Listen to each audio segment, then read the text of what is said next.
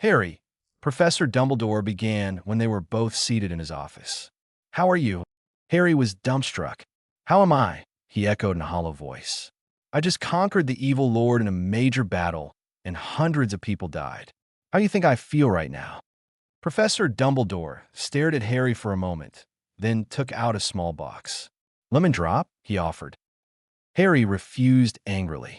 That man has some nerve, Harry thought as Dumbledore popped a lemon drop in his mouth. I'm truly sorry, Harry, but it wasn't your fault. It was nobody but Tom's fault. Dumbledore said seriously. I'm not here to talk to you about that, though. Harry looked up. He sent a questioning look at Dumbledore. Harry, Dumbledore started again. I want to let you have a vacation from all this conquering and work. You need some vacation from the battle with all of the losses. Harry was deep in thought. In his 5th year, Sirius had died, and he accepted it very difficultly, but he accepted it in the end, but quite grudgingly. In the battle, many he cared for had died or got injured severely. Neville Longbottom had been tortured severely, but thankfully not in the direction of his parents. He just had to stay in St. Mungo's to recover. Remus Lupin had killed Peter Pettigrew, but had to stay in St. Mungo's for a very, very, very long time. Fred and George Weasley got killed by Lucius Malfoy and Bellatrix Lestrange, but had put up a good fight. Arthur Weasley got bitten, again, by Voldemort's faithful Snake Nagini, but a deeper bite, and had lost a lot of blood. Draco Malfoy got killed by his own father. Draco changed sides at the last minute. When Harry was dueling Bellatrix Lestrange, Lucius tried to curse Harry behind his back, but Draco hexed his own father before he could curse Harry. Harry got revenge for Sirius and killed Bellatrix himself. Many members of the DA were killed. Injured and lifeless bodies were sprawled on the ground. Harry, Dumbledore said. Huh? Oh, what? Harry clearly hadn't been listening. I have invented a time-traveling device for you to go back to a time you want to go to and when you want to go back. I was wondering if you would like to try it out for a year, Dumbledore said with a twinkle in his eye. Any time, did you say? Harry asked, a smile creeping up his face. That was the first real smile that emerged in such a long time. Yes, Harry, any time. When and where would you like to go, Harry? Dumbledore asked. The time of my parents' 7th school year, Harry said firmly. Very well, but you're still 18 years old. You will have to try to get a job at Hogwarts. Don't worry, you'll most likely get in. Defense against the dark arts, I assume? Dumbledore asked. Yes, Harry answered. Yes, you'll probably get in. You're a very powerful wizard, Harry. Maybe even more powerful than me. Dumbledore chuckled. Harry didn't know what to say about this. An 18-year-old wizard more powerful than Albus Dumbledore? Well, Harry, I assure you that your things will be there when you are. I'm not going to risk telling anyone unless I completely trust them and have to. All right then, Harry, stand in the center of the room. Dumbledore instructed. Dumbledore walked towards the side of the room, got a weird-looking trinket, and said, See you in a year, Harry, and be careful. The next thing he knew, he was on the steps of Hogwarts.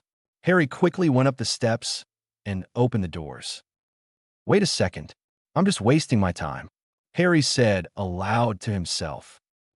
The next moment, Harry was standing in front of the staff table where every teacher was staring at him. What the hell?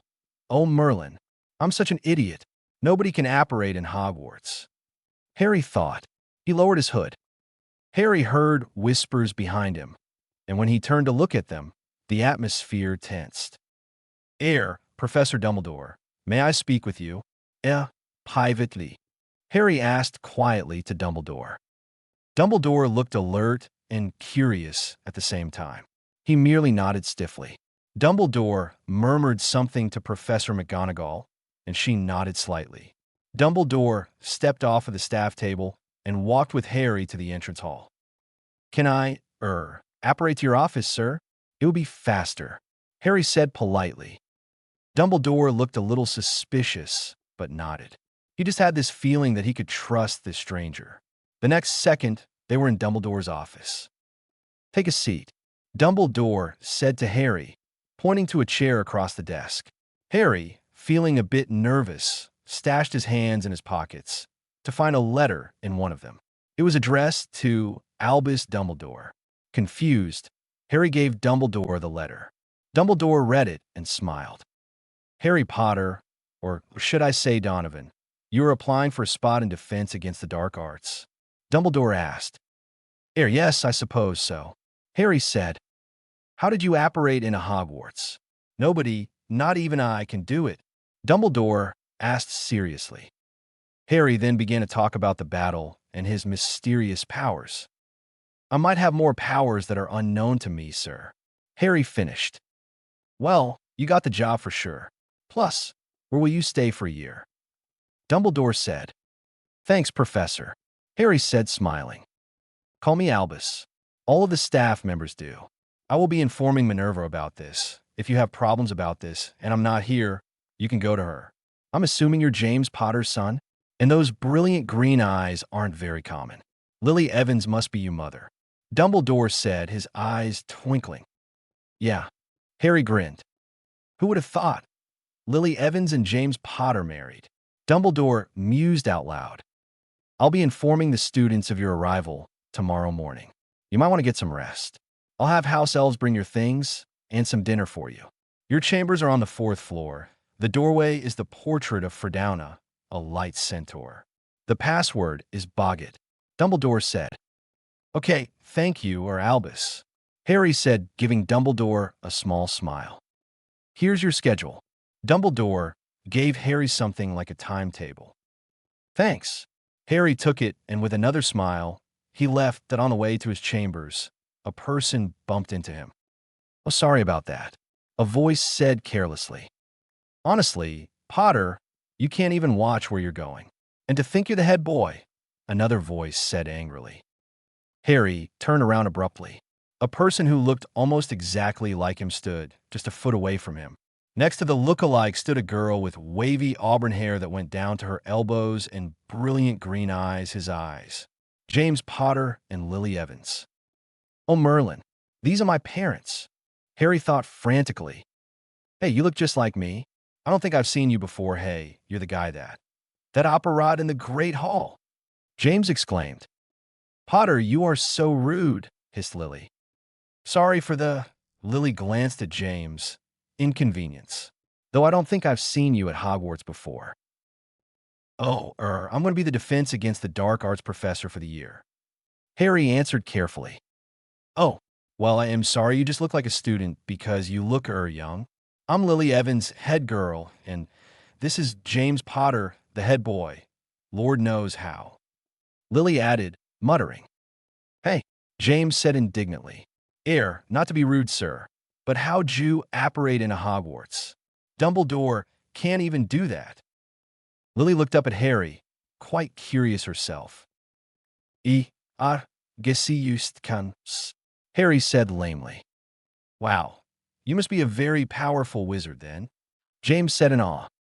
Well, we have rounds to do. We'll see you at breakfast, Professor. Lily said. Donovan, Harry said, smiling. Yeah, right. Lily said uncertainly. Harry walked to his chambers in deep thought. They seemed so uncivil to each other. Mum despises Dad. Harry thought. Boggett, Harry said, when he got to the portrait. When he got a good look of his chambers, he took a nice, hot shower. He wrapped a towel around his waist when he finished. He got a good look at himself. There were silver streaks in his jet black hair, which were after effect from the last battle. No matter what he did, he couldn't get rid of them. He still had his glasses, but once in a while he wore contacts. A mysterious thing about his eyes were that sometimes his eyes would turn silver. He was guessing Voldemort did it. He was relieved to see that his scar was fading away, barely showing now. His eyes flew to his forearm. Where a dark mark would be for a Death Eater, there was a thin scar that was shaped like a stag and a flower-a lily to be exact. Harry had a feeling that it appeared during the duel with Voldemort in the last battle. Harry's hair was still wet, but he didn't pay attention to it. Harry's body had become more of a strong build because the Dursleys hadn't been starving him for the past 2 years. His skin tone was great, and his chest-wand arms were nicely built and muscular. Harry was startled when he heard a faint knock coming from the portrait. He immediately got out his wand and looked through the door with his silver eyes. It could come in handy at times. It was similar to Mad-Eye Moody's eye. He could see Lily Evans and James Potter nervously waiting outside. Harry threw aside his wand and opened the portrait. "Yeah, hello, Professor," Lily said. She immediately noticed his very fine chest and blushed. "Hello, Mississippi Evans, Mr. Potter." "What the hell, Lily James?" Harry said, grinning. He stepped aside to let them in. They hesitantly stepped in. "Yeah," Lily said, glancing at Harry's towel around his waist and blushing very hard. "Oh shit." Harry, though, cursing at himself furiously. "Oh, I'll be right back. Have a seat," Harry said hurriedly, leaving to get some proper clothes on. Harry came back in a room with a black, tight t-shirt and some cotton pajama pants. "Whoa, sir, where'd you get those eyes?" James blurted out, not noticing it was rude. Lily slapped his arm, but Harry chuckled lightly. "After effects of the battle, I guess," Harry said quietly. "Yeah, what battle?" James asked, confused. "A battle with Voldemort," Harry answered quietly. Lily and James flinched at the name. "Oh, I'm sorry," Lily said softly with a slight frown. "Oh, it's okay. It's actually quite useful. I can see through things with these eyes. But my eyes are usually emerald. The silver one appears depending on my mood. I can sometimes get it to work no matter how I feel," Harry said, shrugging. "Oh, Herr Professor?" Lily asked hesitantly. Harry frowned deeply at this. He wished they would call him Harry. But then what's the respect of teachers for? "Herr, is something the matter?" Lily asked, part curious, part afraid Harry would get off him by this. "I'm only 18 years old," Harry answered. "Whoa, only a year older than us. You must really be a good wizard to be able to teach that young. What can you do? I bet you're really powerful," James exclaimed eagerly. Harry chuckled. Lily gave a disapproving look, but looked as if she wanted to know too. Well, I can sometimes read people's minds. I've trained in occlumency and legilimens. I've invented a few spells. I can apparate anywhere, and I can do wandless magic. I guess I have more skills, but can't remember, or they're still unknown to me," Harry said slowly. When Harry was finished, James and Lily were gaping at him. He felt uncomfortable with this, so he cleared his voice and said, "Did you come to tell me anything?" "What?" "Oh, yes," Lily said, blushing yet again.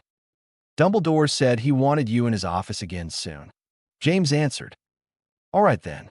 I guess I'd better go now. See you two tomorrow," Harry said. "Bye, Professor," Lily said breathlessly. "See you, Professor," James said. Harry nodded to both of them before he apparat to Dumbledore's office. "You wanted to see me?" Harry said once he got to the headmaster's office. "Yes, Harry. Tomorrow you're teaching double data with 7th-year Gryffindors and Slytherins. Am I correct?" Harry nodded. "I would like you to teach them the unforgivables, but not tomorrow, during the year. They were supposed to learn last year, but the data professor was too, cowardly," Dumbledore said, straightening himself in his seat. "Okay," Harry said. An idea popped into his head. Albus." Dumbledore looked up at Harry. "To teach the Imperius Curse. May I perform it on each of them? They should get experience from it, in my opinion. They should feel it at least once to know how it feels like. I mean, that's how I learned to fight it," Harry said slowly and carefully. "Ah, you have a point there. Yes, I suppose you could do that," Dumbledore said thoughtfully. "All right, thank you. I'll see you at breakfast tomorrow, then," Harry said. "Of course," Dumbledore said, nodding. Harry then apparat to his chambers. When his head touched the pillows, he immediately fell asleep. The next morning, Harry woke up at 6:30 a.m. He took a quick shower, brushed his teeth, tried to flatten his hair, with no such luck, and apparat to the Great Hall right into his seat. "Ah, Harry, what a delightful arrival," Dumbledore said, smiling. Harry grinned. He looked around. It was only 7 a.m., but many students were glancing at Harry curiously. With his sharp hearing, Harry heard a conversation of 4 Gryffindors. Ah, the Marauders, Remus, Sirius, James, and Pettigrew. Harry thought. Harry heard. Come on, don't you think that new teacher looks just me, Mooney? James asked. Sure, yes, of course. Remus said subconsciously. He was reading a book. He's a bit creepy, don't you think? Sirius said. Yeah, he gives me the creeps. Peter exclaimed. Let's prank the Slytherins during Dada today. But we should make it look like they did it, so the new professor won't like them. James said, grinning. What if he finds out we did it? I don't want to get detention on the first day of school, for Merlin's sake. Remus said worriedly. Well, he won't, and we won't. James said firmly. How do you do that spell where it makes somebody say an insult at another person, Mooney? Sirius asked. What are you getting at? Remus asked suspiciously. Well, we could have some Slytherins throw some nasty insults at the new professor. Sirius exclaimed. Come on, Mooney, tell us. James pleaded. No, he'll find out. Remus said, crossing his arms. Pleased? Pretty please. James and Sirius chorused together. Peter just watched with amusement. Harry operaed to the boys' table. Arg, Sirius yelped, jumping a foot out of his seat. The rest of the Marauders snickered. I do believe it's Corvani's Insalomo, Harry said, smirking slightly. Harry operated back to his seat. He watched all 4 boys gape at him. How in Merlin's name did he do that? Asked Peter. Back to plan B. Just prank the Slytherins. James said glumly. But let's do it in defense against the dark arts. It's our first class today. Come on, we have 30 minutes to do this. Sirius said hurriedly. Let's do it on Snivellis. James said brightly. Good idea. During Dada, when the professor has his back turned, we can make his robes the Gryffindor colors, and every time he says mud blood, he'll say Gryffindor kicks Slytherin arse. Sirius said with an evil grin. Great. Mooney, Wormtail, are you guys in? James asked. Remus hesitated and then frowned. I don't think it'll be a good impression for the professor if he catches us. Peter nodded with Remus. Sirius pouted. You party poopers, he said. Professor Dumbledore stood up. I would like to announce that we have a new defense against the dark arts professor. Please give a warm welcome to Professor Harry Donovan, the headmaster said, starting to applaud lightly, looking pleasantly at Harry. Harry amused everyone by getting up and bowing very low and waving his hand with a charming smile on his face. Only one person wasn't amused. Harry heard Professor McGonagall mutter to herself, "Oh Lord, not another James Potter," looking at Harry. Harry looked back, grinned, and winked charmingly at her. Professor McGonagall gave Harry a mild glare and rolled her eyes in a mature way. Harry grinned even wider. Then in a blink of an eye, he operated to his classroom. 10 minutes later, classes started. Harry saw 4 vacant seats right in front of his desk. He stood up and was about to introduce himself when the door opened, revealing 4 boys sprinting in the classroom. Harry raised his eyebrows. What's your excuse? Sirius shook some hair away from his eyes and casually said, None. I will excuse you for this time, but I trust you won't be late anymore. Get to your seats, Harry said curtly. Oh shit, right in front of the professor, whispered Sirius. The others nodded wearily. Welcome to the Defense Against the Dark Arts class. I'm Professor Donovan. As much as I like pranks dash, Harry glanced at the Marauders. I'm going to need your full cooperation, and all I'm asking is to try your best.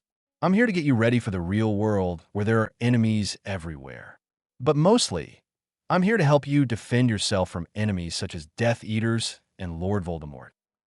Everyone gasped or flinched at that name. A hand crept up in the air. Yes, Mississippi McCully? Why do you say you know whose name? She asked shakily. The fear of a name increases fear of the thing itself. That's what Voldemort wants. He wants you to be afraid. Every time you say, you know who, or he who must not be named, you're letting him win. Plus, if you say it now, he won't hear you, and personally, I don't give a damn if he hears me or not. I'm not giving him the satisfaction, and I hope you won't either in the future, Harry said firmly. There was total silence. Today I'm just going to see what level you are at now, Harry said. He turned around to get some parchment and a quill. Now, hissed James to Sirius. They silently put the spell on Snape. Mr. Potter and Mr. Black, Harry said abruptly. Shit, Sirius said under his breath. Harry turned around. His emerald green eyes were now piercing silver. What would you like to tell the class what you did to Mr. Snape? Harry asked, his eyes flashing dangerously. How'd you know? Sirius demanded. Harry grinned with little amusement and pointed at his gleaming silver eyes. Everyone turned to look at Snape. They all started to laugh, and Snape flushed with embarrassment and anger. Silence, Harry boomed. The laughter subsided immediately. God, what were you thinking?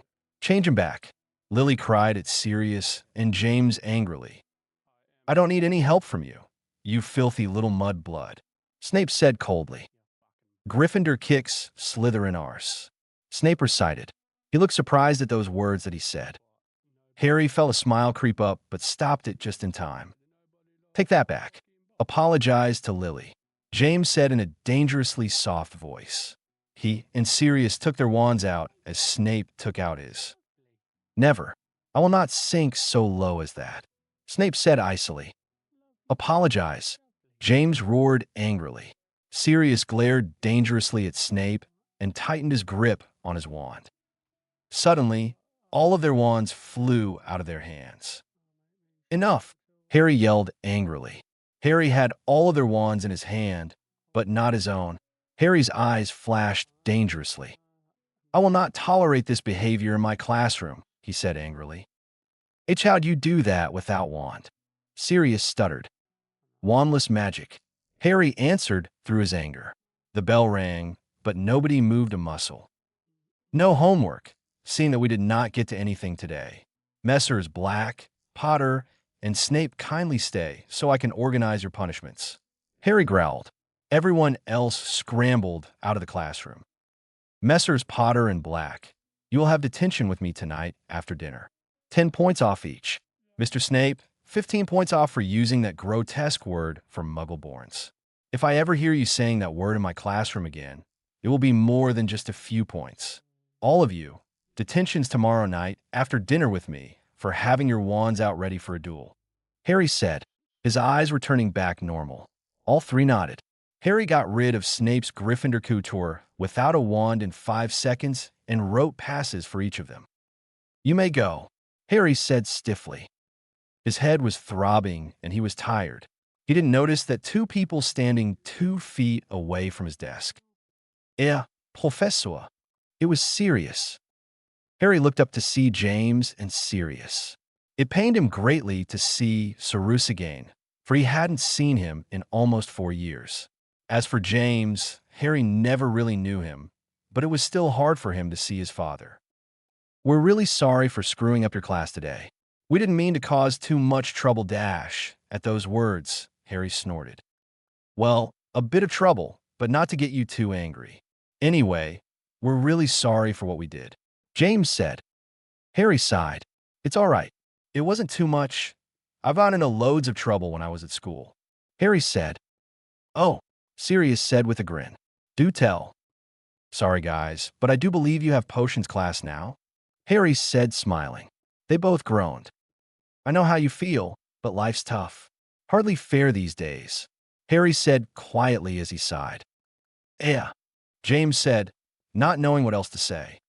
Well, you two should get a potions. I'll see you all at lunch, Harry said. He lightly waved a hand, and the door opened. James and Sirius slowly walked towards the door when Harry suddenly said, Accio Marauder's map. A parchment flew out of James' bag and into Harry's hand. The 2 boys spun around and stared wide-eyed at their professor. They cautiously walked to Harry's desk. How'd you know? Sirius cried frantically. Harry chuckled. Ask me no questions, and I'll tell you no lies. He picked up one of Fred and George's old sayings. But inside, he was very anxious. What if his name actually showed up? He really hoped they hadn't been using it for a while. I solemnly swear I am up to no good, Harry said quietly, tapping the parchment with his wand. And there he saw it. Harry Potter. Making sure that James and Sirius couldn't see or hear this, he muttered a spell that changed his last name to Donovan. How'd you know? Sirius asked nervously. Ah, that would be telling, wouldn't it? Harry said, mischievously smiling. Why you won't tell anyone, will you? James asked nervously, looking straight at Harry. Of course not. It'll take all the fun out of everything. Mischief managed. Harry smiled reassuringly. Really? Sirius asked doubtfully. Really? Harry said. You two should really get to your potions class. Professor Courtly will be after my skin if I keep you guys too late. Harry had a free period, so he went to his chambers and took a nap. When he woke up, it was almost lunchtime. Harry washed his face and looked in the mirror. He really did look like James. Same hair, except for the silver streaks in his, and their faces almost the same. Harry's scar was still there, but it was fading, and James' nose was slightly longer than his. Of course, his eyes were different, but other than that, he was almost the same. Harry had more muscle because of the Auror training, and he was a bit taller than James. He was only a year older than James. Harry sighed. He hated his hair. He wished it would be normal. His eyes were okay because it was highly useful. Once in a while, he would even get premonitions. Harry slowly walked towards the Great Hall. He thought it would be best if he didn't apparate if too many people were there. James! Oi prongs! A voice yelled in his direction. Sirius Black was sprinting towards Harry. Oops, wrong person. You and James look strangely alike. Sirius said, grinning sheepishly. That's all right, Mr. Black. Harry said, smiling slightly. It's just that James was supposed to be around here after he finished with the last touches dash. Sirius stopped and clapped his hands to his mouth, only just realizing he was telling a professor this. Harry chuckled. Your pranks and chaos are quite safe with me. Yeah, right. Well, you should be in the Great Hall. It's going to happen soon. Sirius said, smiling mischievously. I'll take your word for it, Mr. Black. Harry walked to the Great Hall eagerly. There was nothing unusual yet. He took a seat next to Professor Flitwick and Professor McGonagall. The food hadn't appeared yet. Harry looked to where the Marauders were sitting, and they were looking at the Slytherin table. Suddenly, Snape and Lucius Malfoy started to sing. They stood up on the table, and they sang on top of their lungs, while pink tutus and high heels appeared right on them. Welcome back to Hogwarts. We'll learn new stuff and get bad grades, 'cause we're useless crap. But never mind that. We're here at Hogwarts, the bestest place to be. The most best guys in the world are the Marauders. Yes, the Marauders. With their awesome, beautiful pranks. But the best, of course, Sirius Black. He has the cutest air C. Couldn't resist. Harry heard Sirius mutter proudly. Harry and the rest of the school was cracking up. Harry looked and saw that he was the only professor laughing. Dumbledore was chuckling, his eyes twinkling with mirth. Harry tried to stop, but it was hopeless. The Marauders were laughing hysterically, taking pride in their prank. Guys, Remus said. What? James asked through his laughter. Professor Donovan's laughing. Remus exclaimed incredulously, looking up at the staff table. The rest of the Marauders looked up. Indeed, Professor Donovan was laughing. Really hard, too. Merlin, he has to be the first professor who's laughed at our prank other than Dumbledore. Ever. The rest of the teachers just laugh when our prank goes wrong. Sirius said in awe. Harry sensed the Marauders looking at him. He looked at them. The Marauders were simply staring at their new professor when he suddenly looked at them. It startled them, but they kept looking at him. Then, with a merry twinkle in his eye, he winked at them and apparat in a blink of an eye. The Marauders jumped. That was really weird, Sirius said, stating the obvious. Harry was chuckling to himself as he got ready for the next class. It was going to be a very long day. At 8 that evening after dinner, Sirius and James knocked on their professor's door. The door swung open and the two guys walked in. What are we going to do for detention, Professor? Sirius asked. Sit down, Harry said, pointing to the chairs across his desk. They sat down. I usually wouldn't do this in a detention because detentions are supposed to suck arse. Harry said, but I haven't been on my broom for a while, so you two are going to polish the school brooms until 11. Both groaned. I don't want to polish brooms that you've been on firsties arses. Sirius whined. Yeah, and what's the good part anyway? James said, I will allow you two to fly around for an hour of it. Harry said, smiling. Are you serious? Sirius asked excitedly. No, but you are, James and Harry said at the same time. They looked at each other and grinned. Wow, you two could be brothers, Sirius exclaimed. More like father and son, Harry thought to himself. Did you guys learn how to summon things? Harry asked. They shook their heads. Well, that's a lesson I should teach, Harry thought. Okay, what are your brooms called? Harry asked them. Newest ones, Sirius said, grinning. Shooting stars, they both said together with a lot of pride in their voices. Harry almost snorted, but refrained. Oh, yeah, okay. Here's how you do it, Harry said. He took out his wand and clearly and firmly said, Accio, shooting stars. Within 10 seconds, 2 brooms came gliding over to them. Cool, James exclaimed. My broom is, special, Harry said lamely. Ours is too, Sirius said sarcastically, forgetting that Harry was a teacher. Harry liked that. He didn't really like being treated as a professor, especially from his own father and godfather. No, I mean really special. Not from any Quidditch stores. I had a professional broom maker make it especially for me. Very new. How he lied uncomfortably. Okay, Sirius said slowly, raising his eyebrows. Accio firebolt, Harry said quietly, but clearly. Within 5 seconds, Harry's broom came hovering over to him. He caught it firmly and let Sirius and James see it. They simply stared in awe and shock. Harry still had the broom that Sirius had given him during his 3rd year. It was shiny and still new-looking. Sometimes, Harry thought if the broom was enchanted to stay new. Whoa, Sirius managed to say. James was just gaping at it. Well, let's go, Harry said. Once they got to the Quidditch field, Harry mounted on his broom and took off. It felt so good to be back up in the air again. He did a few quick laps around the field and did a couple of loop-de-loops. Bloody hell, Harry heard Sirius exclaim. The professor's broom must be charmed to go that fast. Harry flew down towards James and Sirius. Actually, Sirius, it's not. Also, out of classes, don't treat me as a professor and call me Harry. Harry added. Allerichte. Harry, James said. You guys could try it out, though, Harry said. Can I go first? Sirius asked. No, me. James exclaimed. Me? No, me. Me? No, me. Me? No, me.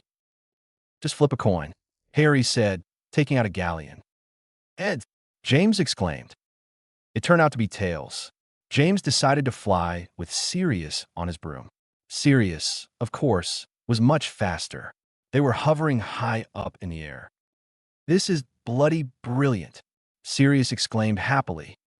Panfoot, look, James said, pointing towards Harry. Professor Donovan looks so depressed, Sirius said, looking down at Harry. Let's go, James said. Harry was oblivious that James and Sirius had landed right in front of him. Professor, James asked hesitantly. What? Oh, hey, Harry said, forcing a smile. What's wrong? James asked. Oh, just missing some friends, Harry said distantly. Tell us about them. It helps to talk it out, Sirius said. Harry snorted at Sirius' innocence, but told them anyway. Well, there's Ron. He's one of my best friends. He got injured in a duel a while ago. /in. Hold up.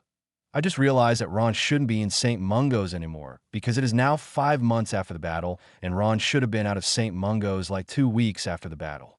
Just pretend that he's still injured or something. Then there's Hermione, another best friend. She's really studious.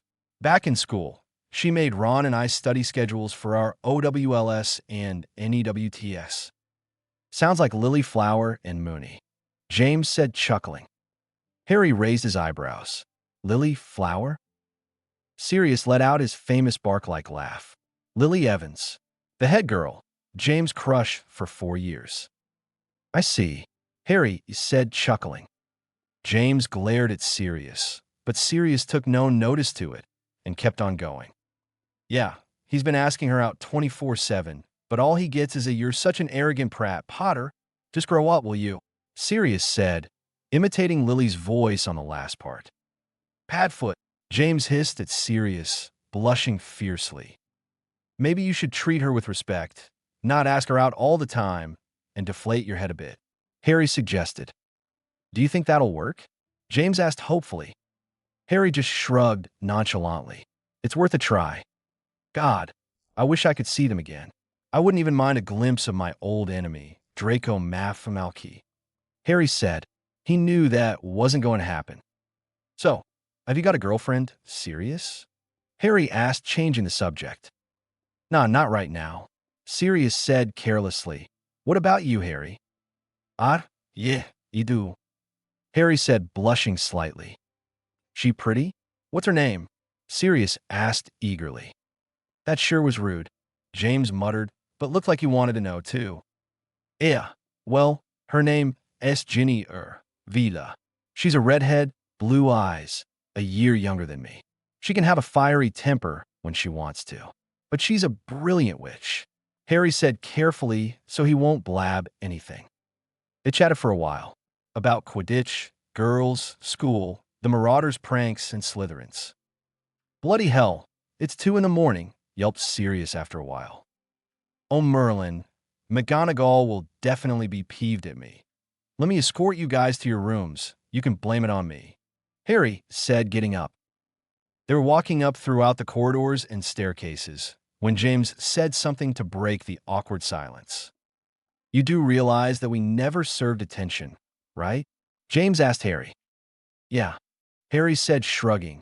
This was more fun, though, unless you do want to polish brooms. Both Sirius and James shook their heads violently. You have got to be the most bloody, brilliant teacher ever, Sirius exclaimed ecstatically when they got to the fat lady's portrait.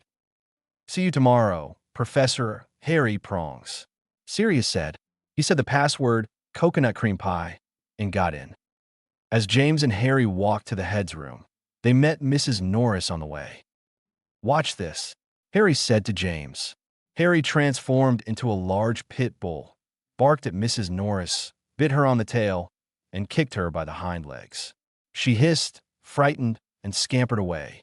Harry transformed back into a human. Merlin, no one had the guts to even touch her. That was bloody brilliant. You're an animagus, James said, excited. Yeah, I can actually transform into anything I want to, Harry said casually, shrugging his shoulders. Wow, James said in complete awe. I take it you don't have those nicknames for no reason then, Harry asked when they got to the head's portrait. What? How? James gasped. Remember my suggestion at the field about Lily, if she's awake? With a wink and a smile, Harry apparat to his chambers. Or did he? James muttered the password, treacle tart, and entered the head's room. Merlin Potter, you daft prat. Where were you? I was so worried. If you were out setting up pranks, you could have gotten caught. You don't come back after dinner, way after curfew, at nearly 3 in the morning. You had me worried sick. What if you got hurt? You are such a self-centered prat, James Potter. Lily shrieked angrily. James was about to say something very conceited, but then he heard Professor Donovan's voice in his head. I'm all right, Lily. It was nothing important, no, not pranks. Thanks for worrying about me, but I'm really tired. Good night, Lily. James said tiredly, as he suddenly felt worn out. As he was walking past her, he swore he saw a quill wink, but shook out his head. The school soon learned that their new professor was really nice, and that he was very powerful. They also learned that he showed no favoritism, and he won't tolerate any trash in his class. He could rage on and on if he was extremely mad. The school learned not to get on the bad side of Professor Donovan. It was soon December, and it was starting to snow. Harry visited Hagrid many times, but it was hard not to talk to him like he used to in the future. One day, before breakfast, Dumbledore wanted Harry to come to his office. "You wanted to see me, Albus?" Harry said when he apparat to Dumbledore's office. "Yes, Harry, sit down," Dumbledore said. Harry sat down across from Dumbledore. Fawkes, the phoenix, swooped down and landed on Harry's shoulder. "Ah, she seems to like you a lot. She's not very trusting to many people. And she's warming up to you, and you just came here." Dumbledore chuckled. Harry could only give a smile. "I have, been here many times in the future," emphasizing on the word many. They seemed to have a staring contest for a while, until Dumbledore spoke. "You're a very powerful wizard, Harry." "Even noticed," Harry said, without realizing that he was being cheeky with the headmaster. "Have you taught them the unforgivables yet?" Dumbledore asked. "I was going to teach them that today." "Why?" Harry said with a look of confusion. "It is very important, for dark creatures roam. These are the dark times, and they need to understand," Dumbledore said carefully. By the end of the visit, Harry shook hand with Dumbledore. Right when his fingers touched Dumbledore's, he had a premonition. After a minute or two, Harry collapsed into a seat. "What is it, Harry?" Dumbledore asked, concerned and alarmed. "Voldemort's going to attack Hogwarts at some ball," Harry mumbled, with his head in his hands. "What ball? Do you know which occasion?" Dumbledore asked immediately. "I'm guessing Christmas," Harry said miserably. He had wanted a nice vacation, but he probably had to help fight. "As you know, premonitions are meant to occur, so we will have to have the ball. It will be on December 30th, after the holidays," Dumbledore said with finality. Harry nodded to show he understood. "You should get a breakfast," Dumbledore declared. "I need to go to my chambers first," Harry said, getting up. "Very well, I'll be at the Great Hall," Dumbledore said, getting up also. Harry nodded, then apparat into his rooms. Harry collapsed onto a comfortable armchair when he got to his rooms. "Oh, what have I gotten myself into?" Harry moaned. He sat there for a minute to recollect himself, and then apparat to the Great Hall. When he got there, the whole room was silent. Harry guessed Dumbledore was in the middle of a speech when Harry apparat right in the middle of the Great Hall. There was silence until the doors of the Great Hall opened with a bang. A cloaked, hooded figure came striding in and immediately walked to Harry and gave him a loud, hard slap across his face. He staggered back, apparently flabbergasted. Every single person was thinking the same thing. The person that slapped Harry was really in for it. They just slapped the very powerful professor that didn't take shit from anyone. Instead of a curse or something bad, Harry gave a happy yelp and hugged that person really hard. The whole room was silent. "Harry James Potter," that cloaked figure hissed only so Harry could hear. Then the figure said more loudly, "How dare you go off not telling anyone, you prat? You have me sick with worry. Ron's already sick, and he doesn't need another problem added on. Everyone's worried about you. Ginny nearly died from devastation. How selfish are you? You could have at least told someone." Then the cloaked figure looked around, only noticing, now, that they were in a room full of people. "Oh," the figure said softly. "Hermione," Harry said happily. "We need to talk," Hermione said as she pulled down her hood and took her cloak off. Hermione had changed a lot over the years. Her figure was more curved, her hair golden, not a mass of bushy hair anymore, but in elegant waves. She was very pretty and was about half a foot shorter than Harry. "Yes, we do," Harry agreed. He looked around at everyone.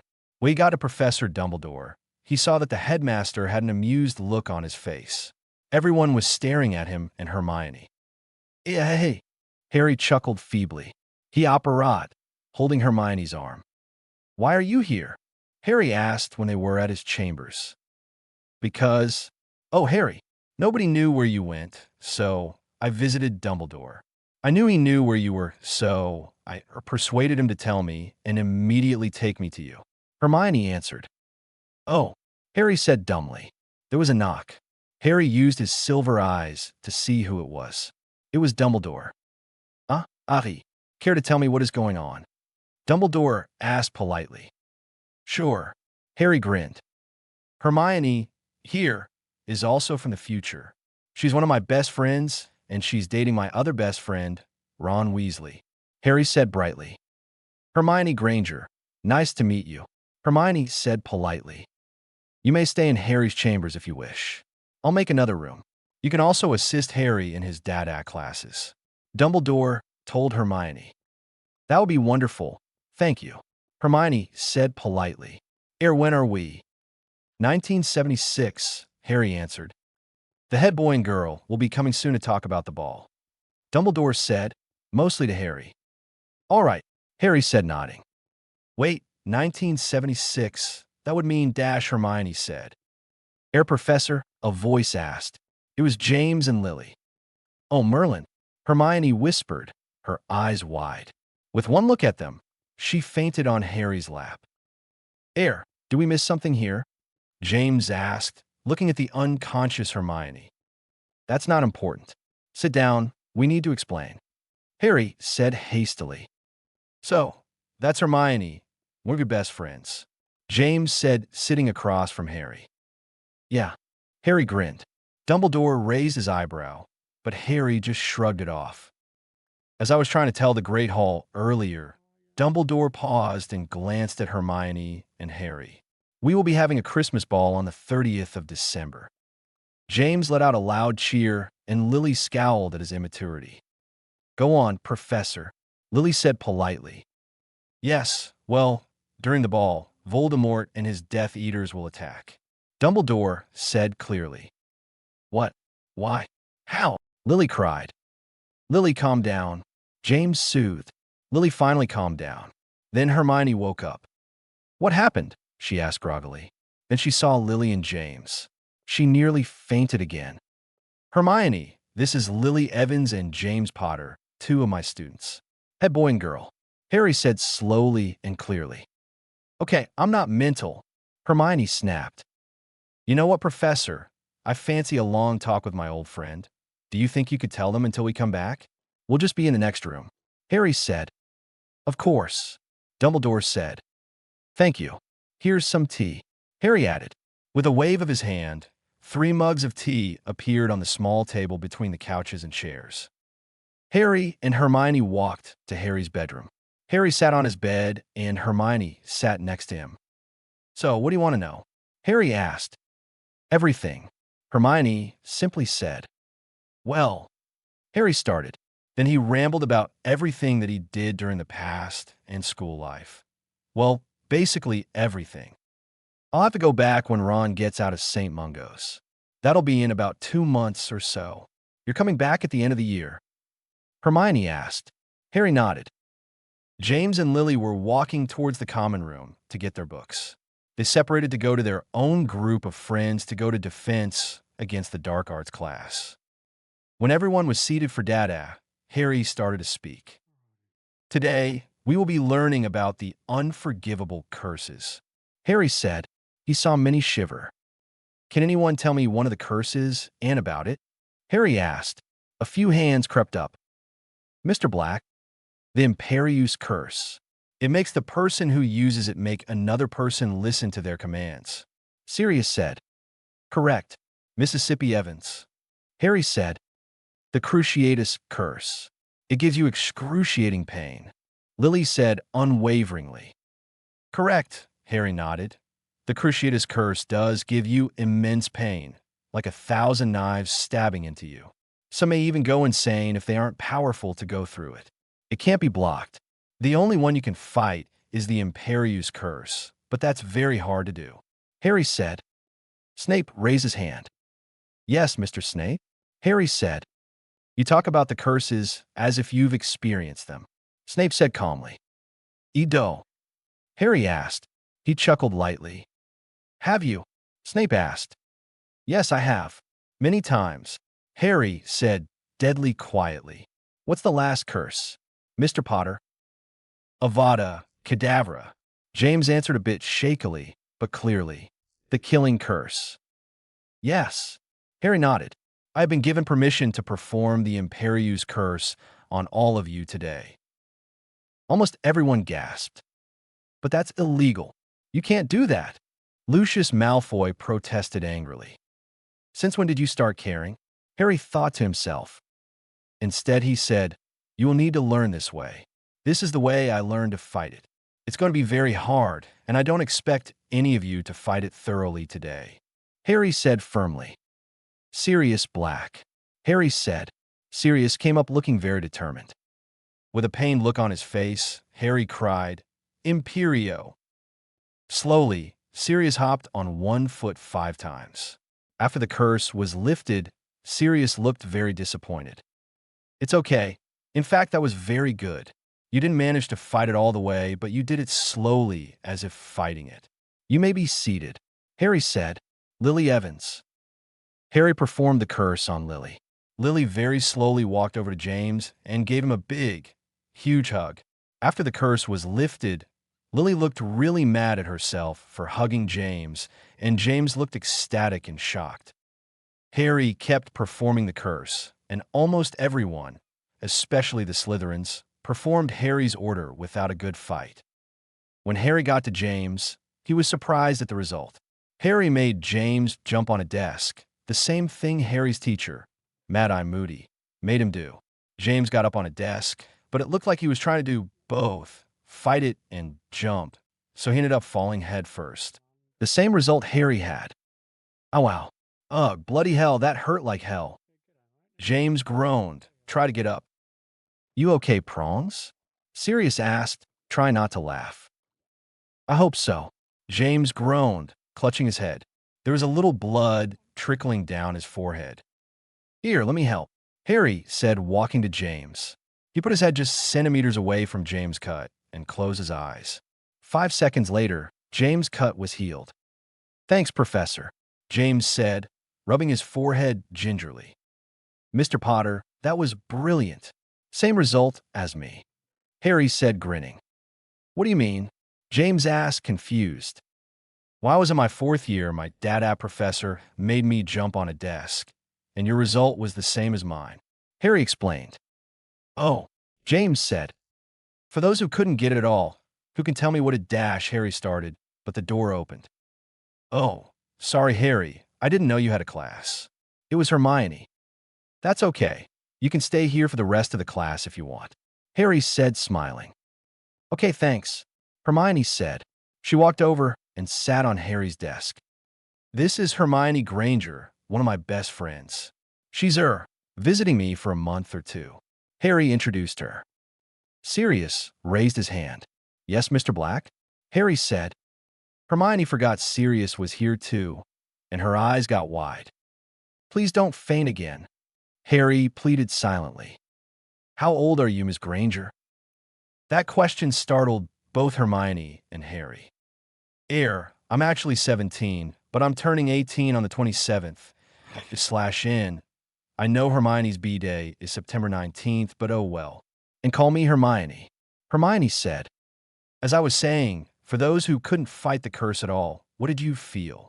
Harry asked. Peter raised his hand. Yes, Mr. Pettigrew, Harry asked. He heard Hermione shift uncomfortably behind him. It felt like it was the right thing to do. I felt happy to do it and calm, Peter answered. Very good description. Who would dash? Harry was interrupted again. Hang on, you did the dash, Hermione asked, her eyes widening. Harry nodded. Hermione shifted uncomfortably again. Well, as I was saying yet again, for those that try to fight it, who would like to tell me how it felt? Harry asked. James raised his hand. Mr. Potter? I heard 2 voices inside my head. One said to jump, and the other said it was stupid. I guess I did both. That reminds me, Harry said, grinning. Remember Hermione, when our 4th-year professor turned Malky into a ferret? Hermione looked confused, but then she laughed, getting it. Yeah, that was really amusing, Harry, but you've got to teach your class, Hermione said seriously. Harry rolled his eyes. For homework, I want a foot writing on the unforgivables and the effects of them, Harry called as the bell rang. When everyone was out, Harry started to talk to Hermione. You're a great professor, Harry, Hermione said to Harry. Thanks, but but I like being an Auror better, more action. Harry said, I really need you help, Hermione. For what? I'm trying to teach them about patron uses, but Harry faltered. You can't teach them without conjuring you Patronus figure, which is your father, or prongs.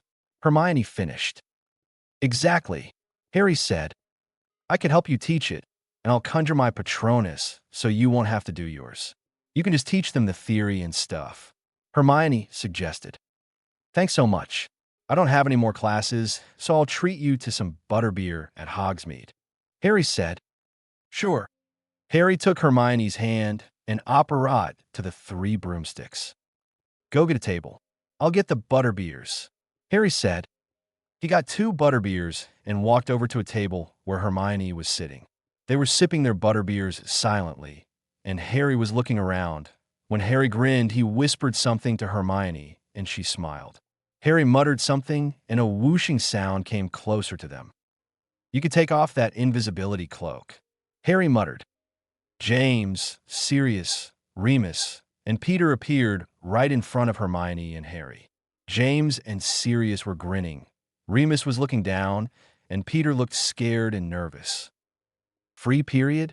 Harry asked, raising his eyebrows. Yeah, we were, hungry, Sirius said. Don't worry, I won't tell. I never do I? Harry said, answering the unasked question. They all shook their heads, grinning. Do you guys want to sit with us? Hermione asked. Sure, Sirius said, giving Hermione a charming smile. They were all talking about school and laughing at the Marauders' past pranks. When James was in the middle of a story, there was a loud boom and many shrieks and screams were heard. Harry immediately sensed Voldemort and his Death Eaters. You 4 follow me, but stay under that cloak, Harry said, his eyes flashing to silver. They immediately did. Hermione, stay behind me and keep your wand out, Harry ordered quietly. Once they got outside, Hogsmeade was silent and deserted. Well, what we have here? Harry turned to his right and saw a dozen Death Eaters and Voldemort. Where is everyone else? Harry demanded. Voldemort sneered. Your students can take that pathetic cloak off of them. The Marauders appeared behind Harry and beside Hermione with their wands out. With 3 waves of his hand, Harry made all of the Death Eaters disappear. How did you do that? Voldemort asked with interest. Power, Harry simply said, smirking. Ah, power. You could do well on my side, well, before you create problems for me again. Voldemort said.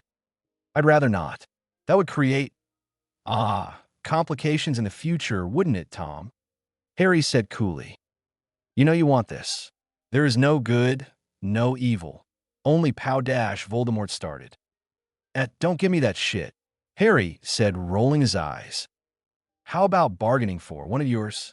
Voldemort said. With a wave of his wand, James was in his grasp. Harry's eyes flashed dangerously. No, he growled. Let him go. This would affect your future, wouldn't it, Potter? Voldemort hissed. Too bad I can't kill you in this time. It would save everyone a hell of a lot of trouble. Harry growled. Suburbri de Mesda fervortri sevuris, Harry said clearly. In a flash, James was behind Harry. If you join me, I shall spare you everyone's lives. Voldemort offered, his red eyes glinting maliciously. Harry let out a cold laugh. Merlin, that's a funny one. How about we duel? Harry said, grinning heavily. Voldemort raised a suspicious eyebrow. Fine, he said. All of you stay back. Hermione, make sure they stay safe, okay? Harry said, with urgency in his voice. Hermione nodded. Be careful, Harry, she whispered. The Marauders just looked at their professor. Is he mad? That's Voldemort he's dueling. He can get killed. He just can't. James thought furiously. Harry and Voldemort bowed. They slightly tilted their heads, actually, and raised their wands. Expelliarmus, Harry said, starting out very easy. Of course, Voldemort deflected it. Serpensortia, Voldemort cried. A snake shot out of his wand. Don't attack. If you do, I will be forced to give you immense pain. Harry hissed in parcel tongue. You're a parcel tongue, said Voldemort, clearly surprised. No, really? Harry said sarcastically. With a wave of his hand, he banished the snake to Siberia. Crucio! Voldemort cried. Harry felt a cold, sharp feeling all over him, but that was all. He didn't writhe, scream, or anything like that anymore. He just went tense and let out a breath. Harry glared at Voldemort. Ovulancy! Harry cried. It caught Voldemort off guard, and all 5 senses disappeared. He couldn't see, hear, taste, smell, or touch. He muttered something that made it subside. They kept shooting curses at each other. This is ridiculous, Voldemort finally said. He pointed his wand at James instead. Why not erase the problem before it occurs, then? Voldemort said. Avada Kedavra. No, roared Harry. He lunged towards James and took the curse. The last thing he saw was Dumbledore shooting a spell at Voldemort, looking very furious. Then, he drifted into unconsciousness. James was watching the duel, very frightened for his professor. He didn't know why, but he felt like Professor Donovan needed to live, like James wanted to protect him from Voldemort. Suddenly, Voldemort pointed his wand at James. He tensed. It felt like it was going very slowly. A green beam was shooting towards him, but a body lunged in front of James, taking the curse for him. Bam! Dumbledore was here, and he shot a jet of red at Voldemort. Voldemort was blasted off of his feet. Dumbledore! Hissed Voldemort angrily. Tom! Dumbledore said coldly, eyes blazing with fury. With a swish of his cloak, Voldemort was gone. Mississippi Granger, please levitate him to Hogwarts. Bring Professor Donovan to the infirmary. I will expect you 4 to be there, too. I will see you there 15 minutes. Dumbledore said. Hermione nodded. She was crying silently. Dumbledore went to question people in shops. I suppose you know another way to Hogwarts? Hermione asked in a high-pitched tone. They all nodded miserably. Hermione was actually leading them to the Honeyduke's cellar. They didn't even ask how she knew. When it got to the hospital wing, Madame Pomfrey immediately took over. She put Harry into a bed and examined him. She frowned. Mr. Donovan Dash, she started. He's not dead, is he? Hermione cried. No, Mississippi Granger. He seems to have an aura around him, a golden aura. It won't let me touch him. Madame Pomfrey explained. But strange, he's alive. Hermione let out a shriek of happiness and started crying from joy. Harry was in a golden room. He was confused. Then, an old man appeared from thin air. Who are you? Harry asked. He was thinking it was God. The old man chuckled. He had warm, hazel eyes and a soft, welcoming voice. No, Harry, I am not God. I'm Godric Gryffindor. Where am I? Harry asked, dreading the answer. The in-between. It's a place in between life and death. There are 2 in-betweens. So, am I dead? Harry asked. No, you will live. You are meant to accomplish many more. Godric said kindly. But I got hit with a killing curse. Harry said. Didn't stop you before, did it? You live from love. That's one thing Voldemort or Tom doesn't have. True, both of you didn't get love from your guardians as a child, but inside of your heart, you still have love from your parents. Tom has none at all, inside or out. Godric explained. Oh, Harry said dumbly. You look a lot like your father. Therefore, you look a lot like me when I was your age. Except for the, silver in your hair. Godric said, smiling. What? Harry asked, bewildered. Hasn't anyone ever told you? You are the heir of Gryffindor. Godric said, grinning broadly. So it's quite natural for you to be fighting the heir of Slytherin. I am, Harry said, wide-eyed. Godric just kept grinning. Suddenly, his smile turned into a frown. A dark rumbling sound was heard. Oh, you'd better go. See you in the future, Harry Potter. With swirls engulfing him, the setting went blurry. Harry gained consciousness, but everything was blurry. He reached on his left and right and finally found his glasses. He could tell it was early afternoon. Professor, a voice exclaimed. Harry looked to his left. There he was, Remus, James, Sirius, and Peter in chairs by his bed. How long have I been out of it? Harry asked groggily. 5 days. Sirius answered. Harry groaned. Mississippi Granger has been teaching your classes for you. Remus said. Are you okay? Peter asked. I hope so, Harry said.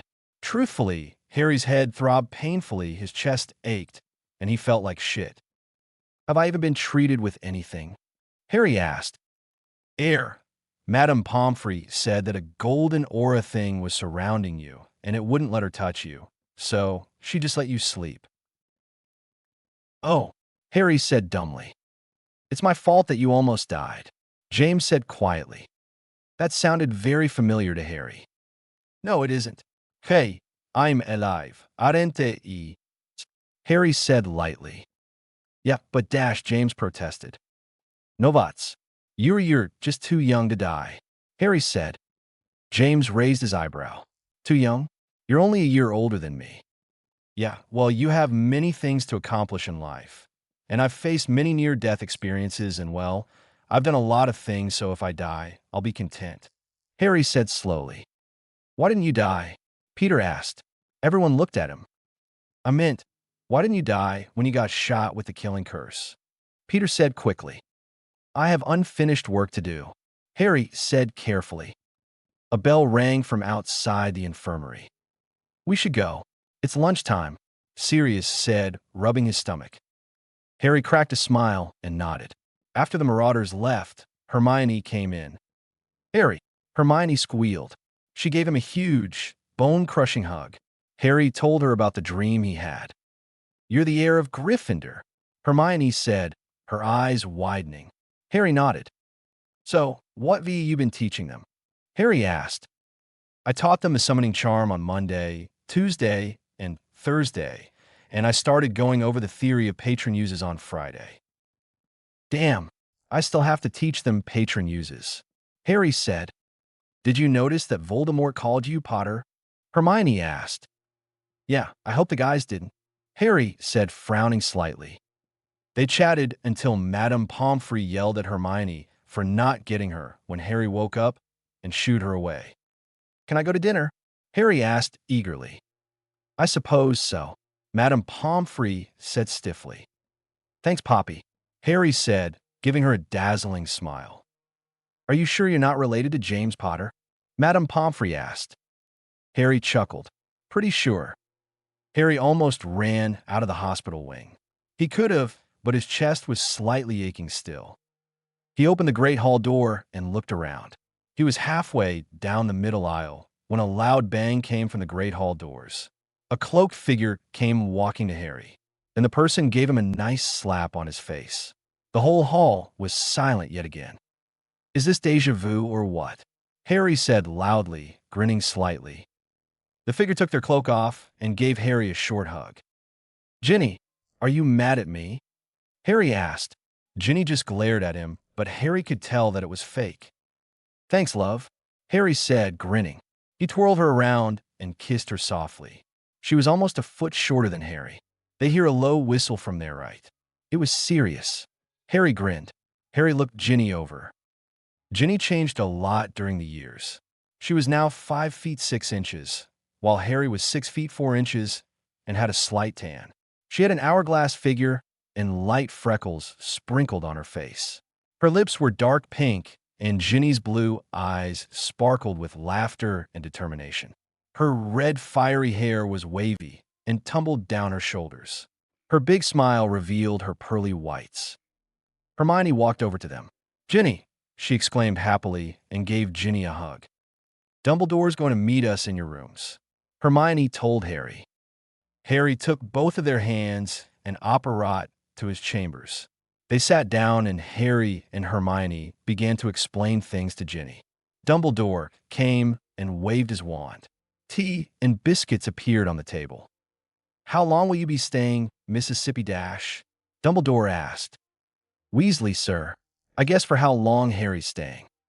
Actually here, your last name is Wheeler. Harry interrupted. Yes, Arthur Weasley graduated 2 years ago, and I don't think he has a younger sister. Dumbledore said, smiling. Okay, Ginny nodded. You still have to go to school, Jen. Harry said. What? Ginny exclaimed angrily. No matter what year it is, you still have to go to school. Your mom will be after my skin when we get back, and she finds out that you didn't attend your last year of school.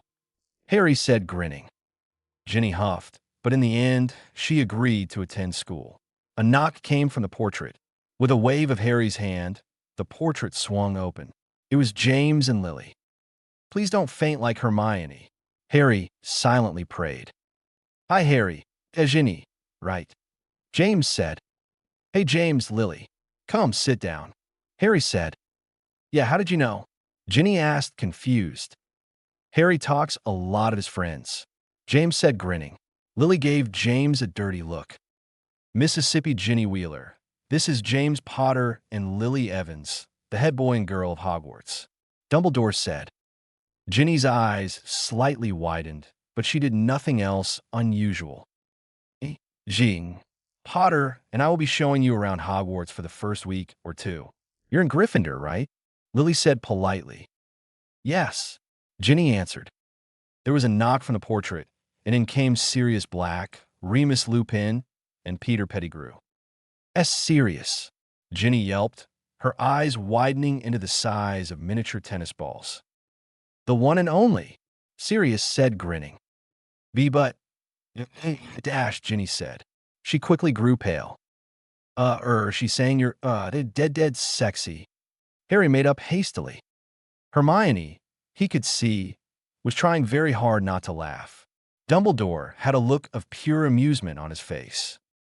I know, aren't I? Sirius said, smiling dazzlingly.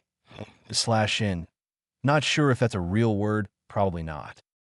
Remus frowned slightly. I thought Ginny was your girlfriend. Yeah, she is, but nobody takes it personally when she says that stuff. Harry lit. Oh, Merlin. Peter Pettigrew? Ginny gasped. And Remus Lupin, yeah? They're my students. Will you excuse us for a moment? Harry said, grabbing Ginny's wrist and practically carrying her to his bedroom. That was really weird, James stated aloud. Once they had privacy, Harry set Ginny on his bed. Ginny, are you okay? Harry said slowly and clearly. Sirius is dead, Ginny whispered. This is the past. My parents and all their friends are here, so try not to be too surprised, okay? Do you think you'll be all right? Harry asked with concern. Ginny nodded and took a deep breath. They walked back to the living quarters. So guys, what are you doing here? Harry asked to Sirius, Remus, and Peter. Sirius shrugged. Bored, he answered for all three of them. Ginny soon got situated with her classes in the next few days and became close friends with Lily and the Marauders. Okay, class, we will be continuing on patron uses, and the only person who fully got it is Gin, Mississippi Wheeler, Harry said to his 7th-year Gryffindor and Slytherin students. Ginny had been able to produce a Patronus in her 5th year, when Harry was still doing the DA. Keep on working on them. Remember, it's expecto patronum, Harry said. Hermione was Harry's assistant and was helping Sirius. Ginny was helping Lily with hers. After 15 minutes of practicing, Harry started to talk again. I have a Boggets, and the Boggett will turn into a Dementor when it sees me. So, I want all of you to try to produce a Patronus. Okay? The class was dead silent. They didn't know that their powerful professor had a fear, and they certainly didn't think it would be a Dementor. Harry took out a trunk from underneath his desk and opened it. The Boggett immediately transformed into a Dementor. Harry felt the familiar cold, icy, dead, haunted feeling washing over him, but tried to ignore it. Harry could tell everyone else could feel it too, because nobody moved. James felt a little nervous as Professor Donovan opened the trunk. He immediately felt the cold and icy feeling engulf his body. Nobody was moving at all. He hated this feeling. He could hear all of his bad, painful memories in his head. He finally couldn't take it anymore and yelled out, Expecto Patronum, but his wasn't the only voice that yelled it out. A griffin-like figure shot out of his wand and charged at the Dementor. James also saw a stag. It was him, Prongs. He wondered whose it was. Professor Donovan said, Ridiculous. And the boggart, Demina now, wore high heels and tripped over into the trunk, and Harry locked it. James looked at Sirius, Remus, and Peter. They were all looking back at him with a bewildered look on each of their faces. Who produced those patron uses? A voice called out. Mine was the Griffin. James said. Whose was that, Erstag? Harry sighed. It was mine. The bell rang. Just practice your patron uses for homework, was heard over the shuffling of feet. James and Ginny, I need you two to stay, Harry called out. James and Ginny walked over to Harry and Hermione. Ginny had a sympathetic look on her face, and James had a look of confusion. We need to take a visit the headmaster's office. Making sure that everyone had a hold of his arm, he operated them in front of the stone gargoyle. Lemon drop, Harry said. When they were at the top of the stairs, Harry knocked on the door. There was a quiet come in, and Harry opened the door. James, kindly stay out here until I tell you to come in. Don't try to listen. I'll have charms put in the office, Harry said to James. James nodded obediently. When Harry, Hermione, and Ginny went in, Harry let out a small sigh. He didn't want to reveal James being an illegal animagus, so he had to choose his words wisely. He just hoped Dumbledore trusted him a lot. Under certain circumstances, we need to tell James Potter the truth. I don't want to brainwash everyone that was in my previous class, Harry said seriously. The headmaster paused for a moment. All right, I'll take your word for it, Dumbledore finally said, nodding. Harry flicked his wand, and the door opened. James slowly walked over and sat down in a chair. Don't worry, I didn't tell, Harry told James. Harry knew James wanted to know if he told Dumbledore about being an unregistered animagi. Well, James, we are from the future. Harry started off simply and quite tactlessly. Ginny nudged Harry in the ribs and rolled her eyes at him.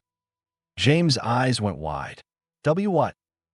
Yeah, I think we came from 20 years into the future. Ginny said. Who are you people? James asked suspiciously. I'm Harry Potter. Harry answered quietly. You're a Potter? Are you my cousin or something? James asked. No, I am your ear, my eye. I'm your son. Harry finally got out. He took a small intake of breath and looked up at James' eyes. I am, James exclaimed. Harry nodded. After James calmed down, he said, What am I allowed to ask? Knowing that he couldn't know information that was important to the future. He had learned that in class last year. Just ask us what you want to know, and we'll see if we can answer them, Harry said. James nodded. Dictionaries and encyclopedias. What do I do in the future? Harry's heart fell. He couldn't tell James that he was well dead. It would be horrible. Albus, I can't say do this. I can't say anything without the whole story. Can I tell him the whole thing? Harry pleaded. Dumbledore thought for a moment. I suppose you may, but I will have to obliviate him at the end of the year, Dumbledore said. Making sure that many complicated silencing spells were put in the office, Harry opened his mouth to speak. I believe I shouldn't be hearing this, so I'll be in the Great Hall or the staff room, Dumbledore said, getting up. Harry nodded. After Dumbledore left, Harry took a deep breath. Well, you married to Lily Evans Dash, Harry started. What? Bloody hell. That's bloody brilliant, James exclaimed. Then he frowned. How can I be possibly married to her? She hates me to the magical core. I'm not quite sure, Harry said, also frowning. But didn't you ever find out from me or Lily? James asked. No. Well, anyway, let me get on with the story. You get married to Lily, and then you two have me. Voldemort is after you too, so you perform the Fidelius charm and make Sirius secret keeper. Oh yeah, he's also best man at your wedding and my godfather. Anyway, at the last minute, he persuades you to change secret keeper to Peter. But Peter betrays you and sells you to Voldemort. So Voldemort comes to Godric's Hollow, where you live. You tell Lily to get me and run, and that you'll hold him off. Then, Harry sighed deeply. Voldemort kills you with the killing curse dash. There was a gasp from James. Then he goes up to my nursery, where Lily is. Voldemort didn't need to kill her. He wanted me dead. But she begs him to kill her instead. He, he kills her with the killing curse. He tried to kill me, Harry said. He took a deep breath and looked at James. James was staring at Harry, pale and shaken. What do you mean tried? James asked slowly. He used the Avada Kedavra curse on me, but the curse backfired and hit him instead. He didn't die, though. He just disappeared into a mere shadow. I was then known as the boy who lived, Harry said, grimacing slightly at the name. What happened after that? What happened to you? James asked. Sirius figured out what had happened. That Peter betrayed you and Lily, so he hunted Peter down himself. But Peter shouted out things like, "How could you, Sirius?" Lily and James, Sirius, why? He framed Sirius and blasted up the whole street, killing 12 muggles. He cut his finger and transformed into a rat. Sirius was sent to Azkaban after that. Harry said, "Oh God," James whispered, looking completely mortified. "Look, I'll just stop Dash," Harry began. "No, I need to know the whole thing. I need to know what happened, your years at Hogwarts, what's happening in your time, everything," James stated firmly. Harry nodded and gulped. It seemed as though he was going through his Hogwarts years all over again. It would be hard, especially his 4th year.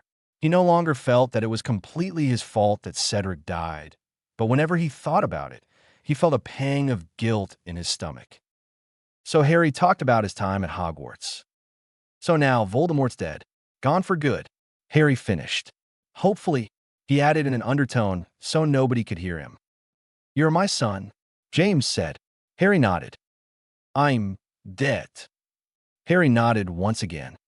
"Merlin," James whispered. "After I get back to the future, I'm going to try to get Sirius out of that veil." Harry said. "Do you know how to?" Hermione asked. Harry frowned. "No, not yet," he admitted. James' ear perked up.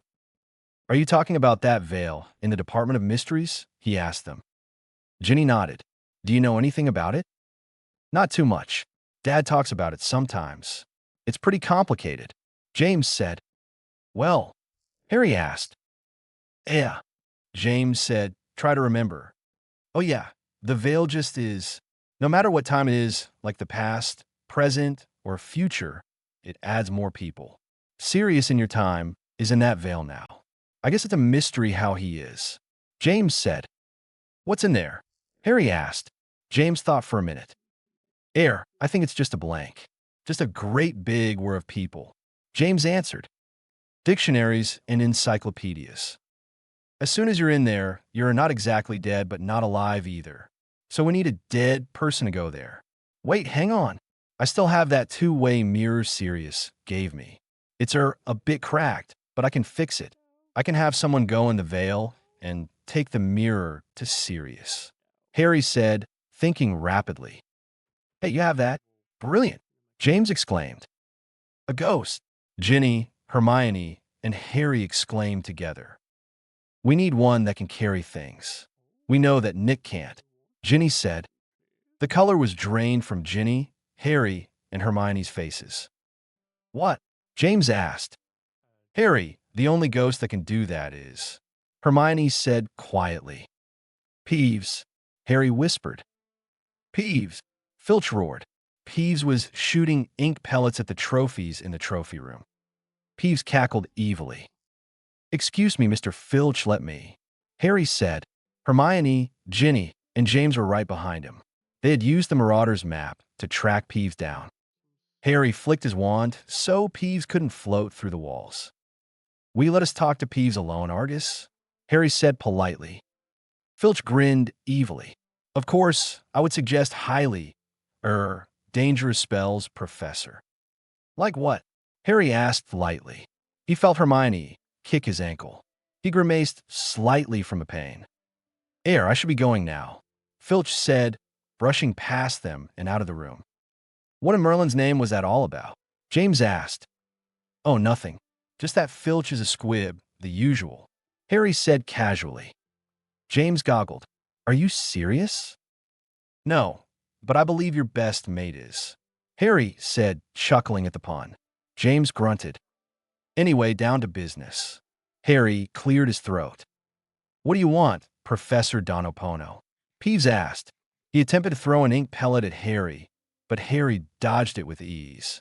Harry waved his wand, and an invisible shield covered Ginny, James, Hermione, and himself. "I've come here to ask you a favor," Harry said clearly. Peeves laughed. "I don't do any favors for nobody." "You're not understanding me, are you, Peeves?" Harry said mildly. "Clearly," Peeves said in a bored tone. "Peeves, I'm very powerful. Oh yes, you may be a ghost, but I can still curse you and such. Let me demonstrate." Harry concentrated hard. Suddenly the trophy room was filled with Peeves' high-pitched giggles. "A bloody Professor Tickle stop." Peeves gasped between bursts of giggles. It looked like Peeves is being tickled everywhere. James let out a snort and soft laughter. Harry stopped the tickling. "Now, do you understand?" "Afraid so," Peeves grumbled. "All right, here's what I need you to do," Harry said. He explained to Peeves the plan. Harry summoned the two-way mirrors and fixed the one that was cracked. "Here," said Harry. Harry gave Peeves a package. "We'll meet you in the Department of Mysteries at the room with that veil. To know what it's called?" "Veil of the Unknown," James said, or the Veil of Whispers, to some because a few people claim that they can hear voices in there. "I can," Harry said quietly. "Peeves, go." Peeves glared at Harry, but sped off. "Anyway, all of you hold on to me. I'm going to apparate there," Harry said. When everyone had a hold of him, Harry apparat to the Department of Mysteries. Harry shivered as he looked around the room. He hated it. After Sirius' death, he never came back here, with the exception of the last battle with Voldemort. Then he saw it, the veil that Sirius disappeared through. He heard faint whispers coming from the veil. He walked closer to it. Harry could just see a warmish glow inside of it, as if welcoming him to jump right in. "Harry!" He heard a voice that snapped him back to reality. Without realizing it, Harry had gotten much closer, close enough to step right in. He hastily backed away from it. 2 seconds later, Peeves came gliding in. "Is that it?" Peeves asked, nodding to the veil. Harry nodded. With a mere glance at Harry, Peeves went through the veil. About 30 seconds later, Peeves came back without the package. "What happened, Peeves?" Harry asked quickly. "They won't let me go because I'm already dead," Peeves answered bluntly. "Well, where's the mirror?" Harry asked, very disappointed. "Oh, that man, Sirius Black? I saw him through the crowd, so I threw it to him before they kicked me out of that stinking place," Peeves said carelessly. "Who's they?" Ginny asked. "Dunno. Well, if that's all, then Peeves must get back to do more school damage," Peeves said, gliding away. "Thanks," Harry said happily. Harry," a voice called from Harry's bag. Harry quickly opened his bag and took out his mirror and gasped. Serious? It really was Sirius. He looked younger and cleaner. "Harry, is that really you?" "Yes, Sirius, yeah, it's me," Harry said happily. His eyes sparkled brilliantly. "How?" Sirius asked wondrously. "Peeves helped us," Ginny said. She had walked over to see him. "Hi, Ginny. It's great to see you," Sirius greeted, smiling broadly. Hermione, it's Sirius," Ginny called out. Hermione ran over to them. "Oh my God, Sirius," she exclaimed. "Hello to you too, Hermione." Sirius laughed. "It is you? 3 whole years, Sirius," Harry whispered. His eyes were glistening with tears of happiness. Before the tears could fall, Sirius spoke. "My God, Harry, what the hell happened to you?" Sirius asked softly. Harry bit his lip. "I guess it was the battle, the effects of it. I killed Voldemort. Sirius, it was last year," he said quietly. "Harry, what dash?" Sirius started. "Wait, before we start anything, I'd like you to see someone." Harry walked to James. "This is James Potter." "Bloody hell, James," Sirius whispered incredulously. Yeah, James said awkwardly. "Hey, Padfoot, are you bloody joking? Wouldn't anyone like to tell me how a dead guy's bloody alive?" Sirius asked frantically. "Hey, do I look dead to you?" James asked, eyebrows raised up high. "Merlin, Prongs, you're only 17," Sirius cried. How do you know how old I am? James asked curiously. You're my best mate, Prongs. How can I not know how my best mate looks like at 17? That's when Lil Dash. Harry coughed. Sirius, he shouldn't know everything. Sirius looked at Harry. All right, but would you please tell me what the hell is going on? Harry, about that. Harry said, grinning slightly. Ginny, Hermione, and I are in the past time when you guys were in your 7th year. Hermione and I are 18 and Gin 17. Recently, not here recently, but in our time, I've killed Voldemort. Harry started to explain. Sirius cursed happily. Way to go, Harry. Thanks, Harry grinned. Anyways, Dumbledore thought it was a good idea for me to have a vacation of some sort. So I came here and became the defense against the dark arts professor. Harry said. Sirius looked closely at Harry. You've changed quite a lot, Harry. What happened with you and Voldemort? He asked quietly. Harry shivered and his eyes went silver and cloudy. It was at Hogwarts, actually. Everyone was fighting. The battle was bloody and violent. We all knew it would be the last one. Voldemort and I were dueling when we were sort of opposite, but not exactly. We just disappeared and appeared to what looked like the Department of Mysteries. In instinct, I just rushed to that door that wouldn't budge, but I guess Voldemort had the same thought. Both our hands were on the doorknob, and the door opened. I didn't feel any different, so I went in. There wasn't really anything there except a thick, sparkly silver mist that hovered in the center. It looked like it was tugging to me and Voldemort, as if choosing to whom it should go to. We just stood there, ready to duel. I could tell what he was thinking. All he wanted was that ultimate power, you could call it, to come to him so he could kill me. I just felt confident of myself and thought whether or not I had that power, I could still kill him. Then suddenly, that silver mist shot at me towards my heart, and at that same moment, Voldemort shot the Avada Kedavra curse at me. I didn't die because I had the power, so I killed Voldemort. I think I got all this silver from the effect of Voldemort's curse and the power. Harry told Sirius. He shivered again at the recollection of that night. My lord Harry, you've been through so much. I'm just so sorry I wasn't there for you. Sirius said weakly. It's okay. At least we got through it. Most of us did. Harry said quietly, glancing at Ginny. Oh no, what happened to everyone? Sirius asked in horrification. Harry let out a large breath. Professor Lupin got severely injured by Wormtail Dash. Sirius growled softly at the name Dash, but Professor Lupin managed to kill him. Ron got hurt really bad. He has to stay in St. Mungo's for quite a while. A lot of the DA members fought. Most of them got injured. Minerva McGonagall is unconscious at St. Mungo's. Mr. Weasley got bitten by that damned snake of Voldemort again. Draco Malfoy. You'd never believe this, but he got killed by his own father. Draco died, saving me. Professor Trelawney's in a coma, I think. Hagrid's in St. Mungo's for serious head injuries. And, Fred and George were killed by Lucius Malfoy and Bellatrix Lestrange. Harry said the last part extra quietly. Sirius looked at Ginny. Oh, Merlin, Ginny, I'm so sorry. Sirius said with a look of deep concern, sorrow, and sympathy. Ginny looked at Sirius and smiled softly. Don't be sorry. That's the why they would have wanted to die, helping the light side. Harry looked down at Ginny and put an arm around her waist and kissed her head. He was proud of how she was being so brave. Which of the Death Eaters died? Sirius asked. I killed Lestrange, personally. Harry said with ice-cold venom in his voice. Sirius grinned at him. I also killed Malfoy, McNair, and Rookwood. Ron killed Dolohov and Rodolphus Lestrange. Ginny and Hermione didn't kill, but just hurt them. I wanted to kill Wormtail, but I let Remus do the honors. Harry said, I see. Sirius chuckled, then looked at both Harry and Ginny. You two are. Together, yes.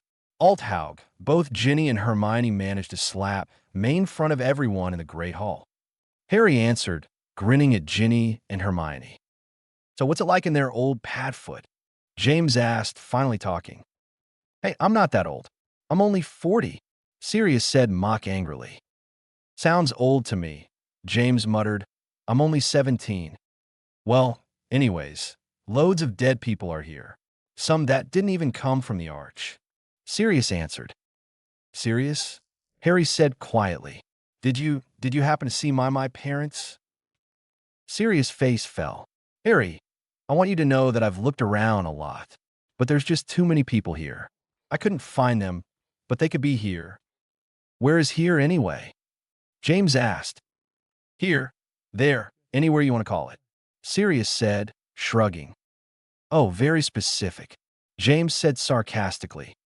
Yeah, Sirius said, not getting the sarcasm in James' voice. Does the age get to people? James whispered to Hermione. She giggled. Hey, I heard that, Sirius said loudly. Exactly, James said simply. How do you get out of there? I mean, you can get out of there, right? Harry said slowly. I haven't really figured that out yet. It's only been almost, 3 weeks, I think, since I got here. Sirius guessed. Oh my, it's been 3 years here. Hermione spoke up softly. They were all silent for about a minute, when Ginny let out a small cough. She then said in the quietest whisper yet, How are you, Sirius? Everyone stared at her, until Sirius answered her question. Not too bad. Could be better, but I'm quite content. Well, not really, but you get the idea. I mean, look at me, I'm dead sexy. Get it? I'm deader, not really, but nearly in sexy. Well, of course I'm not dead. I just fell in, not by the Avada Kedavra curse, though. Just fell dash. Enough, Sirius. We get the idea, Harry said, to stop Sirius rambling. Bloody hell, we've been talking for nearly 5 hours. James suddenly exclaimed. Are you serious? Sirius asked, alarmed. No, but you are, everyone else said in unison. Sirius cast them all dark looks and let out a stream of very colorful curse words. I'll go talk to the head person and ask them about Lily and James and a way to get out of here. Talk to me in 2 hours, okay? Sirius said. Okay, we better get back to Hogwarts. Shit, James and Ginny missed all of their classes. It's nearly 9. Harry cursed loudly.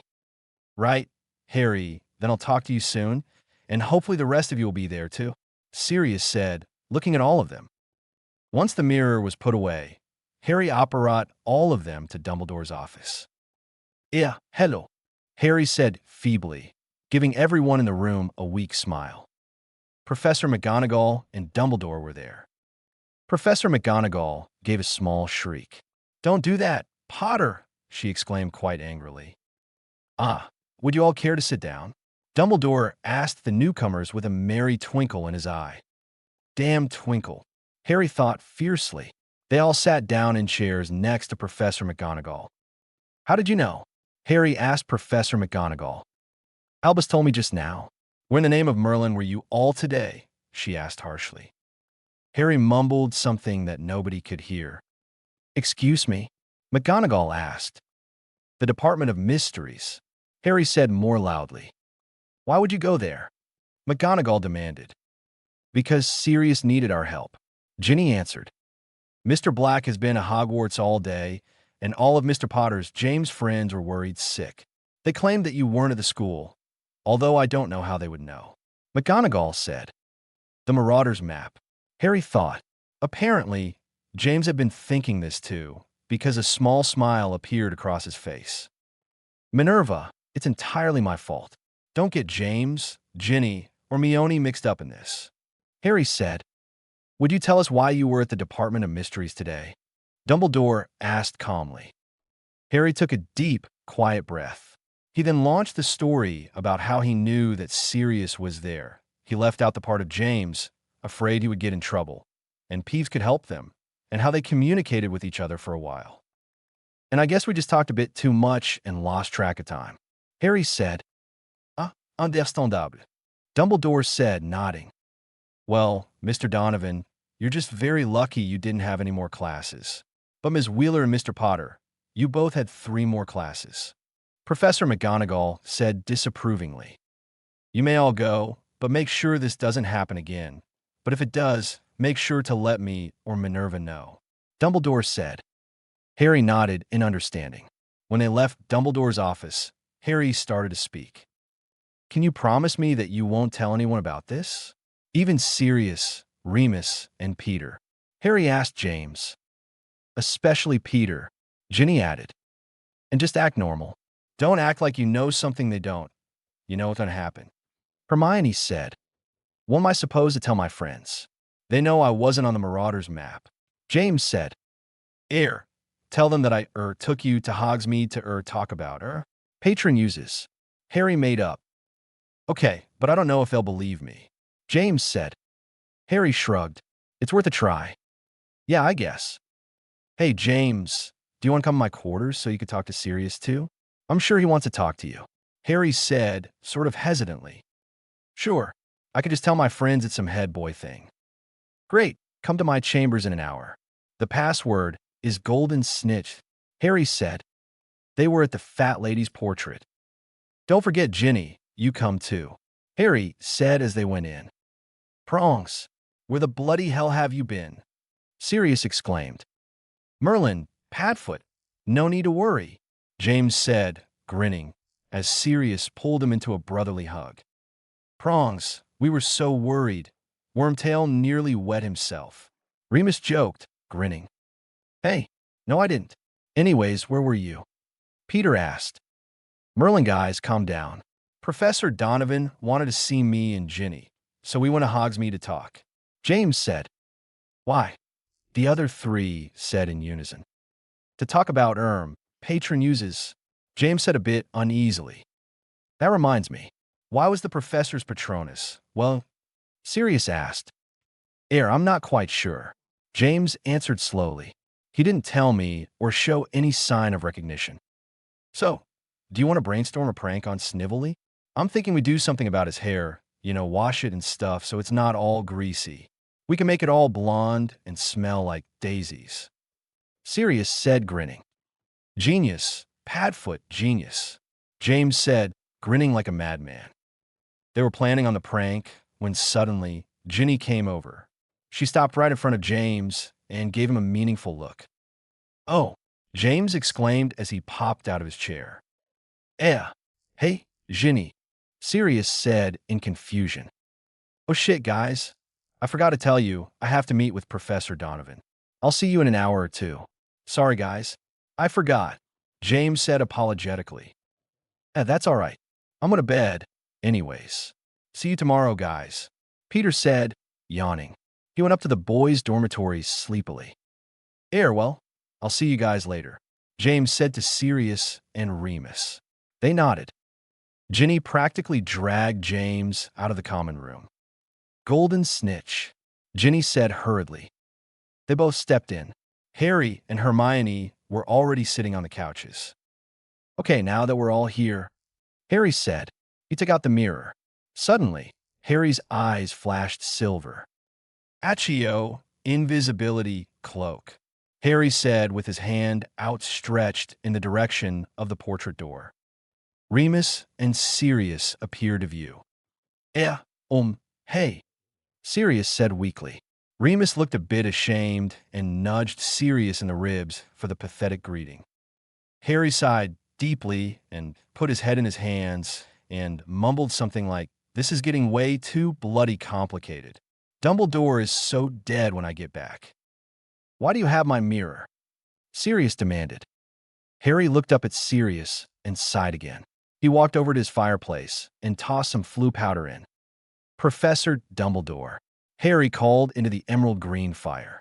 Dumbledore came out of the fireplace right after Harry popped his head back out of the fire. "Yes, Harry," Dumbledore asked with a twinkle in his eyes. Damn that twinkle, Harry thought angrily. Harry just pointed at Remus and Sirius, and then collapsed into the couch next to James and Ginny. "Oh, you might as well tell them, Harry. You can trust them, of course," Dumbledore said, "although I do not like it." "Can't we just obliviate them, or something?" Harry whined. "That would cause more problems. I also think Mr. Black and Mr. Lupin have a right to know some things. Not everything, just some," Dumbledore said. "As long as the rat's not here," Harry muttered under his breath. "What rat?" both Sirius and Remus said together. "Should have known. Great hearing. Bunch how much?" Harry muttered again. "Hey, No, we're not, Sirius and Remus exclaimed indignantly. Just come and sit. I'll see you tomorrow, Albus, Harry said tiredly. Dumbledore nodded and stepped back into the fireplace and disappeared. When they were all seated, Harry began to talk. Okay, to make a long story short, I'm Harry Potter, and Ginny, Hermione, and I are from the future sent by the future Albus Dumbledore. The future Sirius fell into the veil in the Department of Mysteries. My parents, James Potter and Lily Evans, are dead, so I was orphaned, Harry said. Remus and Sirius' jaws dropped, and they both stared. And I got Peeves to go in the veil to give the other mirror to Sirius today, and that's where we were all day. Now, we're trying to see if Sirius can find my parents in the veil and if he can get out of there. Harry said. He took out the mirror. Sirius Black, he said loud and clear. The next moment, Sirius' face appeared into the mirror. Hey, it's me, Sirius yelled in the mirror. Bloody wicked, the younger Sirius whispered, eyes as big as galleons. Anyway, what did you find out? Harry asked eagerly. Well, the head person said that Lily and James were here, but I couldn't find them. There's a way to get out. When a person has unfinished business to do, they go back, but they have to be in the veil. Sirius answered, glancing at his past self every now and then. When's the next time people are sent back, and when was the last time? Harry asked. The last time was 4 days ago. 4 years ago for us, Hermione said. Sirius wasn't in the veil yet. And the next time is in 5 hours, meaning 5 minutes for you guys. I'm just not sure if me, James, and Lily are going, Sirius said as he bit his lip in nervousness. Well, I'll talk to you again after 5 minutes if you don't come, Harry said. They were all waiting in silence. Has it been 5 minutes yet? Harry asked impatiently. Harry, calm down. It's only been a minute, Hermione said. Harry, we'll wait in your bedroom, okay? I just think you should see them alone first. You can call us when you're ready. Is that okay? Ginny said softly. Harry gave her a small smile and nodded thankfully. He kissed her lightly before they all left. When Harry was just about to give up, flashes of light erupted all over the room. With a flash of light, Sirius appeared in the room. He looked just like he did in the picture of Harry's parents' wedding, but just a little older. Sirius, Harry screamed happily. He ran over and embraced him, as if he was holding for dear life. Harry, it's so good to see you, Sirius murmured. They parted and got a good look at each other. Harry was just an inch shorter than Sirius. Merlin, Harry, you've changed so much, Sirius said. Yeah, I know, Harry said darkly. He was thinking about his hair, scars, and eyes. He was mostly thinking about the grotesque things he had seen during the war. I guess my parents aren't coming this time, Harry said sadly. Yeah, but there's another one in a month or so, but I'm not quite sure, Sirius said. Yeah, Harry murmured. Then he shouted, Hey guys, come out now. The door opened, and out came Ginny, Hermione, James, younger Sirius, and Remus.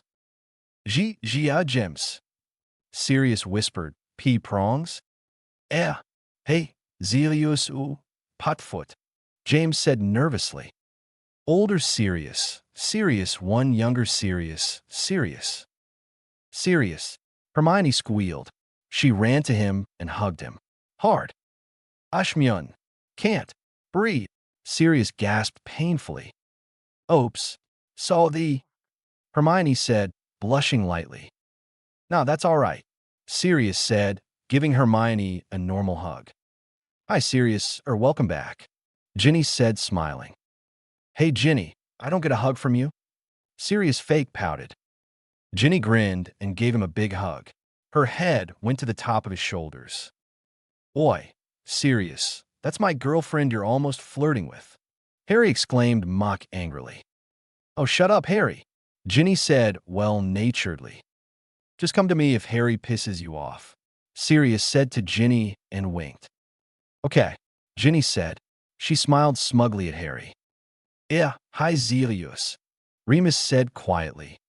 Moony, wow, you look the same, except younger, Sirius said, rushing over to give Remus a hug. Whoa, and myself, Sirius exclaimed. He went to hug James, then his past self. This is so weird, Sirius said when everyone was seated. Yeah, Sirius 1 agreed. How old are you? Sirius asked. 40 years old, Sirius 1 answered. Holy shit, you're old, Sirius exclaimed.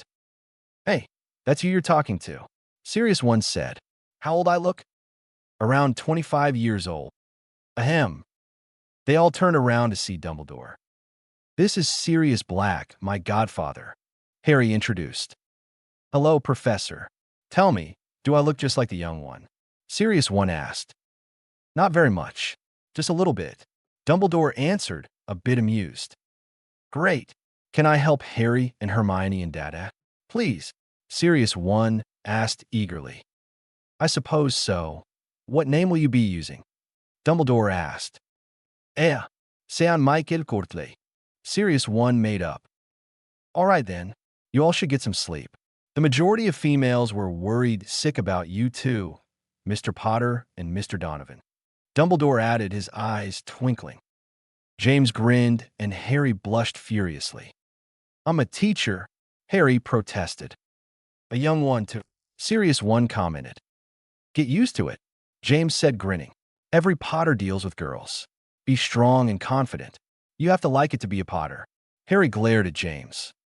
Unless you have a girlfriend, Ginny noted loudly. Harry smiled at her.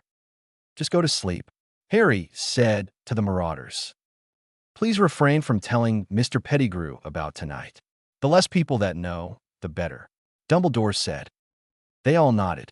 After Dumbledore and the 7th years left, Hermione yawned. Bloody hell, it's 2 a.m. Hermione said, stifling another yawn.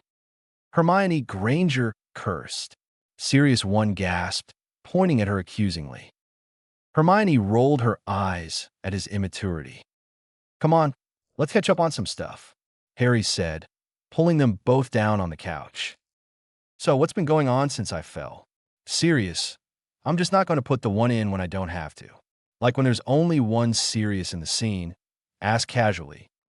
In our 6th year, we had small battles, and Neville got caught by Death Eaters for about 5 days, but those bloody Aurors were too slow, so Hermione, Ron, Luna, Ginny, and I went to their hideout and got Neville. Harry said, How did you know where the hideout was? Sirius asked. One of those damn vision-like dreams. I really didn't know where the hideout was, but I knew how it looked like. Ron sniffed and smelled Neville. Harry said slowly and clearly. What the dash? Oh, Merlin, you did. Sirius exclaimed. Yeah, Harry and Hermione said, grinning widely. Were you guys? Sirius asked eagerly. I'm mainly a phoenix, but I can turn into any animal. Harry said. I'm a Black Panther and Ron's a husky. Luna rode on me and Ginny rode on Ron. Harry was flying above us. All of us changed back and shot spells at the Death Eaters that were there. There were only 7 there. Then we changed again, but Neville rode on Harry. Harry was the fastest, so Neville rode on him because he was injured and tortured. And when we got back at Hogwarts at around 9 p.m, Professor Snape insulted Harry. Like you were out of like Potter, this time I will make sure you are expelled. You're just like your arrogant, big-headed, show-off, loser father. Then Harry blew up at him. I mean, really. It was really scary. Then when they were both ready to curse each other, Dumbledore came and looked furious. I don't know who looked more furious, sir. Harry, Dumbledore, or Professor Snape. Hermione said. What did Dumbledore do? Sirius asked wide-eyed. He took Snape and Harry to his office, but I'm not really sure what happened after that because Harry still won't talk about it. Hermione answered.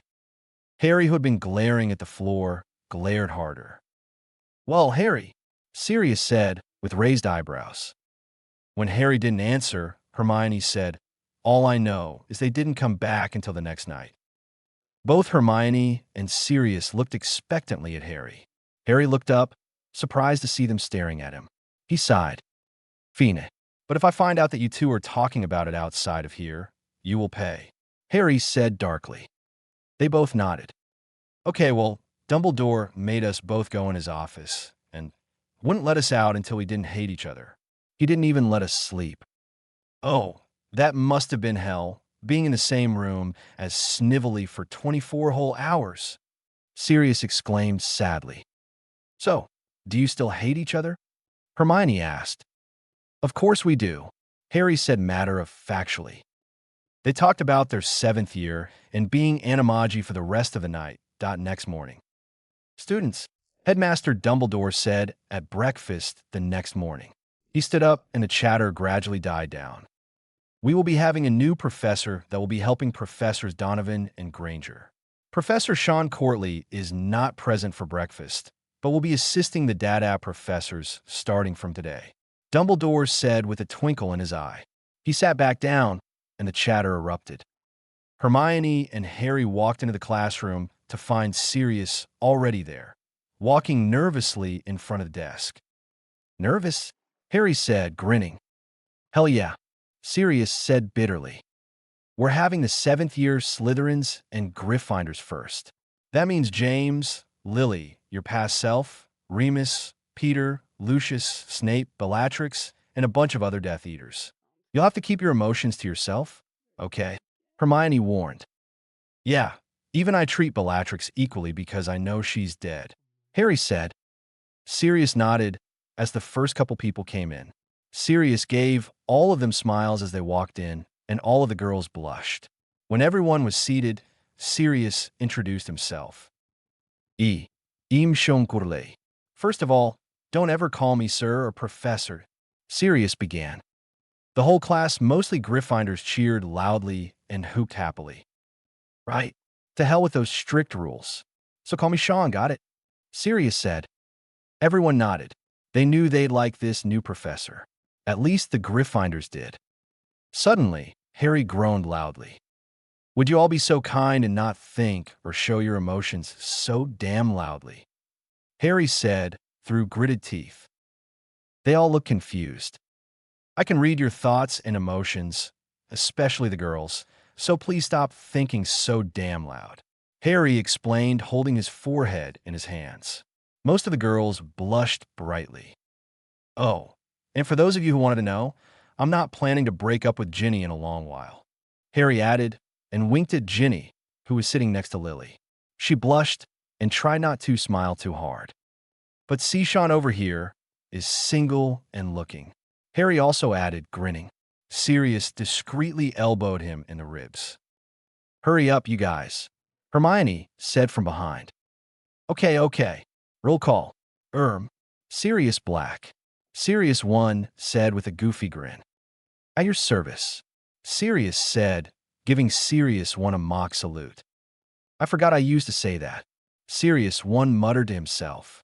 He could tell that Harry, Hermione, Remus, James, and Sirius heard him say that. They all grinned at him. Violet Brown. Ear. Wait, Sean. Mississippi Brown, Mississippi Patil, as hot, cute, and handsome as Sean and I may be, I would like you to discuss it some other time, out of class. Harry interrupted. Both girls blushed ferociously and then nodded quickly. Harry gave both of them winks to show that they weren't in trouble. Sirius went through the roll call, and class began.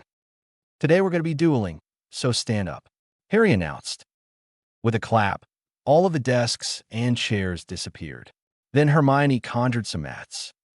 Gryffindors on one side and Slytherins on the other. Harry said. Harry and I dash, Sirius started. Actually, I don't think it would be fair if I dueled, cause I'm more advanced. So you and Hermione should duel each other.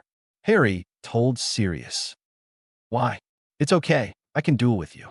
Sirius said. No, you shouldn't. Harry said back. Yes. No. Yes. No. Yes. No. Enough. We've wasted too much time. Well, you two wasted too much time. We only have 30 more minutes left. Hermione said in an annoyed tone. Okay, how about Lily Evans and Bellatrix LeBlanc? Harry said curiously. He wondered how his mother felt towards Bellatrix and how she knew how to duel. They both walked up to the mat. Lily and Bellatrix hated each other. Bellatrix always called Lily a mudblood, and Lily hated that. They inclined their heads just a millimeter.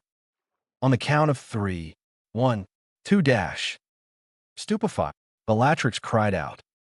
Protego. Lily was ready. Bellatrix had a nasty smile on her face. Suddenly, she fell, but a blast of shot towards Lily from Bellatrix's wand.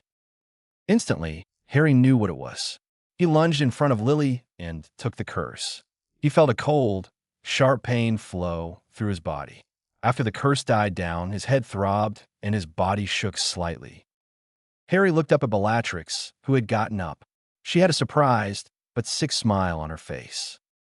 You dash, Harry shook with anger. How can you even think of doing that on another student? Oh, yes, I know you're capable of doing that, but at school? What are you thinking? You're a cruel person. You should know that. You sick little dash. Harry, it was Ginny. She rushed up to him and put a hand up and rubbed it on his back to calm him down. She could feel that he was shaking. Excuse me, Professor, but what did she do? Lily asked in a small voice. She didn't want to anger the professor more. Oh, but I fell, Bellatrix said in a sickly sweet voice. I never meant to do that. Don't think I didn't hear you, Mississippi Black. You won't be getting away with this, Harry said quietly. Class dismissed. No homework. Mississippi Evans, stay behind, please. Everyone except Lily left the room in hushed voices, glancing back at their young and angry professor.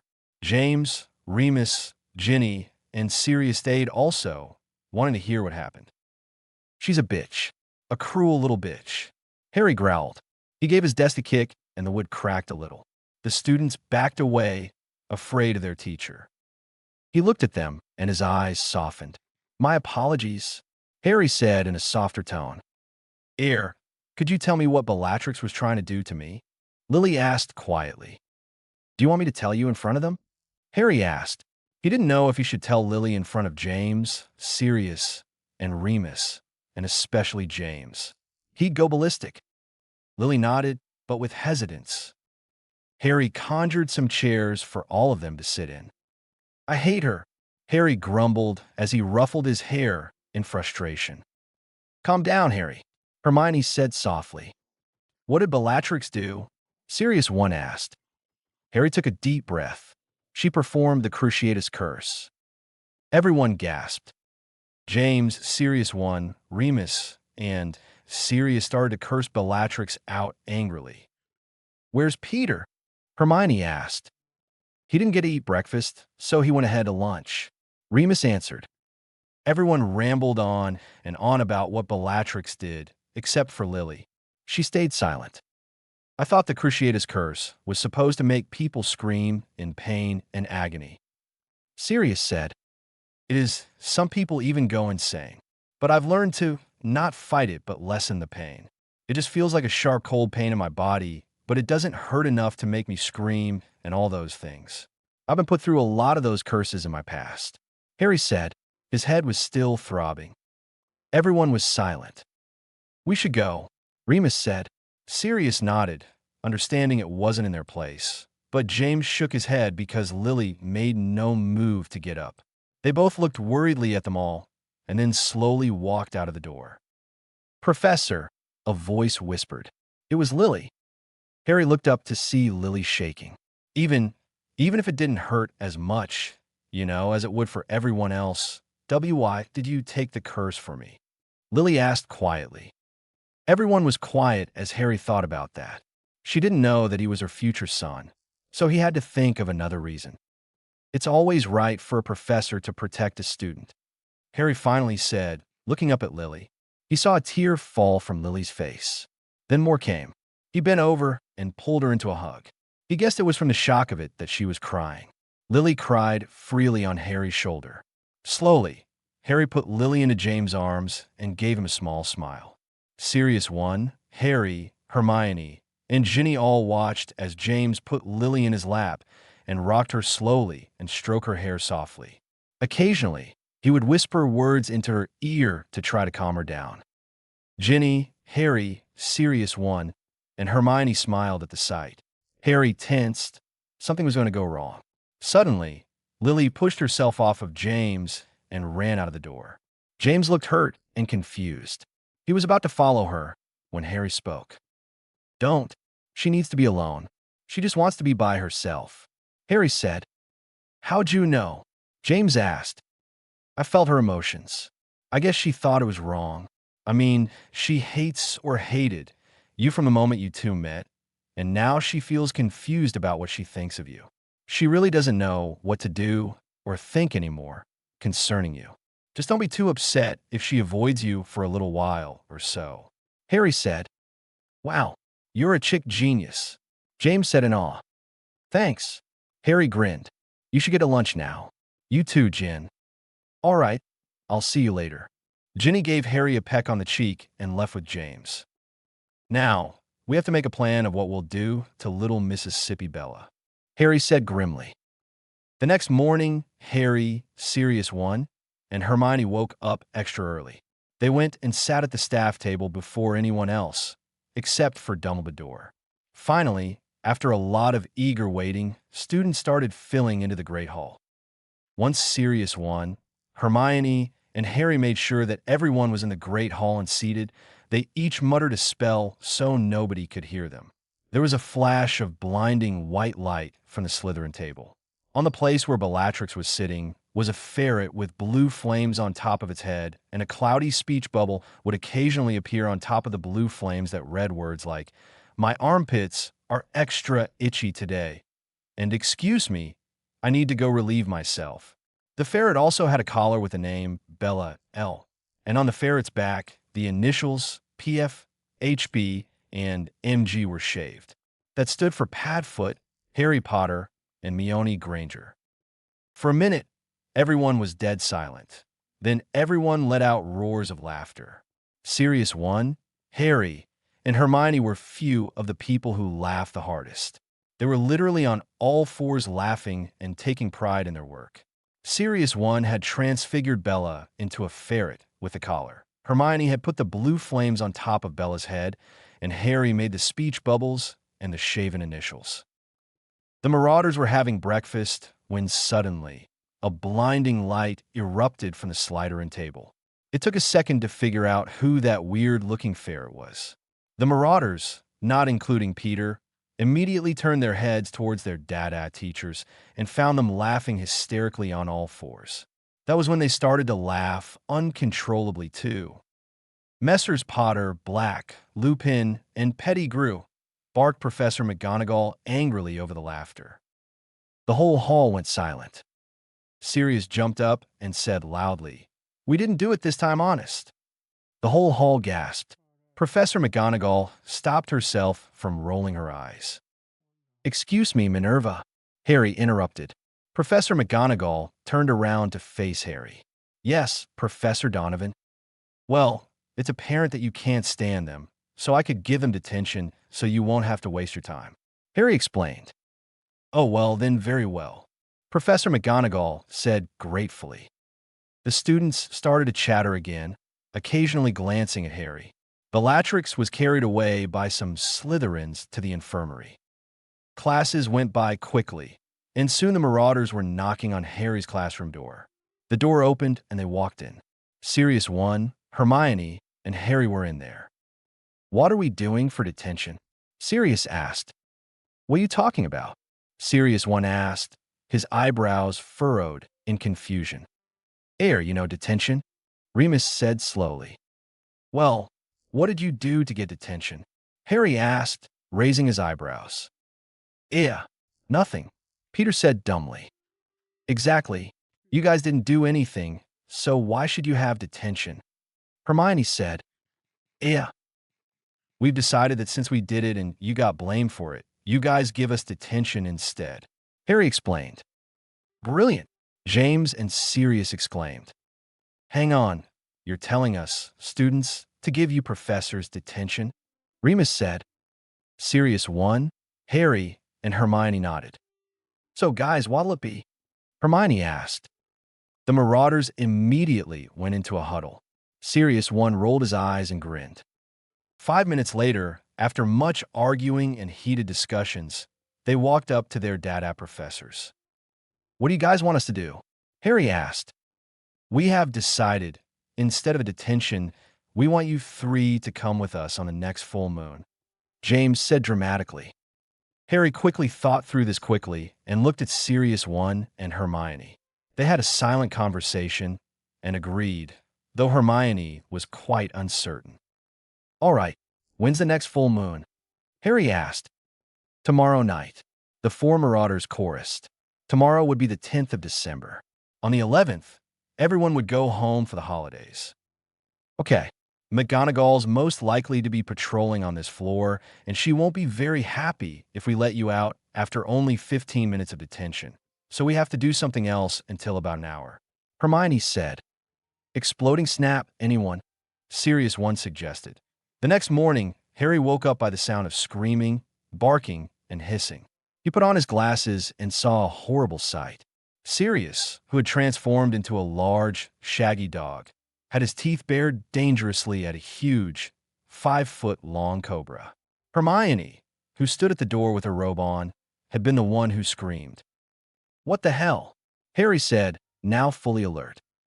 The giant cobra turned to Harry. The Dark Lord will strike at joyous night, and you will fall. It hissed. What are you doing here? Harry asked in parcel tongue. I have come to give a message from the Dark Lord. It hissed.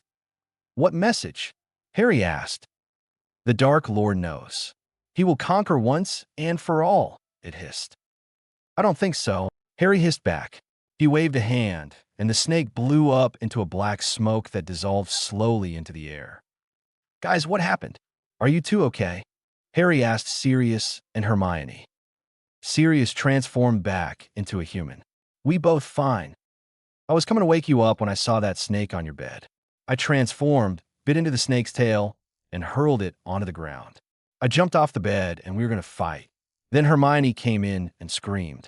I barked, and then you woke up, I guess. Sirius explained. What did it say to you? Hermione asked, shaking slightly. It said that the Dark Lord will strike at joyous night and I'll fall, or something. Then it said that the Dark Lord knows and he'll conquer once and for all. But that's all rubbish, so don't worry, Harry said. Sirius and Hermione looked at him skeptically. Let's just get a breakfast. It's almost over, Harry said hastily, getting out of his bed. 0, 0, 0.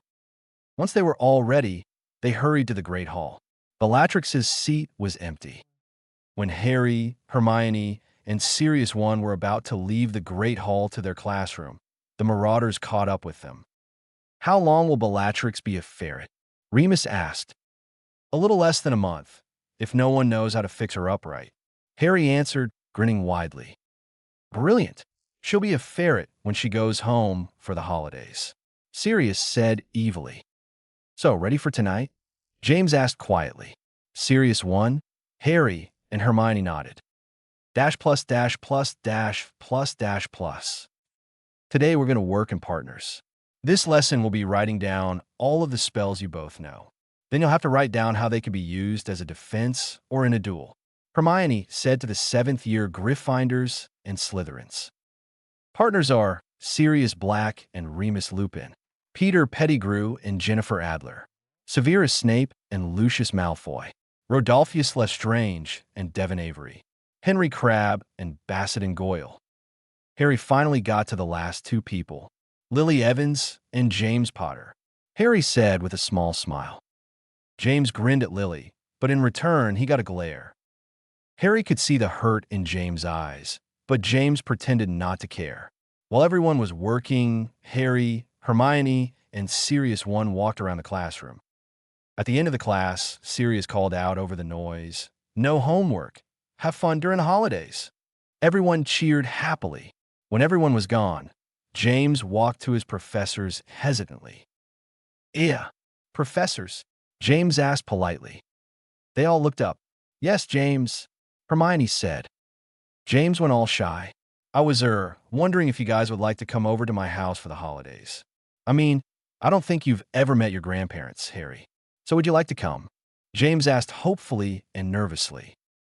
"Of course, we'd love to," they all said. James smiled. "Great, Sirius is staying over too. Remus will come over a little later, and Peter's probably not going to. He said his mom wanted the family to go to some mountains to go skiing or something." Hermione giggled. Skiing, she said, corrected quietly. At dinner, Harry didn't eat a lot. He was really nervous. Come on, Harry, you've got to eat. You need energy for tonight, Sirius said quietly. I have enough energy. I'm just a bit worried. What if something goes wrong? Harry asked. Nothing will go wrong. Nothing ever goes wrong with the Marauders, Sirius said, grinning. Guys, come on, it's nearly time. We've got to meet them by the Whomping Willow, Harry said. He waited for Hermione and Sirius by the portrait door, tapping his foot impatiently. At last, Sirius and Hermione came out, and Harry operated them to the Hogwarts grounds. Hey guys, James whispered as they walked over to James, Sirius, and Peter. They all transformed into their animagus forms. James to a stag, Sirius one, and Sirius to black dogs, Peter to a rat, Hermione to a panther, and Harry decided to be a white tiger. They all went through the passageway to the shrieking shack. They immediately heard howls of pain echoing throughout the whole house that sent cold chills down their spines. Wormtail crawled onto Prong's antlers. Padfoot pawed on the door to make it open. Moony was there, and he padded over to the newcomers, sniffed them, and growled quietly in approval. They all went through the passageway and out from the Whomping Willow. Moony suddenly stopped and sniffed. He abruptly bounded towards the lake. Prongs and both Padfoots immediately tackled the werewolf, and Hermione went over and helped too. But the werewolf was stronger and started towards the lake again. Harry looked toward the lake. A figure was sitting on a rock. It was a girl, red hair. Ginny? No, it was Lily. Lily looked like she was frozen in shock as she widened her eyes and stared on at the animals and the werewolf. Prongs, Padfoot won, Padfoot, and Hermione sprinted towards a werewolf. Wormtail flew off of Prongs and onto the soft grass and scuttled away from the struggling and fighting so he wouldn't get trodden on. They were all trying to push the werewolf back towards the forbidden forest, and Harry tried to communicate with Prongs. James! James! Harry said into Prong's mind. Prong's head turned towards Harry's tiger form and looked questioningly at him. We're going to try to keep Moony away from Lily. You go on, quickly, try to get her to the front door. Make sure she gets in safely, all right? Harry said. Prongs paused and then nodded. Prongs backed away and started to gallop in full speed towards Lily. Lily thought the animal was charging at her, and she screamed. Prongs knelt down, and Lily shakily got on the stag's back. Prongs immediately started running, or however stags run, towards the school. Lily gripped tightly onto Prong's mane as he sped up the steps of the school. Prong slowed down and stopped at the front door of Hogwarts. Lily shakily slid off of the stag, pet it with shaky fingers, and whispered thank you before she slipped into the castle. Prongs trotted back towards Moony, Wormtail, Padfoot, Padfoot one, Harry, and Hermione. Moony was calming down a bit and stalking around, growling softly. The animals led Moony into the forbidden forest, where they fought off other creatures and explored until dawn. At around 5 in the morning, they all bounded through the doors of Hogwarts. They were all bloody and worn out. Ugh, I think I broke something. Sirius one moaned in pain. Everyone quietly walked up the stairs and into a corridor where Harry mumbled the password, Galleon. They all shuffled into the living quarters and collapsed onto the couches. Everyone was at least minor pains, and most were injured. Remus was the worst. He had scratches all over his face, his robes were ripped up, and his arm refused to stop bleeding. Harry transformed into a phoenix and healed everyone with his tears. I'll be right back. I'm going to borrow Fox from Albus. There's no way I'm going to go to the hospital wing, Harry said before he disapparated. Harry operated in front of Dumbledore's office. He knocked hesitantly. There was a quiet come in, and Harry opened the door. Dumbledore was at his desk. Does that man ever sleep? Harry wondered. He limped over to Dumbledore, due to a heavily bleeding leg. Could I borrow Fox for a minute? Harry asked uncertainly. I don't want to know, do I? Dumbledore asked. No, not really, Harry replied with a feeble chuckle. Just be careful, Harry, Dumbledore said with a nod. Harry nodded back and operated to his rooms. When When he got there, he saw that all of the marauders were fast asleep, leaning their heads on each other. Hermione was reading a book. No surprise there, and Sirius One was in the kitchen getting something to eat. Harry chuckled at the sight of the marauders. Hermione looked up from her book and gasped. "Harry, you look terrible," Hermione exclaimed quietly. "Looks worse than it feels, probably," Harry said with a weak laugh. He clutched at his side when he felt a sharp pain. "Possibly not." Harry sat down and let Fawkes heal him while Hermione looked on in worry. Harry winked at her. "See? I'm better. I'd better get Fawkes back to Dumbledore." He apparat to Dumbledore's office and knocked again. The door opened automatically.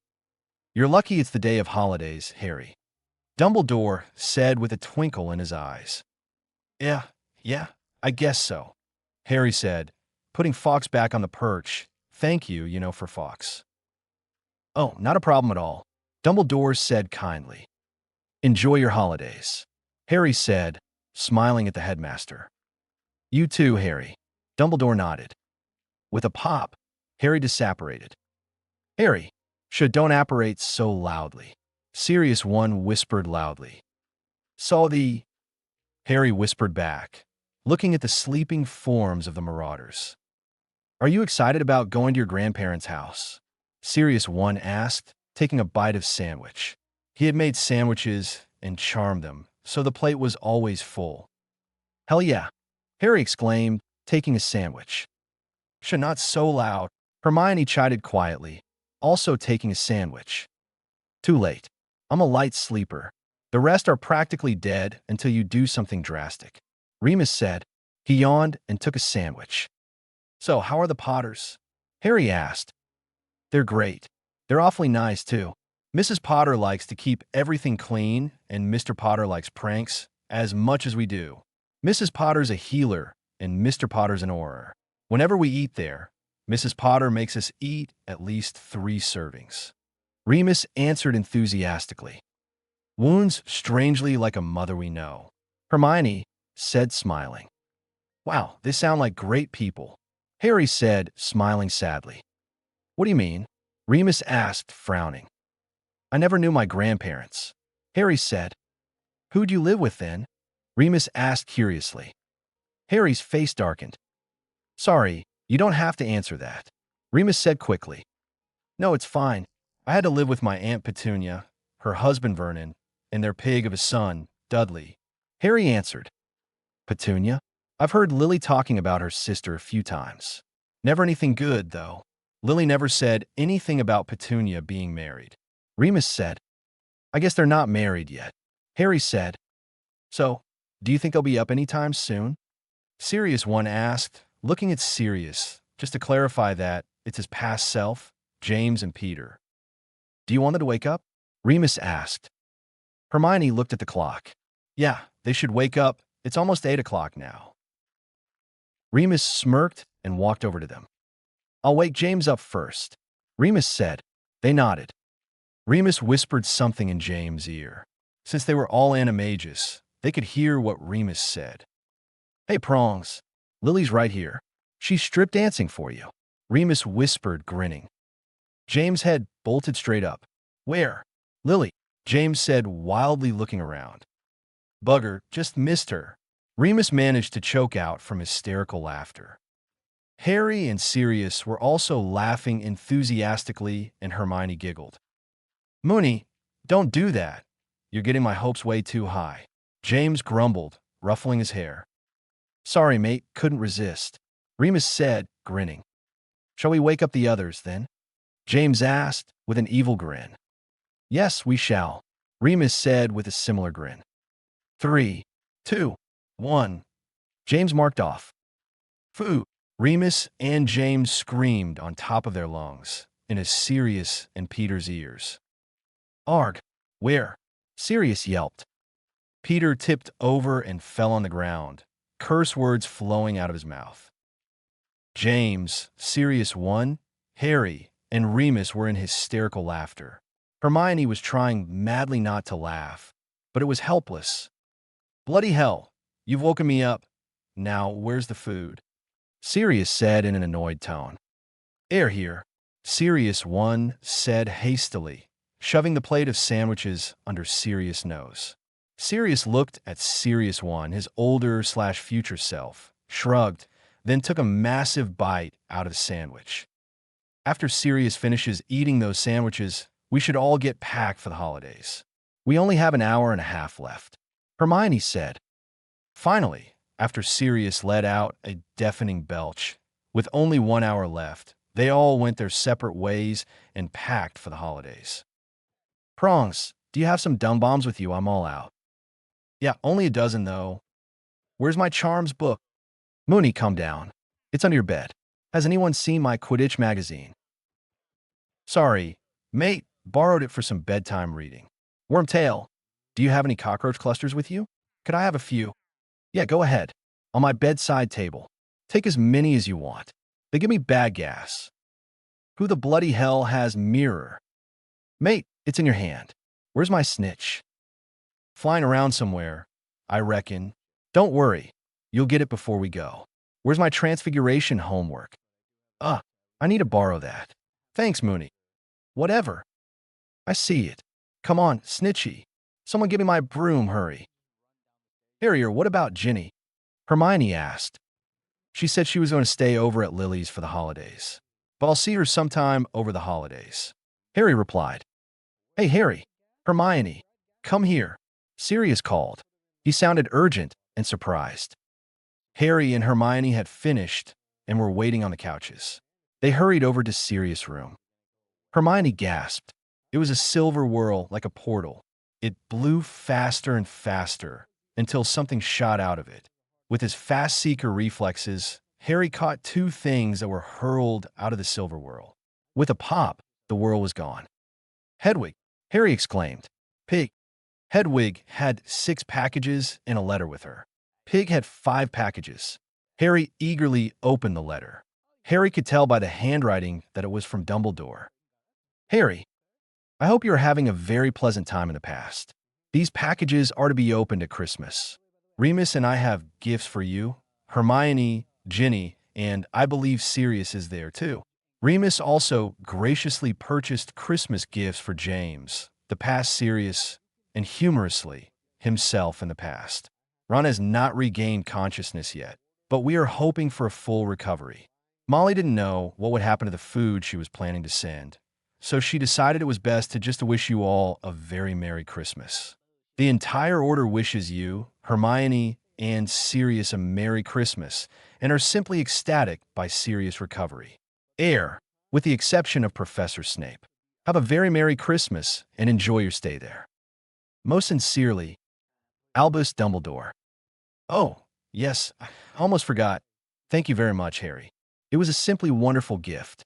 I'm happily astounded that you remember me saying that to you in your first year. Hedwig, make sure these presents get to James' house for Christmas, Harry said.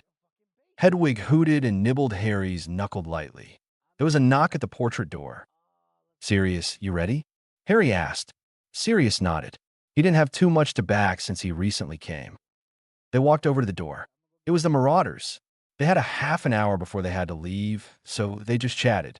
They were all laughing about one of the Marauders' pranks, all of them except for James.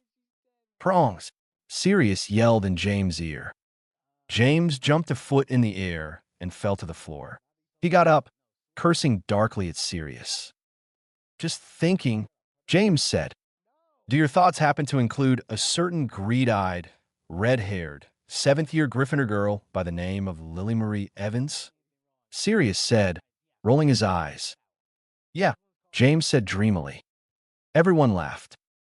I just wish I could see her over the holidays and be with her a lot, James said solemnly. I think that can be arranged, Harry said mischievously. How? Tell me, James said in disbelief. Harry looked at James in slight pity. That boy was desperate. Well, I tell her that I'm spending the holidays at the Potters, and I'll be teaching advanced wand less magic to all of you, and she and Ginny could learn too, if they come over for a few days. Harry said with a grin. Brilliant. She won't miss an opportunity like that.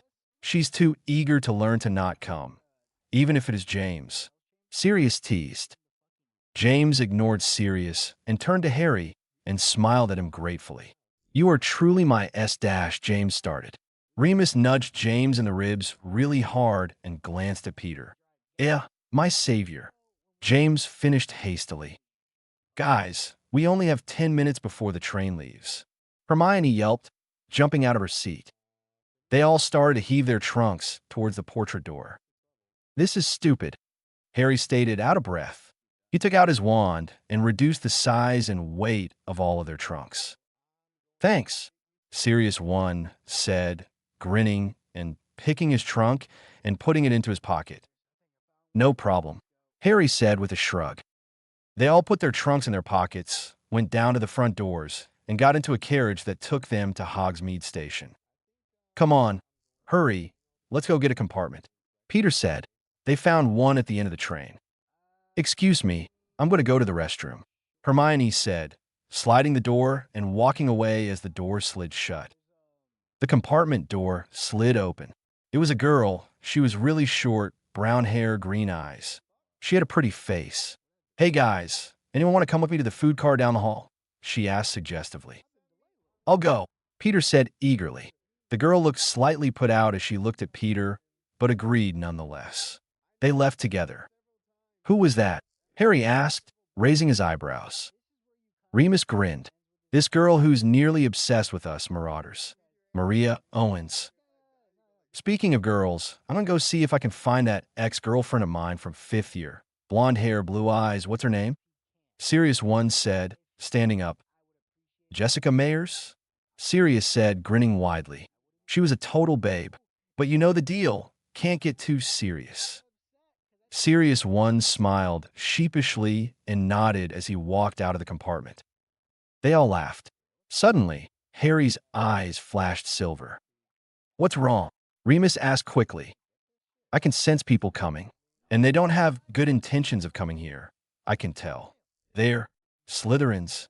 Lucius Malfoy, Severus Snape, Bellatrix Black, Crabbe, Goyle, Lestrange, and Narcissa Black," Harry said slowly, rubbing his forehead. "This doesn't look too good. Listen, I'm going to be invisible. It's like an invisibility cloak, except without the cloak. But you all get the idea." Then Harry disappeared, just as the compartment door slid open. Well, if it isn't the Marauders. Oh, but I see that little coward isn't here," Lucius drawled. "What do you want, Malfoy?" James said icily, glaring at all of the Slytherins. "Manners. Potter, you should watch your mouth. It could get you into a lot of trouble someday." Lucius smirked. "Oh, just curl up and die, Malfoy. It's apparent that you Slytherin blokes aren't wanted here, so go away. Or your head's too thick to realize it." Sirius spat. "Your mother Bellatrix started angrily. "I have no mother," Sirius said in a very low tone. "You cowards. You chose the wrong side and you'll all die. You blood traitors and monster," Severus said, smirking. The other Slytherins looked a bit confused, but kept their composure. That got Harry fuming. He turned visible, and he was pleased to see that all of the Slytherins widened their eyes in shock and fright, and growled, "Wrong move, Snape." His eyes were narrowed and flashing silver. With a sudden pop, all of the Slytherins were turned into rust-colored chickens with their names labeled on their foreheads. The Marauders burst out laughing, and Harry smiled, surprised, but triumphantly. Hermione bustled in and stared at the clucking chickens. "Harry, what the hell did you do?" she demanded, immediately rounding on Harry. Harry just shrugged casually. "I don't see why you think it's me," without even a second's glance. At that moment, Sirius One chose to walk in. He saw the chickens at the last second, tried to dodge them, but failed, and in doing so, bumping into Hermione, making them both fall to the ground. "Oh, sorry about that." Sirius One apologized, rubbing his head with one hand and helping Hermione up with the other. Hermione gestured frantically at Harry and the chickens. They all seemed to resemble a few certain Slytherins. "What the hell, Sirius One muttered, squinting down at the squawking chickens. He looked up at Harry in confusion, then put two and two together. "No." Sirius One hushed, eyes widening. Harry nodded, trying not to look too pleased. But apparently, Sirius One didn't care. Way to go, Sirius One exclaimed, grinning as he high-fived Harry. Hermione gave Sirius One a disapproving glare and swiftly took out her wand. She muttered the counter spell on each Slytherin. "You're a professor. You can't do that." Severus sputtered the second he got his respectful body back. "Looks like I just did," Harry said coolly. "You'll be hearing from my father. He'll make sure you never teach again," Lucius said matter-of-factly. "Sure, whatever. It doesn't matter. I'm only teaching for the rest of the year, anyways," Harry muttered carelessly. As Lucius and his fellow Slytherins were leaving, with Lucius lagging to the back, he hissed at them, "You're nothing but a bunch of mudblood lovers." Harry used a non-verbal hex. "I've just finished reading the 6th book," and a beam shot at Lucius' rear end. The Marauders laughed silently, so they wouldn't give it away. Hermione was about to get rid of it, but Harry silently pleaded, and she gave in at the end. Once all of the Slytherins left, they all laughed freely. "Brilliant, Harry," Sirius One complimented. "Thanks. It's permanent for a month." Harry's grin faltered a bit, unless Malfoy Sr. figures out a way to turn it back. Remus looked out the window. "We should change out of our robes. We got a half an hour," he announced. 10 minutes later, they were all changed. "Let's go tell Lily about that wandless magic stuff," James said eagerly. They all filed out of the compartment and found Lily 10 compartments away from theirs. Lily, Alice Brooks, Ginny, Hestia Jones, Marlene McKinnon, Emmeline Vance, and Dorcas Meadows were laughing at something Ginny had said. "So, what are you lovely ladies laughing about?" Sirius asked, giving all of them a dazzling smile. "Well," Ginny said with a mischievous smile, "I was just telling them about what Harry did in his 7th year with the headmaster's shaved head and the Transfiguration Master's hair." The Marauders and Sirius raised their eyebrows at Harry, and Hermione giggled. Harry gave a warning look at Ginny to make sure she didn't say anything revealing the future, and Ginny gave Harry a reassuring smile in return. That was a complete accident. Anyways, we didn't come here for that." "James, would you care to explain?" Harry asked with a pleasant grin. "Sure," James replied with a wider grin. While James began speaking, Harry took the opportunity to listen to Lily's thoughts. He knew it was not a particularly good thing to do, but he just couldn't resist. Harry concentrated deeply on Lily's mind and finally got through. Harry started listening. "Merlin, he looks cute when he's so serious. Wait, what am I thinking? It's James Bloody Potter we're talking about. He's that arrogant, conceited little toe bag you've had the misfortune to meet nearly 7 years ago. But he's changed, though. He's not as big-headed as before, and he's more polite, too. He doesn't even ask me out anymore. Maybe he doesn't like me anymore? Or what if it's a trick? Yes, it must be a trick. He's got a knack of charming his way through people." "Lily, that's no trick. You do realize that he's loved you since forever." Another voice in her head spoke up. Lily jumped slightly, evidently startled. That voice, where did it come from? It sounded so familiar. She just couldn't spot it. "So, Lily, how about it?" James asked as casually as he could. Lily said. She had no idea whatsoever what he said. Sure." She bit her lip, hoping that was the right answer. She decided she would ask Ginny as soon as they left. "Great," James said enthusiastically. "We'll see you then." Lily's face fell. When the Marauders and the Dada professors got back to their compartment, James gave a loud whoop of excitement. "She actually said yes," James exclaimed happily. Harry couldn't hide his laughter. Lily had said yes because she wasn't listening. She was quite busy with her own little thoughts. He cursed himself for talking in Lily's mind. He wasn't supposed to do that, but he just blurted it out. "What?" James asked Harry in confusion. "Oh, nothing. Just a memory," Harry hastily made up. James shrugged. "By the way, what was Ginny talking about?" Sirius asked curiously. "Oh, yeah." Harry glanced at Peter. "I was trying to curse my enemy, Draco Malfoy, but someone pushed me, and I kind of cursed my headmaster and my Transfiguration Master, Professor McMleary. The headmaster, Professor Bumbledokey, His long beard was gone, and his head was shaved bald. Professor McLeary's hairpin disappeared, and her hair unraveled and let loose. She never lets it out of a bun, ever. The headmaster just chuckled, not seeming mad at all, but Professor McLeary was furious. She gave me detention for a month and took 75 points off of me. Malky was making fun of me and laughing like mad, but Professor McLeary thought he was laughing at her, so she took off 50 points and gave him a 2 weeks detention. Harry said with a grin. They all laughed, but surprisingly, Hermione laughed the most. "What's up with you, Hermione?" Harry asked, raising his eyebrows with an amused look on his face. She grinned apologetically. "Ron was the one that pushed you. Not on purpose, though. He was just about to warn you that something might go wrong." Hermione finished feebly. "And why didn't he tell me that so I could kill him?" Harry asked, highly amused. "Because, he thought you would kill him," Hermione said, biting her lip, trying very hard not to laugh. The Marauders and Sirius laughed. Hermione and Harry joined in soon after that. The train slowed down to a stop at King's Cross Station. Once they were off the train, they all said their goodbyes. "See you tomorrow, Moony.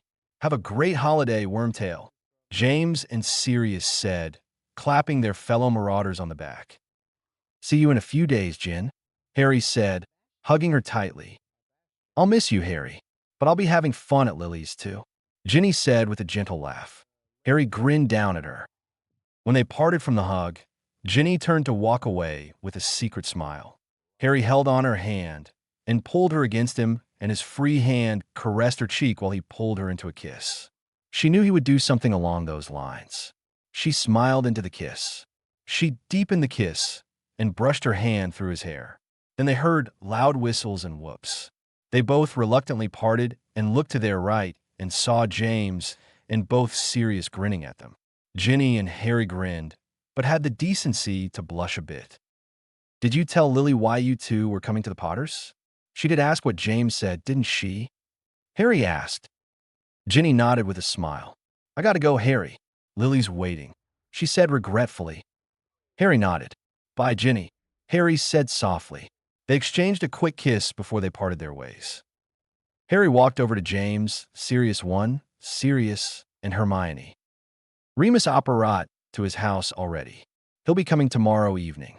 Peter's gone with his parents doing some muggle sport, something like skiing," Sirius said with a look of confusion. "It's skiing, Sirius," Hermione put in. "Anyway, we'll be operating to my house," James said. The rest nodded. They all operaat to Godric's Hollow. "Merlin, it feels so good to be back here," Sirius 1 murmured, looking around. "Mom, Dad, we're home," James shouted loudly. Hustles of footsteps were heard in the kitchen. The door opened, and 2 people came in. "Oh, James. Sirius. I'm so glad you're back," James' mum cried, pulling each of them into bone-crushing hugs. James' dad ruffled James' hair and clapped Sirius back, knowing Sirius didn't like his hair getting messed up. Harry got a good look at his grandparents. James' dad was wearing midnight-colored robes. He had the Potter unruly hair, blue eyes and glasses, a kind smile, and looked like James. He had specks of gray in his hair. It looked like he was just an inch or 2 taller than Harry, but had the same build as him, lean and not too muscular. James' mum had traditional black robes on. She had wavy red hair and James' hazel eyes. She had a warm and motherly smile. She was about Hermione's height and was skinny. She had tiny circles beneath her eyes, like she didn't get enough sleep. "Mom, Dad, these are my favorite professors," James said with a grin. "This is Hermione Granger, one of my defense against the dark arts professors. They all teach the subject," James said, beckoning to Hermione. "Welcome, I'm Maria Potter, and this is my husband, Henry Potter," James' mum, Maria, said warmly. "You look a bit young. When did you graduate?" James' dad asked politely. "I just graduated from school last year," Hermione answered. "This is Sean Courtley, another one of the defense professors," James said, pointing to Sirius 1. "Did you just graduate also?" Mrs. Potter asked. "Oh no, I graduated a while ago," Sirius One paused, then supplied, I'm 40 years old. He winced slightly. Mr. and Mrs. Potter raised their eyebrows in surprise. You look quite familiar. Funny, you look a lot like Sirius over here, Mr. Potter said, squinting his eyes. Doughy, Sirius One said, with an uncertain smile. He was very good at acting. He chuckled. That's a coincidence, 'cause Harry over here resembles James. Harry shot a look at Sirius One, and Sirius One gave him a jolly smile in return. Oh, James interrupted with a cough. This is Harry Donovan, another defense professor. He also just graduated and is, very, very powerful. I'm thinking more powerful than the great Dumbledore himself. He couldn't help adding. Harry gave James a slight glare. And you're not planning to join the dark side with all that power you have? Mr. Potter asked cautiously. Never. I would never join the filth that killed my parents and many others I cared for, Harry said menacingly, his eyes turning silver. What happened to your eyes? Mrs. Potter asked fearfully with a small gasp. Oh, I had a little duel and my opponent got me. It happens depending on my emotions. Harry explained quietly. It's quite useful, though. I can see through invisibility cloaks, concealment charms, illusion spells, polyjuice potions, and many other forms of disguises. And your hair? Mrs. Potter asked hesitantly. She didn't suppose it was normal. I'm guessing it's the after effects. Harry answered. What kind of powers do you have? Do you think you can show me? Mr. Potter asked curiously. Dad, stop interrogating Harry, James said with a roll of his eyes. Professor Donovan, James. Mrs. Potter chided gently. That's okay. Anyone can call me Harry when I'm not teaching a class. Harry said kindly. And I can show you what I can do, Mr. Potter. Call me Henry, Mr. Potter said with a brief smile. Yes, and please call me Maria. Harry nodded. I can turn invisible at will, without an invisibility cloak or a disillusion charm. Harry said. He concentrated hard, and then disappeared in a split second. Then he reappeared after a few moments. I can turn into any creature I choose, Harry said, but my main form is a phoenix. Harry transformed into a phoenix, leopard, unicorn, centaur, dog, and a baby dragon, using his best judgment that a full-grown dragon would be too large to fit into the house. I can also turn into any person, but I have to have seen them before, Harry said.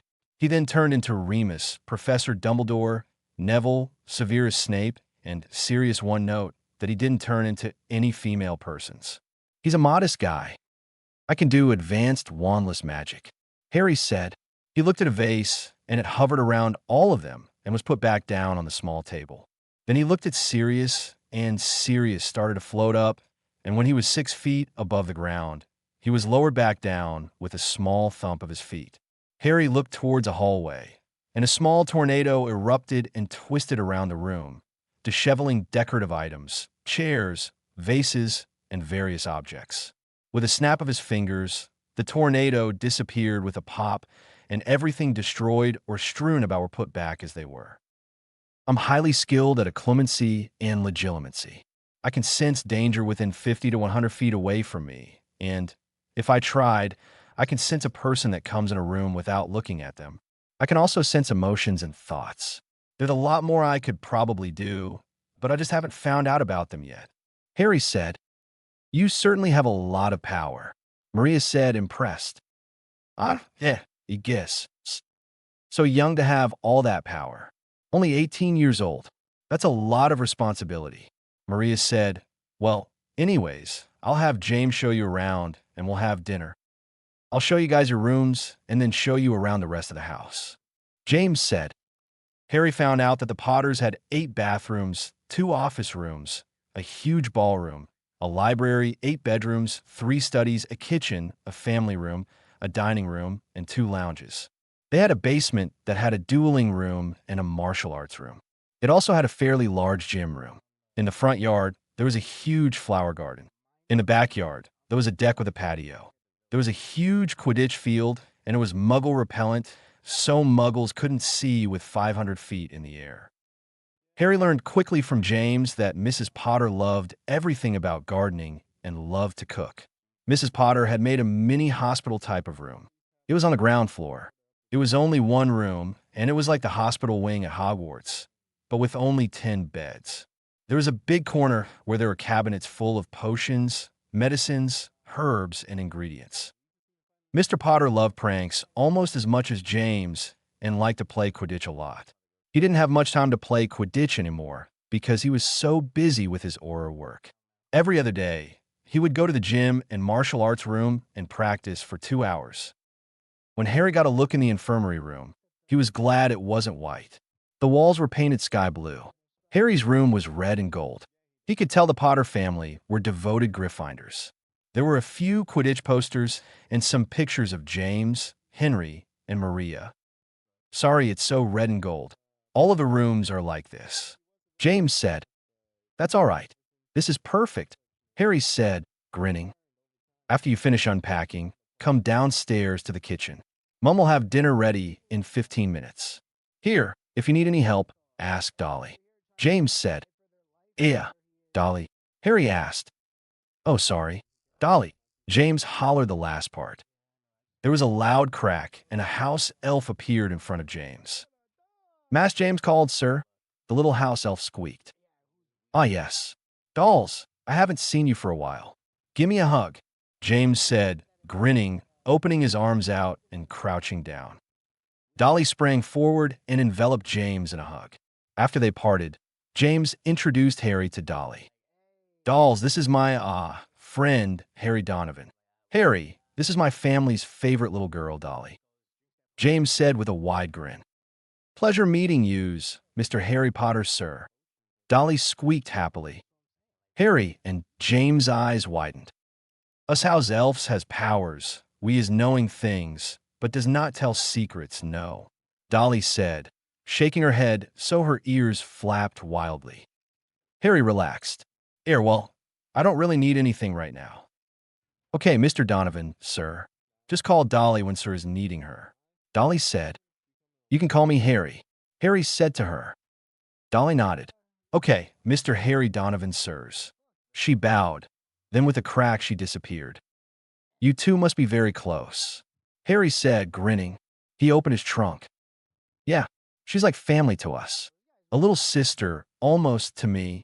She started serving us 5 years ago. The old one, Wally, was getting a little old and wanted to be set free, so we freed him. James said. Dolly had clothes on, Harry stated, while putting some shirts in a drawer. Yeah, she said she'd serve us until she died no matter what, even if we gave her clothes. So we got her some decent clothes to her, none of those rubbish pillowcases. I heard the Malfoys treat their house elves like shit, James said with a shudder. Yeah, they do. In the future, in my second year, I freed Malfoy's house elf, Dobby. Lucius Malfoy was furious. Harry said, grinning. Nice, James complimented with a nod. Harry put the rest of his clothes away. Well, I gotta go change. I'll meet you down in the kitchen later, James said as he walked out the door, closing it. Harry organized the rest of his belongings and went to the built-in bathroom by his desk. There, he washed his face. Harry put on a clean white t-shirt and dark blue jeans. He put on some socks and a pair of Timberlands. He tried to flatten his hair, but was, as usual, unsuccessful. Harry got his wand and placed it in his front pocket. He still remembered Moody's warning about losing his buttocks. When Harry walked to the top of the stairs, instead of walking down the 40 or 50 steps, he sat on the top of the glistening mahogany wood banister and slid down. He felt so good and free. He closed his eyes and pictured himself flying. Suddenly, he landed on the hard ground, and he felt a sharp pain on his rear end. He opened his eyes to see himself on the ground. As he got up, he cursed at himself. Then he heard wild laughter from upstairs. He looked up to see Sirius One, and James laughing. Don't worry, I've done that plenty of times, James reassured Harry once the laughter died down. He slid down and landed smoothly, and Sirius did the same. Sirius One slid down, but landed somewhat shakily. He hadn't done that in nearly 20 years. They all walked to the kitchen together to see Hermione helping Mrs. Potter and Dolly set up for dinner. Once everything was set up, Dolly went to fetch Mr. Potter from his office. For dinner, there was a huge platter of chicken legs, spaghetti, biscuits, mashed potatoes, and green beans. Sirius and James wolfed everything down. Harry and Sirius ate normally, and Hermione ate politely. Once dinner was over, everyone had chocolate cake for dessert. Mom, Dad, Remus is going to come tomorrow evening, James announced while eating his slice of cake. Okay, honey, that's not a problem. Remus is always welcome here, especially to calm you two down, Maria said with a smile. Lily Evans and Ginny Wheeler are going to come in a few days, but they're not spending the nights here, unless they want to, James added. Lily Evans, isn't she that girl you like, the one that absolutely loathes you? Mr. Potter asked. James looked put out. Yeah, Dad, that's her. If she hates you, then why's she coming? And who's Ginny Wheeler? I've never heard you mention her before, Mrs. Potter said. Ginny is Harry's girlfriend. She's a new student in Gryffindor. She's a brilliant witch and really nice. She's practically Lily's best friend now. Funny, they look a lot alike, too. Same red hair, James said thoughtfully. Maria smiled at Harry and then said, You haven't told us why she's coming, though. Harry's going to be teaching us wandless magic, and I didn't think Lily would pass that chance. James explained. You just have to see her, don't you? Henry said, grinning at his son. James nodded helplessly. Oh, James, we're going to be hosting a Christmas party this year on Christmas Eve. You, your friends, and your professors are welcome to join, but you'll need to get some formal gowns and suits or dress robes to wear, Maria said. James groaned. Not another one. Tell Remus to come tomorrow morning instead, if he can, so you can all go to Hogsmeade or Diagon Alley to shop. You can buy Christmas gifts, too. Where's little Peter? Is he going to come? Maria asked. No, not this time. He's going on a trip with his family, James said. You should all get some sleep. You don't need to help me with the food. Dolly and I can do it, Maria said to all of them. She turned to Henry. Molly's going to come in a few days. She's going to bring that cutie, Bill, and little Charlie along. Harry and Hermione's eyes widened with shock. How old are Bill and Charlie? Hermione asked, her voice a pitch higher than usual. Bill's 4 years old and Charlie's 2. They're the cutest little things, Maria said with an adoring smile. I'm so hurt. What about me and Jamesy Poo? Maria, we're supposed to be the cutest little things. Sirius sniffled, pretending to cry. Oh, Sirius, get over yourself. You two are 17-year-old men. Maria said. Yeah, Padfoot, we're not longer cute and adorable, but we're hot, sexy, and handsome, James exclaimed. Oh, too true, Sirius cried. Harry, Hermione, and Sirius one snorted. Sirius and James looked highly insulted. Excuse me? Sirius asked. You two have big heads, did you know that? Hermione told them. About time someone told them that, Henry said with a grin. You could do with some deflating a bit, Harry said, grinning. Yes, well, Sirius said, sticking his nose up in the air. There was silence. Last one up is a rotten squib, James shouted. They all knew it was an old kid-like thing to do, but they all took it to the heart. All of them started sprinting out of the kitchen and climbing rapidly up the stairs. When they were halfway there, many pops echoed the room. Harry, Hermione, Sirius one, and James Opperat to the top of the stairs. Sirius Opperat after them. Stupid me. Stupid, stupid, stupid me. Sirius grumbled. The rest laughed at him. You do know that this is just a game, right? Hermione asked in amusement. Yeah, but still, Sirius said childishly. Come on, let's talk to Moony, Sirius one said quickly. They went to one of the studies. James took some flue powder and threw it into the fire. He shouted, Remus Lupin, into the blazing green flames. After a second or two, Remus' head popped into the flames. Hey guys, what's up? Remus said, stifling a yawn. You weren't asleep, were you? Hermione asked, concerned. No, just a bit of light reading, Remus reassured her.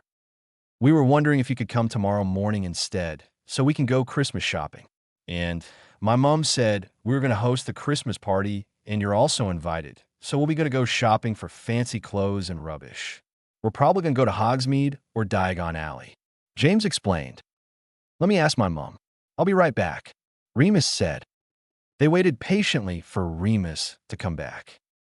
My mom said it's all right. What time? Remus asked when he got back. You can have breakfast here, so come around 7 or something. James said. All right then. Remus said. Dolly will probably squeal with delight when you come. Sirius said, grinning mischievously. Remus let out a groan and rolled his eyes. What? Harry and Hermione asked, very confused. Dolly had a little bitty crush on Moony over here. James said, smiling broadly. Oh yeah, I'd forgotten about that. Sirius One said, letting out a bark-like laugh. Harry laughed lightly. Hermione giggled and said, That's so cute. Remus gave her a playful glare. Well, see you tomorrow, Moony, bright and early. James said. Okay, bye guys. Remus said. With a pop, his face disappeared from the fire. We should get to sleep if we're going to wake up early tomorrow. Hermione said. They all agreed. Harry put on black cotton pants and took his shirt off. He got to bed, and just when sleep came to him, he heard whispers.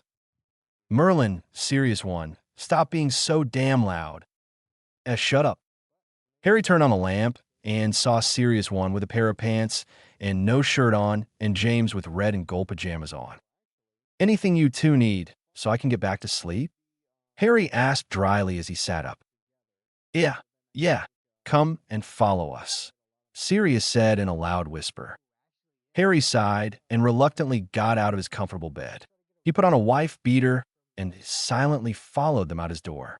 They tiptoed to James' room. James opened a big window and slipped through.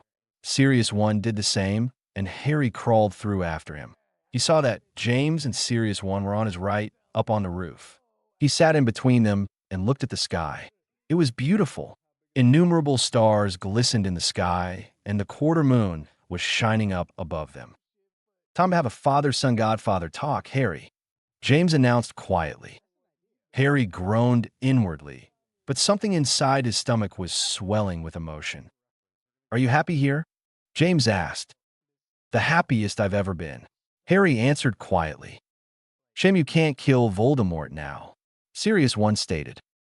How does he know that I'm a Potter? He probably knows that you and Lily are my parents, Harry said. Well, he's really powerful, James said, cringing at the obviousness of it all. What if he tries to get rid of you and Mom? I won't be able to stay strong anymore. Every time I see Lestrange, I see serious death. I've encountered Voldemort many more times than I've ever wanted and put others in danger. No matter where I go, I'm constantly putting people in danger. I'm supposed to be on a vacation for Merlin's sake, Harry said miserably. How are you feeling right now? Sirius One asked suddenly. That question was quite unexpected and surprised both Harry and James. Like shit, Harry mumbled truthfully. I'm dreading the Christmas ball when we go back. But people will be helping. Lily and I are heads, so we'll help too, James said. No, you won't, Harry said sharply. That'll endanger your lives even more. But we want to dash. There was an ear-splitting scream from inside the house. Harry had heard that same scream only once in his life. Harry felt ultimate fear rising from the pit of his stomach. Hermione, previous. There was an ear-splitting scream from inside the house. Harry had heard that same scream only once in his life. Harry felt ultimate fear rising from the pit of his stomach. Hermione. Harry scrambled through the window, and James and Sirius One immediately followed. Harry sprinted out of James' room and into Hermione's room. There, he saw 3 hooded figures towering at the end of Hermione's bed with their wands pointed at Hermione. A red beam of light struck her. Harry had forgotten his wand at his bedside table and quickly summoned it. He put a protection spell on Hermione. She was shaking madly, but the curse was lifted from her. Harry sensed Maria, Henry, Sirius One, and James approaching slowly. Harry immediately put an anti-disapparating charm in the room. Harry sensed everyone behind him raising their wands. "Let me," Harry said quietly. The hooded figures were obviously Death Eaters. They started to shoot curses at Harry and everyone else behind him, but he had already put a very strong shield charm on all of them. "So, Potter, you've come here well-powered, I see," spat the Death Eater in the middle. "Apparently so," Harry said coolly. "So, come and kill us," said the one on the right, with just a trace of fear in his voice. "Oh, I don't kill unless I see it necessary," Harry said lightly. "Noble, are you?" sneered the one on the left.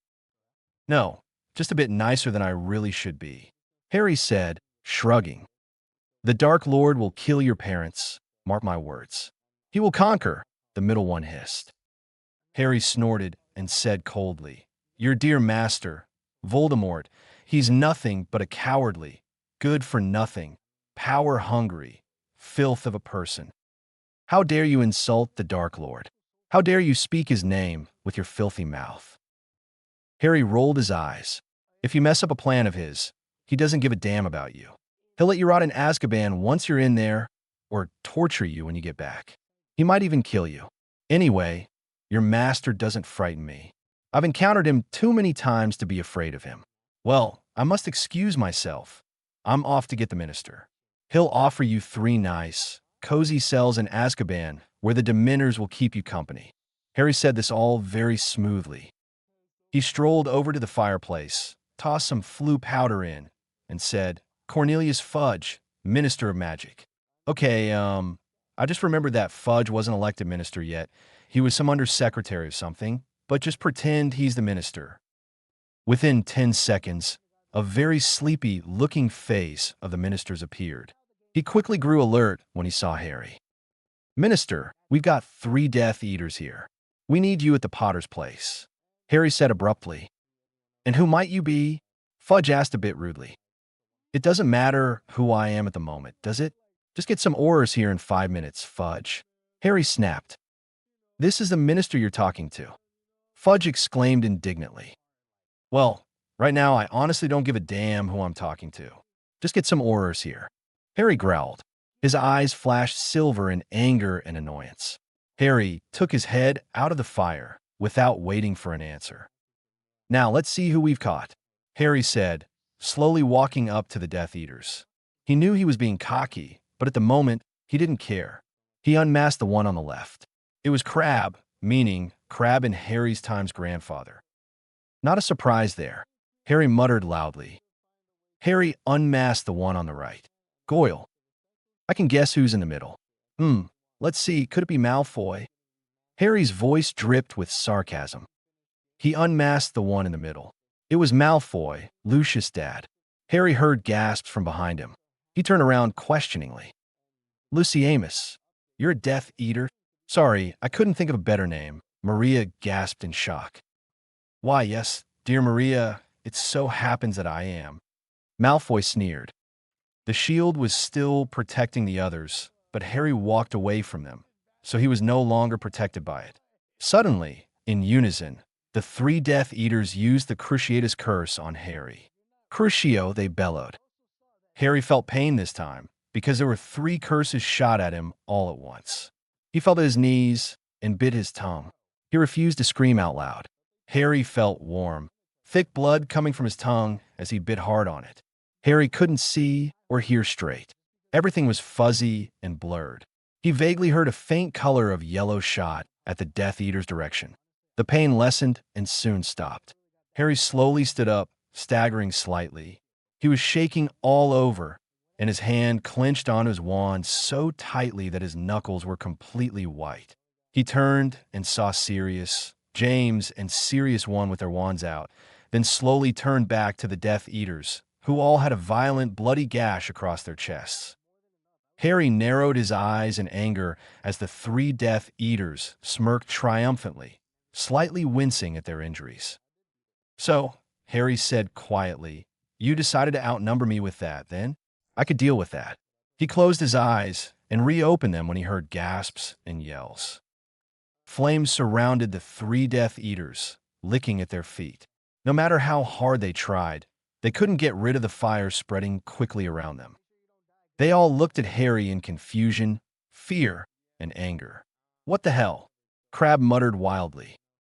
Precisely, Harry said simply. In a split second, the ground beneath the 3 Death Eaters disappeared, and they went falling into a pit of fire and blackness. The hole closed back up, and the fire disappeared into smoke. The Death Eaters were gone. Harry, what did you do? Harry spun around and saw very frightened looks on everyone's faces. Suddenly, he was feeling exhausted and collapsed on the end of Hermione's bed, rubbing his temples. What did you do, Harry? Sirius One repeated in a firm, yet gentle voice. I think I've just sent them to hell. There was a collective gasp from many, but don't worry, they'll be back by tomorrow afternoon.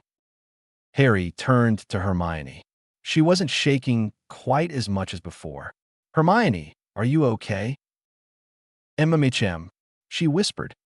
Hermione, Harry said softly. He walked over and sat down beside her. Hermione's head snapped sideways, looking straight at Harry. Don't you ever call me that again. Harry James Potter, she hissed angrily. She suddenly clapped her hands over her mouth and her eyes widened. Oh, Harry whispered. His eyes slowly moved up to Maria and Henry Potter. They both looked shocked and slightly confused. Just then, Aurors came out of the fireplace. Where are they? One buff-looking guy demanded. All of them had their wands out. Poof, Sirius said simply. What the hell do you mean poof, kid? Another growled. Yeah, I thought someone put an anti-disapparation spell on this place. Hey, I'm no kid, I'm a man. Sirius cried indignantly. Yeah, agreed Sirius One. Sirius grinned at his older self. They're just gone, we don't know how, James said slowly and carefully.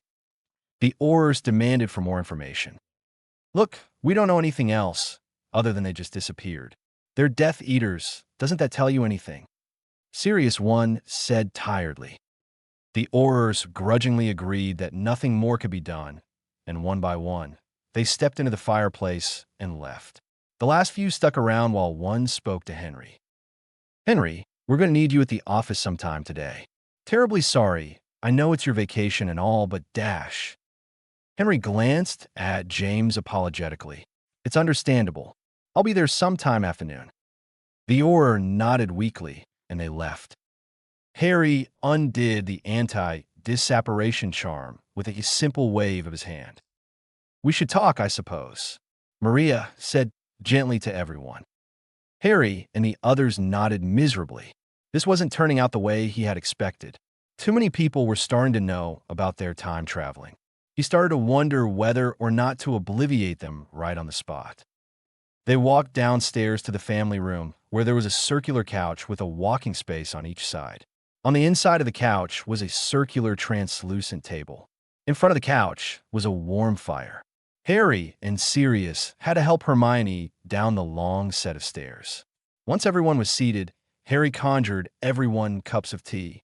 James' parents sat nervously from across them. I'll be right back, Harry said hesitantly. With a pop, he was gone. 10 seconds later, he came back with Albus Dumbledore. Harry seated himself in his seat, and Dumbledore took a seat next to Mr. and Mrs. Potter. So, Harry, I am assuming this is extraordinarily important, or I don't think you would have woken me up from my peaceful slumber at 4:37 in the morning. Dumbledore said a bit too cheerfully. Something has happened, Professor, Harry said. May that be the reason for such grim faces? Dumbledore asked in concern. Harry nodded dourly. Death Eaters attacked Hermione a little while ago. He paused. Then Dumbledore nodded for Harry to continue. I put a protection charm on Hermione and a shield charm on everyone else. I put the anti-disapparation charm on the room. Then I contacted Fudge. I checked out who the Death Eaters were. They shot the Cruciatus at me, and I sort of blew it. They disappeared, Harry said, keeping his eyes firmly on his hands. And do you have any idea where you sent the Death Eaters? Dumbledore asked. Harry let out a breath. I'm not going to lie to you.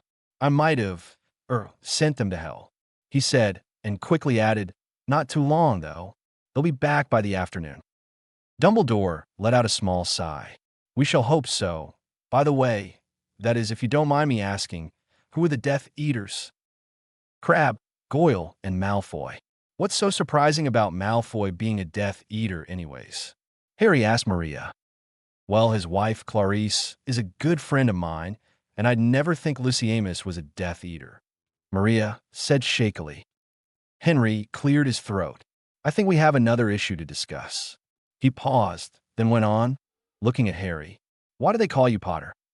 And I may be a fool to ask this, as you have much power, but why weren't you at least a bit afraid of those Death Eaters? I'm not too sure about Crabbe and Goyle, but I know Luciamus is a very powerful wizard. Harry glanced at Dumbledore. He decided to answer the easier question first. I've dealt with a lot of Death Eaters in my past. I have confidence. If you were scared, you would panic, and that's not a very good thing in the situation. But of course, I can't be too confident and get cocky like I did back there. It could get you in a shitload of trouble. But, I mean, not being scared, it's not like I'm trying to play the hero. Harry said. He emphasized the last bit, playfully glaring at Hermione.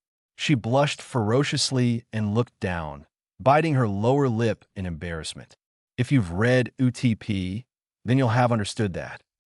This is so bloody complicated. Sirius One muttered. Harry couldn't help but agree. Harry, what do you think? Any memories? A voice asked in his head. It was Dumbledore's. Harry looked at the headmaster, and in return he gave Harry the tiniest of nods. Or no, why, hang on. Oh yes. Are you sure, though, if we should? Harry thought. I can't think of any other solution at the moment, and I don't think we have much time to think of one. But in the end, it's all up to you. Dumbledore said silently. Harry thought for a moment and looked around. Henry and Maria were looking a bit nervous. Sirius One looked like he was thinking hard, and James was smirking at Sirius. Harry looked at Sirius and saw his eyes staring at Hermione. Harry's eyes widened. Hermione was fast asleep with her head leaning on Sirius' shoulder, and Sirius was playing with Hermione's hair with one hand, and the other arm was on the head of the couch, barely touching Hermione's shoulders. Harry nudged Sirius One lightly and glanced at Sirius. Sirius One foot eyes grew wide. Then he sent a look of disgust at his past self. Harry turned his attention back to Dumbledore. It wouldn't be too good if too many people knew about me, so I guess we should obliviate them. Harry thought to Dumbledore guiltily. Dumbledore nodded. I'll do Henry, and you do Maria. But remember, just make sure you only erase the Potter part and nothing else. Harry tilted his head into a nod. Using wandless magic, Harry obliviated Maria's memory. There was a faint light that shot towards Maria. A second later, Harry saw a second faint light that shot at Henry. So now what shall we do? It's nearly 6 o'clock, so dash, Henry started brightly. The fire had turned to blazing emerald green, and out came Remus, looking tired, but energetic and cheerful. Sirius One, Harry, James, and Sirius groaned loudly. They didn't get any sleep at all, and they now had to go to Hogsmeade. Yeah, did I miss something here? Remus asked quizzically, looking around at everyone. Well, it seems that everything's straightened out, so I'll be leaving now, the headmaster said, getting up. Everyone said their goodbyes to him, and he left with a pop. James suddenly got up, grinning at Remus. Moony, I told you Padfoot fancied Hermione. You owe me 5 galleons. James said loudly, point a finger at Remus. Sure, Sirius said, glancing at Hermione. Remus grumbled as he took out 5 galleons from his money bag. So what did I miss? You all look dead beat, Remus said, flopping down on a seat next to James. I'm going to go make some breakfast for all of you. I'll leave it out with a warming charm so you can eat it later. I'm getting some sleep after that, so try not to make too much noise before you leave. Maria said, Oh, welcome, Remus, dear. Remus gave her a cheery smile. I'm getting some sleep, too. Remus, you'll be staying over? In your usual room? Henry asked. Remus nodded with a grin. After James' parents left, Remus turned to the rest. Not to be rude or anything, but what the bloody hell happened? He demanded for the 3rd time. James explained the whole thing, with bits of help from both Sirius. You guys should get some sleep. I'm going to go put my stuff away and start on the homework. I'll wake you guys up at 9 or so. Remus said. Your stuff? Sirius questioned. Remus took out a tiny trunk out of his pocket. I shrunk it. Let's go upstairs, Sirius 1 said, getting up. Sirius picked Hermione up gently. Sirius 1 rolled his eyes at his past self. Harry, Remus, and James raised an eyebrow at Sirius, but he chose to ignore them and continued out the door. Everyone followed him in exasperation. Harry said his good nights to everyone and walked into his room, completely exhausted. Without taking his glasses off and putting his wand away, he collapsed onto his bed into a peaceful slumber. Harry stirred and saw 2 orbs of gray right in front of his eyes. What the hell? He muttered groggily. The 2 gray orbs obscuring his vision quickly moved away. Finally, you're awake, Sirius exclaimed. We thought you kicked the bucket. Harry cringed. In my sleep? I'd never die in my sleep.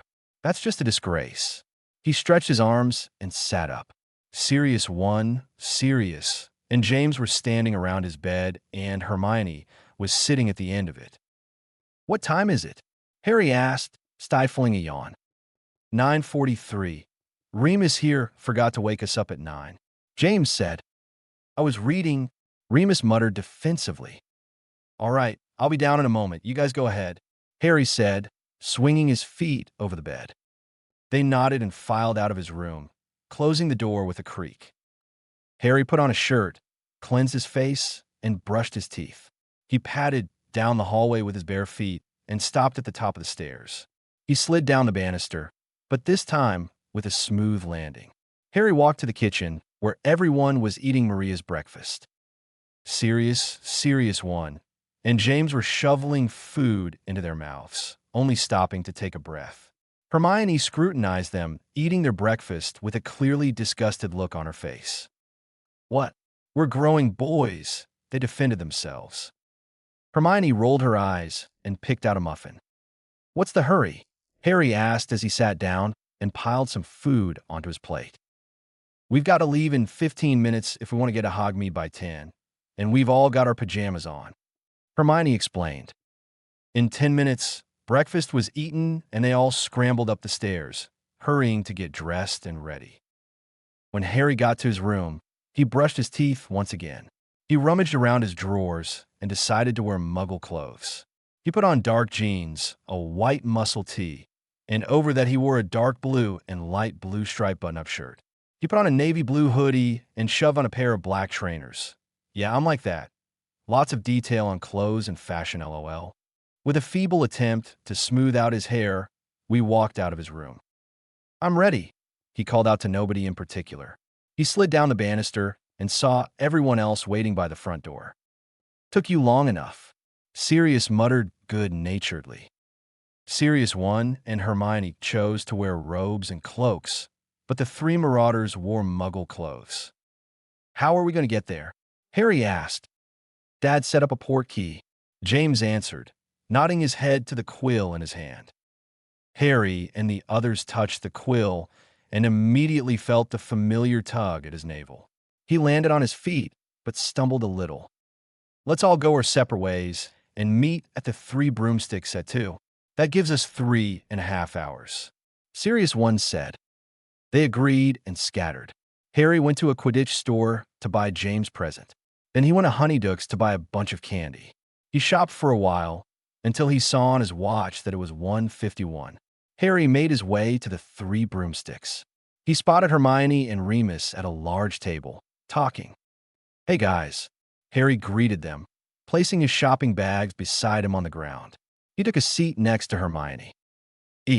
Harry, are you all finished with your shopping? Hermione asked. I think so, Harry answered. You're teaching wandless magic tomorrow, Remus stated. Do you have anything planned? No, haven't even really thought about it, Harry said, grinning sheepishly. That's so scary. When you do that, it looks exactly like prongs, Remus said with a grin. Hello, people, miss me? Sirius boomed, walking over to them. He had bags and bags of bought items. Hey, Padfoot, Remus greeted him with a roll of his eyes. Sirius sat down next to Remus. You know what? A voice said from behind. Harry jumped at the sudden voice. Sirius One took a seat next to Harry. What old me? Sirius asked with a goofy grin. It feels so good to roam around without feeling like a convicted murderer, Sirius One announced with his famous bark-like laugh. Well, get used to it. In the future, you'll be doing that a lot more often, Hermione said with a smile. I thought Moony killed him before he got to spit out the truth, Sirius One said with a slight frown. Remus cringed at the thought of killing a fellow marauder. No, Kingsley Shacklebolt and Perkins got a glimpse of him, so you're free now, even if you're dead and all. Harry teased. I'm free. Sirius One bellowed happily. Everyone at the Three Broomsticks stared at Sirius One. Sorry, our friend has serious problems. It can't be helped. Excuse him, thank you, James said loudly and apologetically as he walked over to their table. He took a seat next to both Sirius. The Three Broomsticks gradually started chattering again, with the sound of loud and cheery voices and glasses clinking, glancing at Sirius One once in a while. Hey, mates, and fair lady, James added, nodding to Hermione. Madame Rosmerta came over. She was quite a sight. This was Madame Rosmerta 20 years back, and she was quite a pretty picture. Hello, boys. You have company, too, I see. I haven't seen you three before, Madame Rosmerta said to Harry, Sirius One, and Hermione. Her gaze lingered on Sirius One, and he winked at her, and she blushed prettily. With a defense against the dark arts professors over at Hogwarts, Hermione answered. She introduced herself. I'm Hermione Granger. Harry Potter, you mean Donovan? Harry said hastily. San Courtley. It's such a pleasure to meet a beautiful young lady, Sirius One said charmingly, kissing her hand lightly. Madame Rosmerta smiled and blushed. What would you all like? Everyone but Sirius One and Harry ordered butterbeer. Ogden's strongest fire whiskey, please, Sirius One said with a wide grin. One for me, too, Harry said. Harry, Sir Sean, you won't be able to walk at all after you're finished, Hermione hissed. Harry shrugged. Madame Rosmerta came back with their drinks. The first time Harry drank was when he was in his 6th year. He had gotten so depressed because of Sirius' death that he drank. He got all sick and drunk. Ron found Harry in the kitchens, intoxicated with alcohol, muttering to himself. I'm so sorry, Sirius. It's all my fault. I shouldn't have done it. I'm sorry. I'll make it up to you, I swear. See? Harry had gotten up and grabbed a knife from the knife rack and almost stabbed himself in the heart, but Ron stunned him before he did. Ron and Hermione had to get Dumbledore to help them, fix Harry. Harry shivered slightly at that memory. He vowed never to drink again, but this was a huge occasion. Plus, Sirius One was alive now. Harry slowly sipped his whiskey. It was strong. He gagged at the bitter taste. He took a gulp and felt it going down his throat. The taste was anything but good, but he liked the fiery, stingy feeling of it. After a few more gulps, he felt lightheaded and slightly woozy. He felt good. Can I please try a little bit? Sirius asked in his oh-so-sweet voice. Sirius One smiled back sweetly and said, no, and stuck out his tongue. Don't even try, Harry said when Sirius turned to him. All of them laughed at Sirius pouting. They stayed at the Three Broomsticks until 5. By then, Sirius One was on his 6th mug of whiskey and Harry was on his 5th. They had a few more drinks, and on their 8th, they were as drunk as a skunk. I think we should go now, Hermione said uncomfortably, while Harry was heavily leaning on her. They can't apparate or they'll splinch themselves, Remus said worriedly. Hey, I've never seen anyone splinch themselves before, Sirius said. Where's my Ray? Sirius One slurred. Who's Ray? Harry asked, half asleep. The sane ones shrugged to each other. Remus and I'll carry Harry, and Hermione and Sirius. Carry Sirius One. Okay? James suggested. They nodded. They paid for their drinks and said goodbye to Madame Rosmerta. They heaved Harry and Sirius one out of their chairs and led them out the door. How are we going to get home? Remus asked. Yeah, Sirius said, thinking hard. We could go to Hogwarts instead. Hermione suggested. Sure, I'll talk to my parents there. I'm sure Professor Dumbledore won't mind. He's too nice, James said. Remus and Sirius nodded in agreement. Din, din. Dinner time, Harry cried. Yes, it dashed, James gasped. He got a mischievous glint in his eyes. Prongs? Sirius and Remus said slowly, knowing that look. Perfectly fine, let's go, James said hurriedly. It took them 20 minutes to get to the Hogwarts steps. Hogwarts, right? Sirius one slurred. Yes, Sirius. Hermione said impatiently. Ray here yet? Ray here. Sirius one asked, squinting for no apparent reason. Who's Ray? James asked the younger Sirius. I don't know, Sirius answered with a bewildered look on his face. It took them a while to get up the steps to the doors because Harry and Sirius one were getting heavier and heavier each minute. Hermione quickly opened the doors and they all went inside. We're back, Harry exclaimed wondrously. Come on, let's go eat, Sirius said. When they reached the doors to the Great Hall, James stopped them. What? Hermione inquired. Harry, Sirius one? James said loudly. Yeah, they said.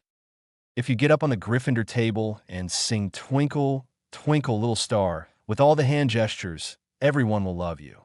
Will you do it? James asked sweetly. Jolly will, they exclaimed happily. James grinned. All of them walked in the Great Hall and saw about 10 or 12 people seated for each house. They walked to the Gryffindor table, and Sirius one and Harry jumped onto it. The whole Great Hall stopped chatting and turned to stare at the two. They both cleared their voices and started to sing. Twinkle, twinkle, little star. How I wonder what you are. Up above the world so high. Like a diamond in the sky. Twinkle, twinkle, little star. How I wonder what you are. Harry and Sirius one ended with their arms spread out in the air. During the middle of their performance, the Great Hall's door opened and closed quietly, but nobody noticed. For a second, there was complete silence, and Harry and Sirius one looked like they were on the verge of crying because nobody loved them, but then the room erupted in thunderous applause, whistles, and laughter. Harry and Sirius one continuously bowed to the crowd. They actually sang fairly well for two drunk people. They jumped back to the ground and staggered a bit before getting the feel of the sturdy ground. Hermione didn't know whether to laugh or disapprove. Excuse me, a female's voice called out from the front of the Great Hall by the doors. It was a girl. She had wavy, dark brown hair, tan skin, beautiful violet eyes, and an hourglass body over her stunning silver and black robes. There was now silence except just one person. Sirius 1 foot eyes widened and he paled considerably. The whole hall heard him. Ray! The girl looked at him in suspicion and surprise. Sirius 1 fainted. Previous chapter. It was a girl. She had wavy, dark brown hair, tan skin, beautiful violet eyes, and an hourglass body over her stunning silver and black robes. There was now silence except just one person. Sirius 1 foot eyes widened and he paled considerably. The whole hall heard him. Ray! The girl looked at him in suspicion and surprise. Sirius 1 fainted. Professor Dumbledore cleared his throat. You 7, go up to my office and wait there. Harry was fully sober now and helped James and Sirius get Sirius 1 in a proper position. He was still unconscious. We can levitate him, Harry said quietly. Remus pulled out his wand and said, Locomotor Mortis. All of them walked in silence. They glanced at Ray once in a while, biting their tongues so they wouldn't ask questions. Once they got to the stone gargoyles, Harry started naming sweets. Ice mice, fizzing whiz-bees, birdie bots, every flavored beans. Oh wait, he doesn't like those very much. Chocolate frogs, blood pops, cockroach clusters, acid pops, jelly slugs, licorice wand, sherbet balls, Drooble's best blowing gum, tooth flossing string mints, pepper imps, sugar quills dash. Lemon drop. Hermione stated clearly, cutting Harry off. The stone gargoyles moved aside. Lucky guess, Harry muttered as they stepped onto the moving staircase. It rose up and stopped at the oak doors. Hermione pushed it open and they went inside. She summoned 7 chairs. They didn't have to wait long for Dumbledore to arrive. "Hello all." Dumbledore greeted them as he sat down. He looked expectantly at the new girl. "I'm Rayena Elgiv. I'm 17 years old and I've been homeschooled all of my life. I've learned a lot from my mentor. The reason I've come here is to attend Hogwarts. I like to see how I do learning with other people. It's new to me, but I think I'll do well. I have the skills of a graduated student, but I haven't learned everything yet." Ray said clearly. "I see," Dumbledore said. "So you're aiming to be a student, not a professor?" Ray nodded. "Yes. I'll have you choose which classes you'll be taking, except for the core classes, Transfiguration, Defense Against the Dark Arts, Potions, History of Magic, Herbology, and Charms. Use your best judgment to whether or not you will take the Newt level courses for those. Then you have 2 elective courses," the headmaster explained. Ray nodded in understanding. "What the dash? Holy shit, Ray." Sirius One had awoken. He sat up from the ground, staring wide-eyed at Ray. "Huh? How do you know my name?" Ray asked suspiciously. "It really is you." Sirius One gushed happily. "So this is Ray that you were talking about?" Sirius said. "How the hell do you know me, mister?" Ray demanded. "I know your name is Rayena Colette or dash," Sirius One started. "Wrong. It's Ray. Ray Elder," interrupted Ray. Sirius One raised his eyebrows, but said nothing else. Ray's eyes flashed turquoise. "How'd you do that?" Harry asked immediately. "It's a gift," Ray said uneasily. She looked strangely at him. "Mine can change too, but only to silver." He demonstrated. His eyes turned misty silver. "Where did you get that?" Ray asked, paling considerably. Harry's face darkened. "From an opponent in a duel." Then Ray's eyes flashed pale, faint, icy blue, almost white. "Your eyes can change to more than one color," Harry stated in surprise. "Yep," Ray said quietly. Dumbledore cleared his throat. "You may get sorted here." He summoned the sorting hat and placed it on Ray's head. As the hat talked to Ray silently, she paled. She murmured something back angrily and shook her head slightly. At last, the sorting hat boomed. "Gryffindor." Ray let out a breath of relief and relaxed. "Welcome to Gryffindor," Remus said warmly. "I'm Remus Lupin." James Potter, head boy, a member of the Marauders, popular, handsome, and adorable. James said, bowing dramatically. "Pleasure to meet such a lovely lady like you. I'm Sirius Black." Sirius said, kissing her hand. "Plisuras mine." Ray said dryly, pulling her hand away. "I'm Hermione Granger, one of the Defense Against the Dark Arts professors." Hermione said with a smile. "Sean Courtley, at your service," Sirius One said, giving Ray a charming smile. She looked at him. "Are you sure you're not related to him?" Ray asked curiously, pointing at Sirius. Sirius One grinned. "Pretty sure." "Harry Donovan, nice to meet you." "Nice to meet you, Ray," Harry said with a slight grin. Ray frowned. "It's complicated. You look like him, too," she said, pointing to James. "Yeah, we get that a lot. But we're not related or anything," Harry said, smiling. Ray shrugged. "Your belongings will be up in the 7th year girls' dormitory. I'm afraid all of the girls there are on a vacation. It's the holidays, but you should use this time to make sure you've learned everything the 7th years learned." "Will that be all right, Mississippi Elder?" Dumbledore asked. "That's fine," Ray said. "Would you like to contact your parents, James?" Professor Dumbledore asked, turning to James. "Yes, please. Do you think we can stay here overnight?" James asked. "It's your choice," Dumbledore said with a smile. They all agreed on staying over. Once James got permission from his parents, they all went to the Gryffindor common room. There were a lot of 1st, 2nd, and 3rd years there. After games of exploding snap and chess while eating food from the kitchens, The guys and Hermione were going to go sleep. Wait, a voice said from behind them. They turned around. It was Ray. She closed her eyes, which were bluish-gray. I need to talk to you three, please, Ray finally said, pointing to Sirius 1, Harry, and Hermione. Sure, Harry said. We'll see you guys later, he said to the three marauders. James, Remus, and Sirius shrugged and went up the boys' dormitories. We can talk in the room of requirement, Hermione suggested. They walked to the room of requirement in silence. Once they got there, they saw a room with 3 couches and a crackling fire. They all sat down and waited for Ray to speak. First, how do you know me? Ray asked Sirius 1. It's hard to explain, but I know plenty, Sirius 1 answered.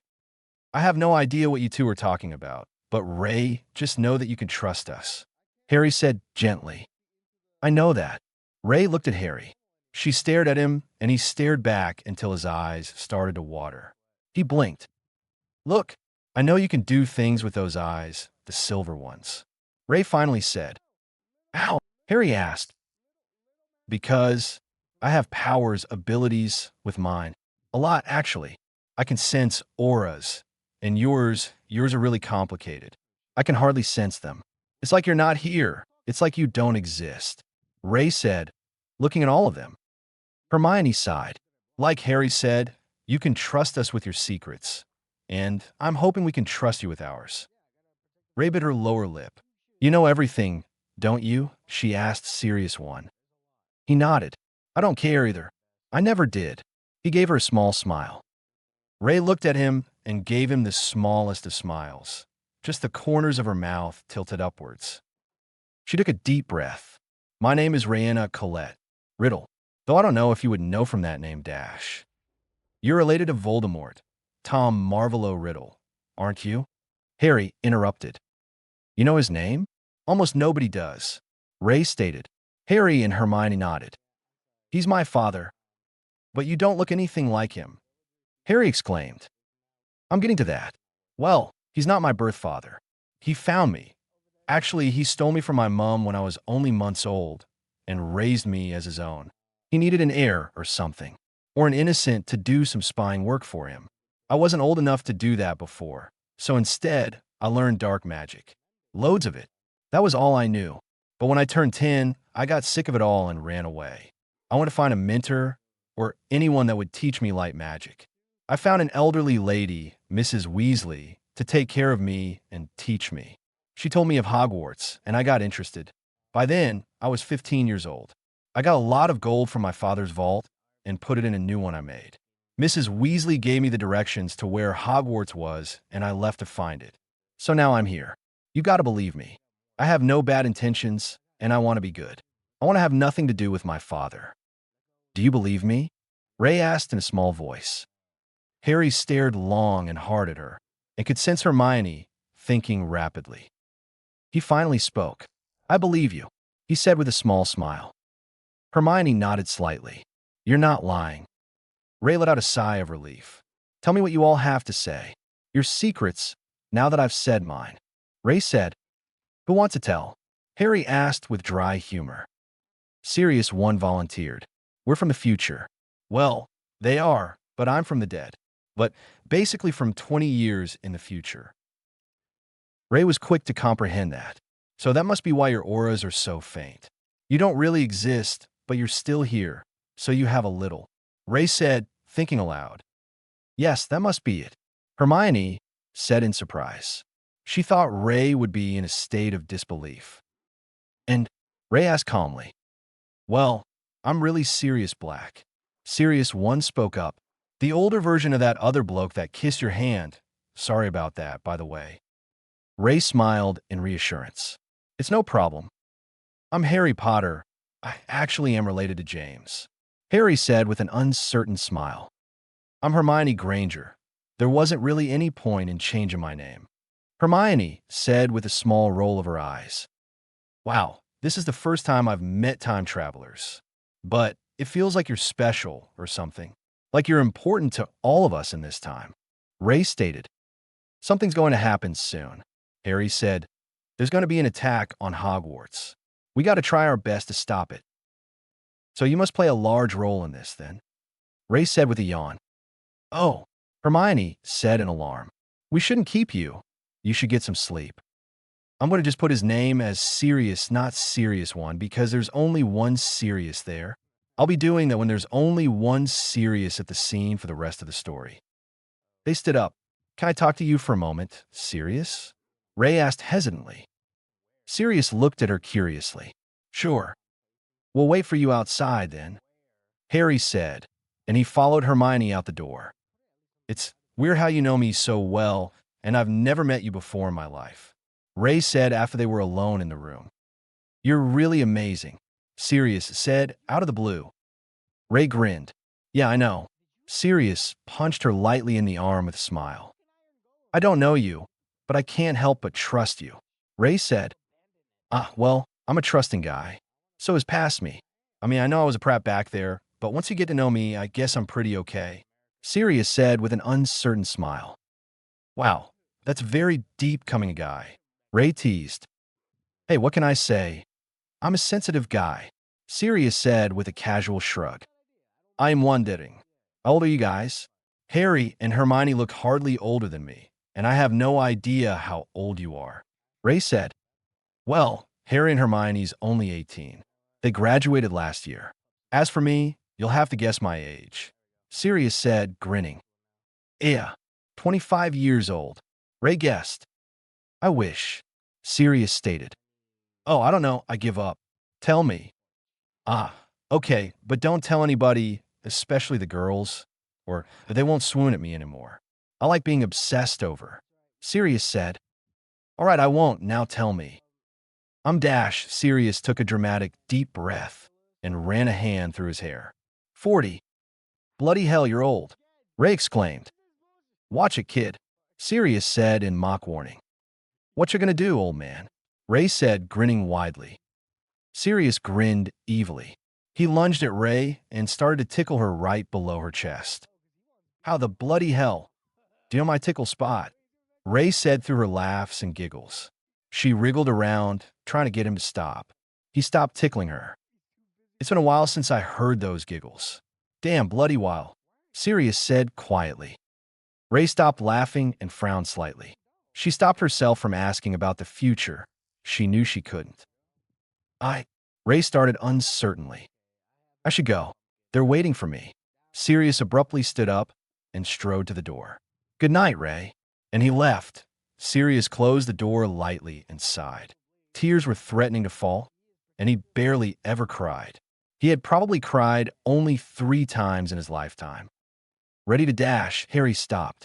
He saw Sirius' glassy eyes shining with tears. Let's go, Hermione said quietly. She rubbed his back a few times to comfort him. With Harry and Hermione between Sirius, they walked to Harry's rooms in silence. They sat down on the couches and drank tea. They were silent for a little while until Harry couldn't take any more silence. So who is Ray exactly? Harry asked Sirius. It's complicated, Sirius started. I fancied her, maybe as much as James fancied Lily. I finally got her to go out with me, and soon found out about her real self and who her father was. All my friends did. Now that I think back to it, I don't know why Peter didn't hand her over to Voldemort. You know, she was always nice to him, more than she needed to be. But anyways, once Lily and James' lives were in danger, we decided to cool it, just stop everything for now. But after I went to Azkaban, I never saw her again. Dumbledore said she disappeared soon after I got sent to Azkaban. Do you think she's alive? In our time, I mean, Hermione asked hesitantly. I really don't know, Sirius muttered. He put his hands over his face. This really sucks. His voice was muffled by his hands. Let's go to sleep. We're going to have to wake up early. Lily and Ginny are coming tomorrow, Hermione said. Harry saw a pair of pajamas lying on his bed. He changed into them and got into bed. Once he fell asleep, he immediately saw a black swirl, and he fell into a dark setting. He looked around and saw stone walls surrounding him and one large door. Everything was bare except for one chair. In that chair sat Lord Voldemort. That scared the shit out of Harry. But he soon realized that Voldemort couldn't see him. Neither could the dozen Death Eaters in the room, cowering at Voldemort's feet. Where are Malfoy, Crabbe, and Goyle at this moment? They should be here. Voldemort hissed. Black. Harry looked around the room and was surprised to see someone that wasn't a Death Eater. It was Rey. She had a short, white nightgown on and a look of pure hatred as she stared at Voldemort. Rey didn't know Harry was there. He slowly walked towards her and touched her shoulder. She jumped a foot in the air. When she saw Harry, she sent him an incredulous look and her face paled.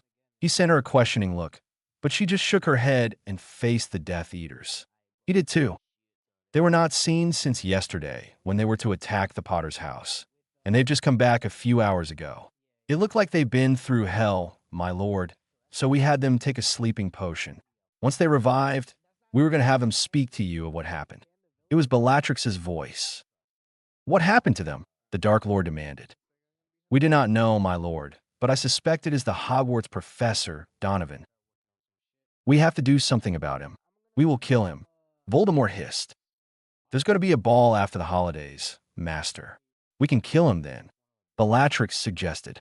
Harry rolled his eyes at her. Black. Bellatrix winced. Excellent idea. She looked relieved. I believe you will serve me well in the future. You all can do whatever you want to the raid on that ball, but Donovan's mine, and don't touch the Mudblood Lily Evans or James Potter. I've got special plans for them.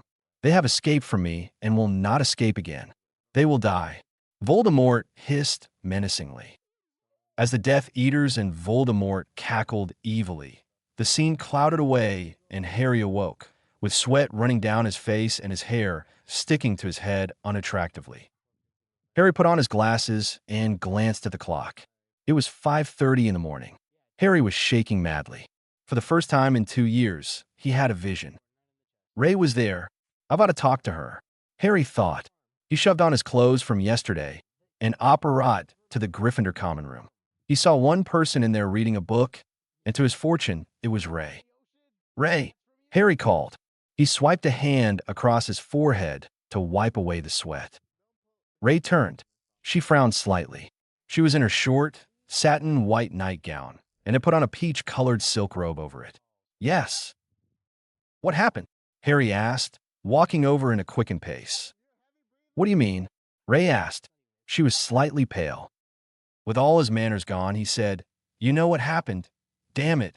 I haven't had one of those sickening visions for 2 years, and I just did last night. I know it had something to do with you. You were there too.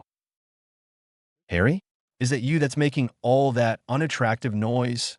A voice called from the portrait door. What? Harry turned to see Sirius I and Hermione. He ruffled his hair out of habit. Hermione's eyes widened. Harry, why your forehead? It, Merlin, she whispered shakily. Her knees gave away, but Sirius caught her before she fell. What now? Harry asked, frustrated. He conjured a hand mirror, and his eyes flew to his forehead. Harry received a huge shock. His scar was back. Cliffy? No, I won't be mean. No. Harry whispered, mortified. He was truly frightened now. Harry, what does this mean? Sirius I asked slowly. I'm the boy who lived again, Harry said quietly. Hello, people, Sirius chirped as he, Remus, and James stepped down the stairs. Good morn. Harry, what the hell is that thing on your forehead? James asked. Holy shit, Sirius exclaimed. It looks just like a lightning bolt. Wicked. Remus frowned as he observed it. It doesn't look like an ordinary scar. It's a cursed scar. It's my scar, the one I had from when I was the boy who lived. Harry answered. There was a moment of silence. It's my fault, isn't it? Rey said quietly, standing up. No, it isn't, Sirius I immediately said. Sirius was staring at Rey's nice figure. Her robe was opened and her nightgown was snug around her body. James hit him over the head and rolled his eyes. It was nobody's fault but Tom's, Harry said firmly. We should get to James' house soon. I expect they'll be coming around 8. Remus said uncertainly, looking at his watch. Harry looked at the clock. It was 7:15. Food first, Moony, Sirius exclaimed. To prove his point, his stomach growled loudly, and he pointed at it. See, James and Remus sniggered. Watch it. I am hungry, Sirius warned. Let's go to the kitchens. Breakfast won't be out yet. Sirius once said. We'll see you after the holidays, Ray. James said. Ray nodded. Yeah, have fun. Remus added. She nodded again. Goodbye, honey, Sirius said loudly, with a grin plastered on his face. Ray mildly glared at Sirius. Then she gave Sirius one a tiny smile to reassure him that she wasn't mad at his past self, seeing that Sirius one didn't want her to get mad at him. Want to give me a goodbye, smooch? Sirius asked hopefully. Ray just rolled her eyes at him and went back to her book. As the group was walking to the kitchens, Harry absent-mindedly rubbed his reformed scar. Sirius reached up and tickled the pair, and a door formed into the painting, and they went inside. They were greeted by hundreds of house elves who shoved platters of food in their faces. They had breakfast and fled to James' house. In the kitchen, there was a note.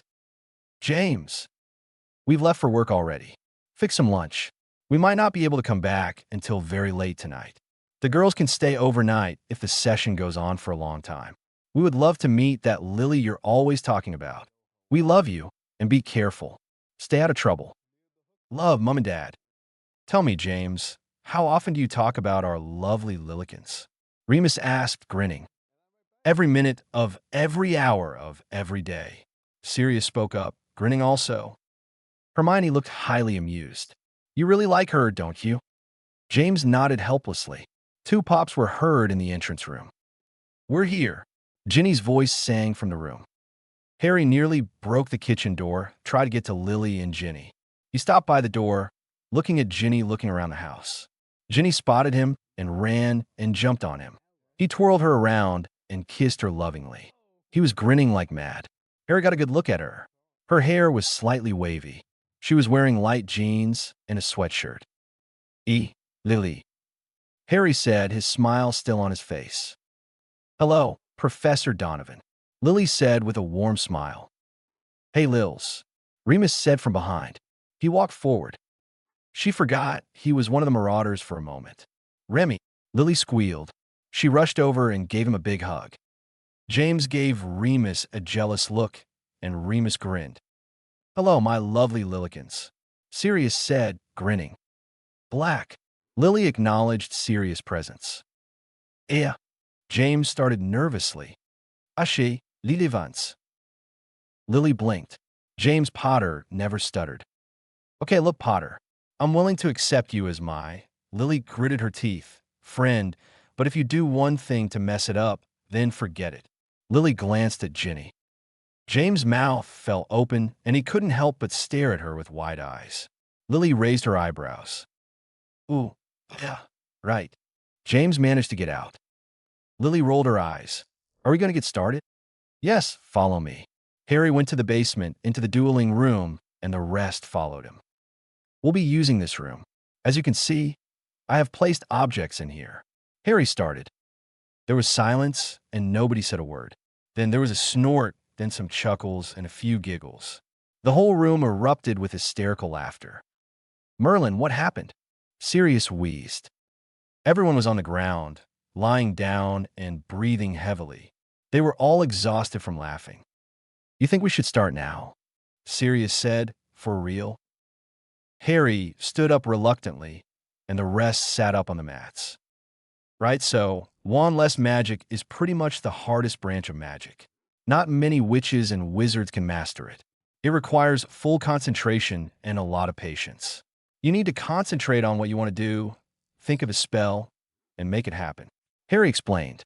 Everyone was hanging on to his words, except for Sirius, one who had learned it long ago. Like this. Beldomit, Harry said. Sirius one was now in a toga. He really didn't look that bad in it, because he had a sturdily built body. That was easy, wasn't it? Very simple, Harry said. Easy for you to say you're powerful, Sirius muttered. But sometimes I can't control my power, and that gets me in trouble. I could blast you off your feet if I was angry enough. Anyways, I'm going to give each of you an empty plastic gallon to practice on. For those who get it, we'll move on to a full gallon, Harry said. Once everyone got working, Harry walked around. Sirius 1 accomplished it in about a minute, and Sirius was not far along behind. Remus got it done a little bit later, then Lily, Ginny, and Hermione. James was struggling a bit, but in the end, he got it. After they did full gallons, they were all exhausted. It takes a lot of your energy, yeah? James stated. Harry chuckled.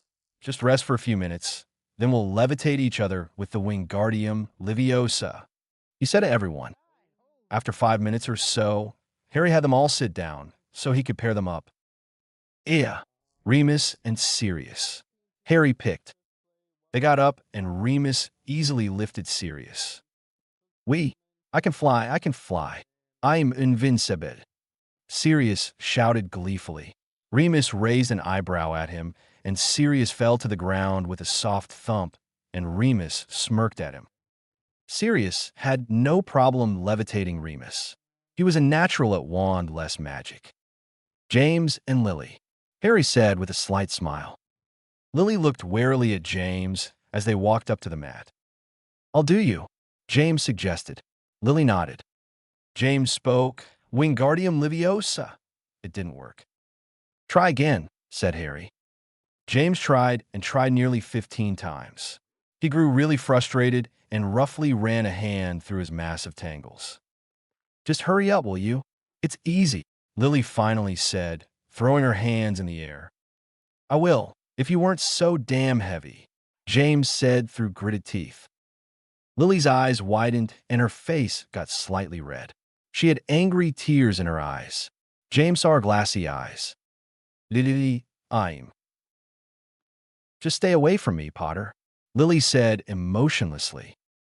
Harry slapped his forehead at James' pure stupidity. Lily rushed out of the room and hurried up the steps. James immediately followed. Harry and Ginny both followed them hastily. Ginny caught James' arm as he walked across the entrance room and shook her head. James hung his head down and dragged himself into the living room. Harry made a move to follow James, but Ginny held him back. Harry looked at her questioningly. I think I should talk to James.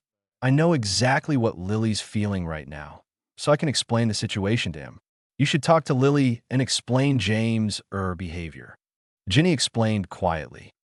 Harry smiled and caressed her cheek gently. She always knew what to do. Ginny smiled slightly and walked into the living room to talk to James. Hey. James turned around, expecting it to be Harry or Sirius, but not Ginny. Eruplia. Ginny sat close beside him. Do you understand why she got so angry? Ginny asked him. James shook his head. I just knew I did something wrong because her eyes got all watery. I thought she was going to cry. James, Ginny started, wondering how to explain this. Girls, they tend to get really emotional and offended easily, especially about their figures and how they look. They like being called beautiful and basically perfect, and they get angry or sad when someone, a guy especially, tells them they're fat or ugly dash. I didn't call her fat or ugly, James protested. Well, to us, it's the same thing anyway. When you said she was heavy, she thought you said she was fat or weighed too much. Girls are sensitive about these things. But I was just so frustrated that I couldn't do it. And why does she care if I called her that? She doesn't care what I think. James wondered. Because you're a guy, Ginny said simply. She looked at him cautiously. Now, try to be understanding if she's a bit angry with you for a few weeks dash. But then she won't go to the Christmas ball with me. James said, Look, I'll try my best to help you out with Lily. But in the meantime, leave her alone. I promise you, you will go to the ball with Lily and she'll have fun, Ginny said firmly, inwardly wondering what she was getting herself into. She looked at him straight in the eye. Soft brown eyes met warm hazel.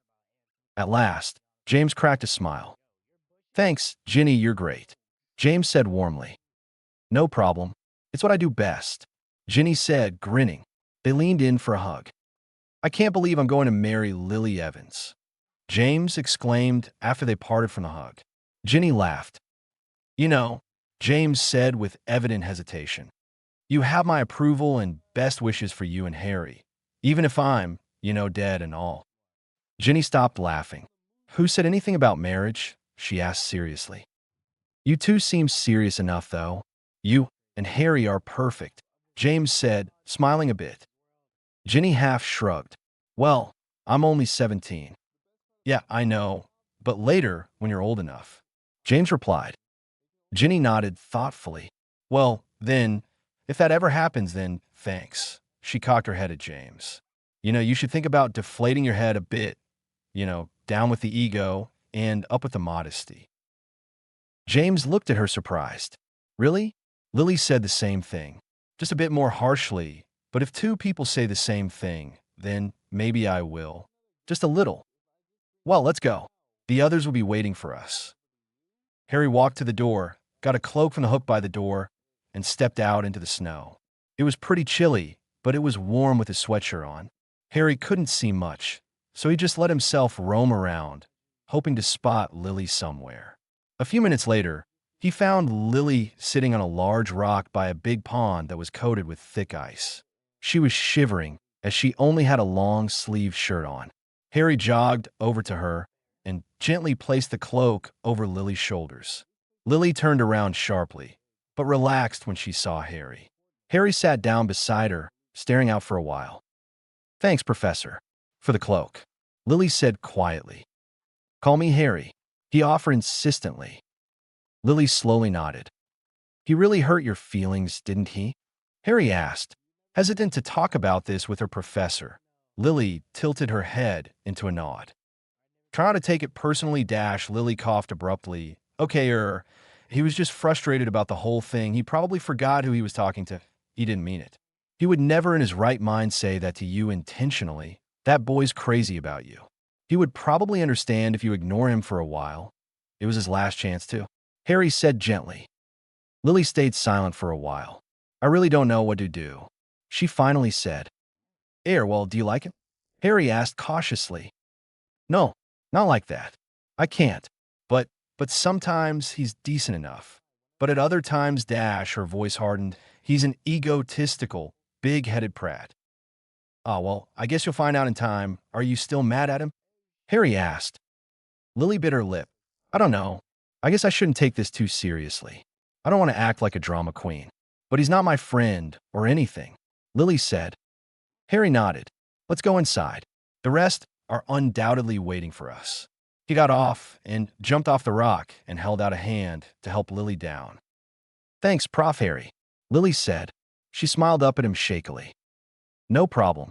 I always like helping out a student, Harry said, inwardly feeling sad that the only way he could talk to her was as a school professor. Harry, Lily, Ginny, and James met near the door of the basement. There was an awkward silence for a moment until James spoke up. I'm sorry, Evans, he murmured, looking at the floor. Apology accepted, Lily said, though a bit grudgingly. James' head shot up and his eyes brightened hopefully. Really? Lily nodded, yeah.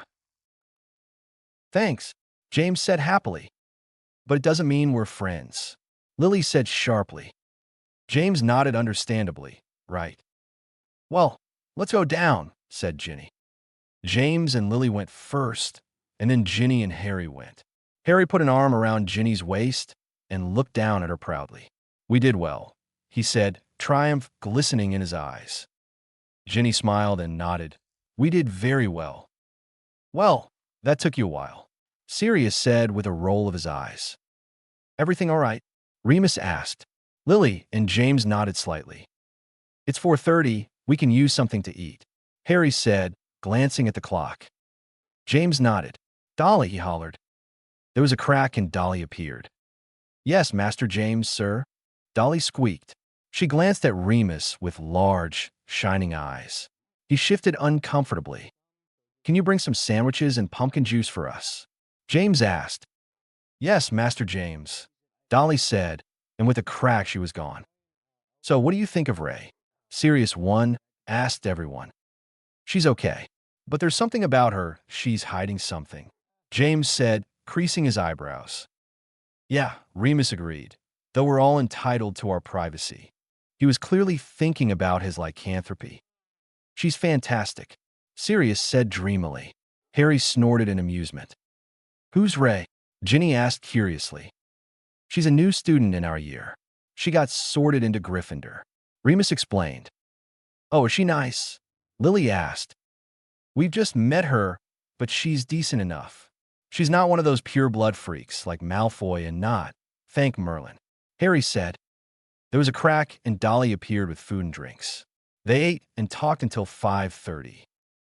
Can we please be done for the day? Sirius whined. All this concentration's hurting my brain. Sure, Harry said with a laugh. We can do more tomorrow. Why don't we play Quidditch? James suggested brightly. Yeah, Sirius exclaimed. Harry grinned. James, Sirius 1, Sirius, Remus, Ginny, and Harry played Quidditch, 3 people on each team. Remus was the keeper, Sirius was the chaser, and Harry was the seeker for one team, and James was the chaser, Sirius 1 was keeper, and Ginny was the seeker for the other. Hermione and Lily watched the game and chatted. Ginny had brought her Nimbus 2008, and Remus and Sirius borrowed some brooms from James' shed. The game ended when Harry caught the snitch, but James' team won because he scored more points. It ended around 8, and they were all sweaty and sticky when they flew down.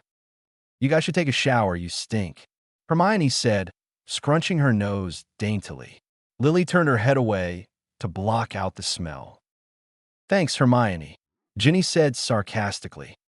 After they all took showers, they headed down to the kitchen, where Lily and Hermione were already warming some food up.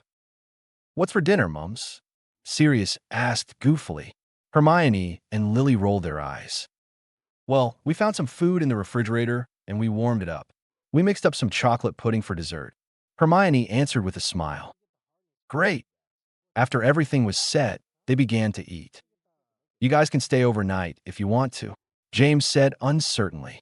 He watched Ginny and Lily nervously. Lily was about to politely decline, but Ginny spoke up before Lily could. Thanks. That'd be great, Ginny exclaimed cheerfully. But, Lily stuttered. James' broad grin faltered. You don't want to stay? Lily looked for excuses. Well, our clothes dash. We could transfigure some stuff into clothes, James offered. Lily knew she couldn't find a way out of this, and apparently, everyone else did too. She glared at their amused faces. She sighed. Fine, we'll stay, Lily finally said through gritted teeth. Great, James said with a grin. Once they finished eating, Hermione and Lily brought out bowls of pudding that had whipped cream on the top and a strawberry on top of that. Wow, that looks great, Sirius 1 complimented. They finished dessert and got up from their seats around 9:30. Everyone was tired and getting ready to go to sleep. Ginny was sitting in Harry's room, and they were Goth sitting on the bed. Harry had his arm around Ginny. It's going to be hard to get Lily and James together, Harry whispered. Yeah, but we'll get them together in the end. I'll help you as much as I can, Ginny whispered back. Thanks, Gin. I don't think I could go through all of this without you. You don't know how glad I am that you, Hermione, and Sirius are here with me, Harry said softly. Ginny answered him with a sweet smile and a light kiss. Why don't you call them Mum or Dad? She wondered, thinking of how Harry had just called them Lily and James. Just to clarify that, she means when Harry said it up there, look at the bolded words. I can't really, can I? They're not really my parents. They didn't, have me yet. That's not my mom and dad. They're just kids. They don't even love each other yet. Harry said. They will soon, Ginny said. She kissed his cheek. But James knows. And he loves you. As a dad, too. He just doesn't realize it. Harry tweaked her nose lightly. When did you get so smart? He said with a smile. She cocked her head. I'm smart, aren't I? She said with a giggle. Harry grinned and kissed her. It soon started a huge snogging session. Harry pulled her to him and caressed her cheek with one hand, while rubbing his hand around the small of her back. Ginny had one hand around his neck and the other running through his hair. His tongue lined her mouth, as if asking to be let in. Ginny gladly parted her lips, and his tongue entered. She let her tongue run freely in his mouth and lined around his lips. This continued for about 10 minutes. They reluctantly pulled away, breathing heavily. Harry took a glance at Ginny, and she looked back at him. She smiled at him, and he smiled back. Harry put his arms around her. She laid her head down on his chest and placed a hand on his stomach. Harry lowered his head and whispered roughly into her ear, "I love you." "I love you too," Ginny whispered back. Harry and Ginny woke up from the sound of pops. They looked at each other in the dark and got out their wands. They silently walked across the room and out the door where they met everyone else with their wands out. All of them soundlessly slid down the banister. They tiptoed to the door of the kitchen. Harry put one finger up, then two. Then at three, they slammed the door open. "Mom, Dad," James gasped, relieved. "Mr. and Mrs. P, you scared the living shit out of us," Sirius exclaimed. "Oh, we're awfully sorry. We didn't mean to wake you all," Maria said apologetically. "You thought we were Death Eaters?" Henry asked, eyeing their wands. They nodded. It was 2 in the morning. "That's good," Henry said. They looked confused. He clarified that. "It's good to keep cautious. It's better than being too careless. It could kill you." "So, which one of you is Lily and which one's Ginny?" "I can't tell. Both of you have extravagant red hair," Maria asked brightly. Lily blushed and said, "I'm Lily Evans." "Ah, the one James adores so much," Henry said, grinning. Both Lily and James blushed furiously. Remus and Sirius didn't even bother to hide their sniggers. "Dad," James hissed in embarrassment. "And you must be Ginny," Maria said, looking at Ginny with a smile. Ginny nodded with an uncertain smile. "James talks about you a lot, too, about how you're such a great friend and such," Henry said. Ginny grinned at James. An owl suddenly swooped into the kitchen. "Sirius, dear, would you get that?" Maria asked. "Right-o," Sirius said. He took the letter from the owl, gave a pat on the head, and opened it. He read aloud. "Messrs. Potter, Donovan, Black, Lupin, and Courtly, and Mississippi Evans, Granger, and Wheeler. Please come to my office as soon as possible. This is a poor key that will take you to my office. Sincerely, Albus Dumbledore." Harry frowned. It was 2 in the morning. This had better be important, Albus, Harry thought. "We'll be back soon," James said to his parents. Everyone took hold of the letter, and they were transported to the headmaster's office. "Take a seat, everyone," Dumbledore said as soon as they arrived. "What is it, Albus?" Sirius 1 asked worriedly. Dumbledore turned to Harry. "Tom knows of your identity, correct?" Harry nodded. "And today you got your scar back?" Harry nodded once again. "Then it is true. There is a faithful follower from your time that has informed Tom about you. All about you. Now, I suppose he knows everything, and will try to erase the problem before it happens. He will try to kill your parents before you're born," Dumbledore said. Harry paled. "What? What do you mean, Professor? What's going on?" Lily asked. Harry looked at James, then Lily, then to Dumbledore. He sighed. "Go ahead, Harry," Dumbledore said with a sigh. Harry nodded. "Lily, it may be hard to grasp, but you're my mum." What? "I'm a year younger than you." "I can't be," Lily said in disbelief, looking at him as if he were mad. "You're my mum," Harry repeated. Lily snorted this time. "Right, and I'm Lily Potter," she said with evident sarcasm. Harry paled considerably. "Oh, Ginny, Sean, Hermione, and I are from the future," Harry said slowly. Lily stared at him. "You have got to be joking." "It's true, Lily," Remus said. "All of us know." But it can't be," Lily protested, refusing to believe them. "Hey, Evans, just hear them out," Sirius suggested. Lily looked at him. "Ow," she finally said. "Dumbledore, he sent us back in time. I should just start from the beginning, shouldn't I?" Harry said. Dumbledore nodded. "I will be back in an hour or so." "Right," Harry said as Dumbledore left the room. "So, Sean's really Sirius Black." Lily gasped. "Black?" Sirius 1 nodded and smiled feebly. "Yes, and I'm your son in the future," Harry said nervously. "I've got a son? You're my son?" Lily asked, eyes shining brightly. Harry nodded. I am James Potter. Lily paused, then gaped at him. P. Potter, she turned to James. So then, I'd have to, holy Merlin. How could Dash? Lily gasped. I don't know either, Evans. James said with a shrug. Lily took a deep breath. Okay, go on, she told Harry. Hermione Granger is one of my best friends, Sirius One is my godfather, and Ginny's my girlfriend. Harry paused. Do you think we could switch off or something?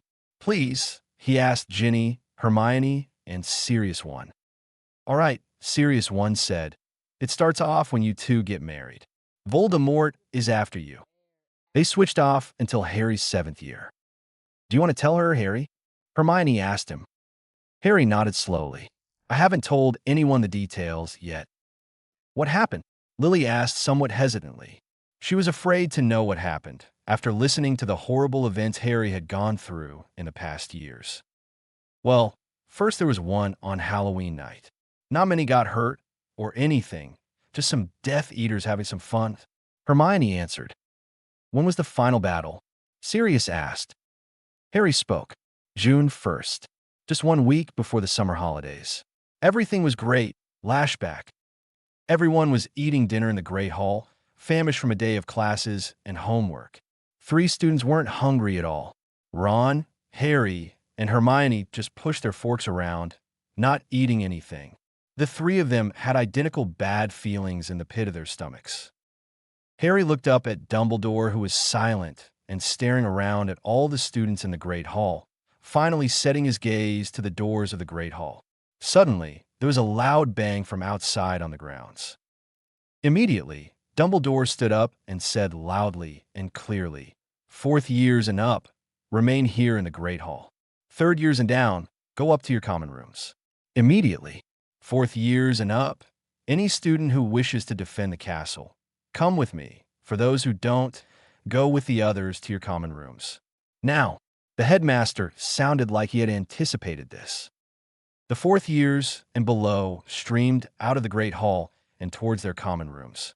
Every 4th year and above didn't move from their seats, except a few Slytherins. Dumbledore spoke to them. Death Eaters are outside this castle. We will fight against them and their allies. Everyone was silent and pale with fright. Dumbledore took out an envelope and Fawkes appeared. He murmured something to the Phoenix, attached the envelope to Fawkes' sharp talons, and Fawkes disappeared out the window. Dumbledore led them all to the front doors. He swept his eyes over all of them. His eyes were void of any twinkle whatsoever. Harry was feeling scared, angry, nervous, and determined at the same time. He knew this would the end, and so did Ron and Hermione.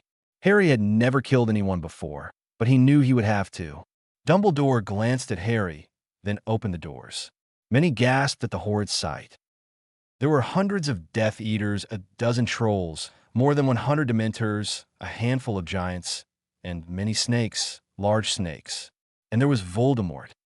Harry gripped onto his wand tightly. He knew he had to do this. For Sirius, for the wizarding world. He didn't know who sent the first curse, but hexes and curses were streaming back and forth. Why, Potter, we meet again. Harry whipped around. He glared at the person. Wormtail spat with revulsion and hatred. You know how death feels like, Potter? Pettigrew said deadly softly. I'll kill you. I swear I'll. Harry growled menacingly, but a hand was laid firmly on his shoulder. He glanced quickly. Remus. Hello, Peter. Filthy, good-for-nothing rat. Remus spat.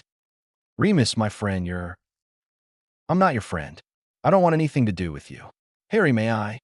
Remus asked. Harry wanted to curse the living daylights out of Pettigrew, but relented. Of course, Moony, Harry said with a grim smile. Harry left Remus to duel Wormtail and felt a cold, haunting sensation. Dementors, about 3 of them, were gliding towards him. Expecto Patronum, Harry shouted. A silvery stag burst out of his wand tip, galloping towards the horrid creatures, jutting out its antlers. It knocked the Dementors away, then dissolved into thin air as it galloped around. Harry shivered slightly and sped towards McNair, where Ron was battling him and Dolohov at the same time.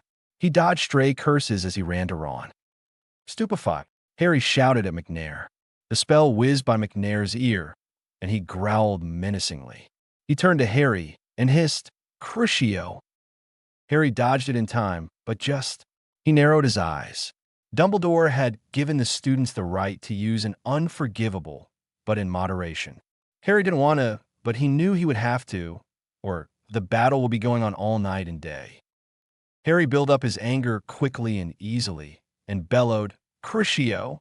A thick beam of red shot towards McNair, and he was too surprised that Harry would use an unforgivable to dodge it.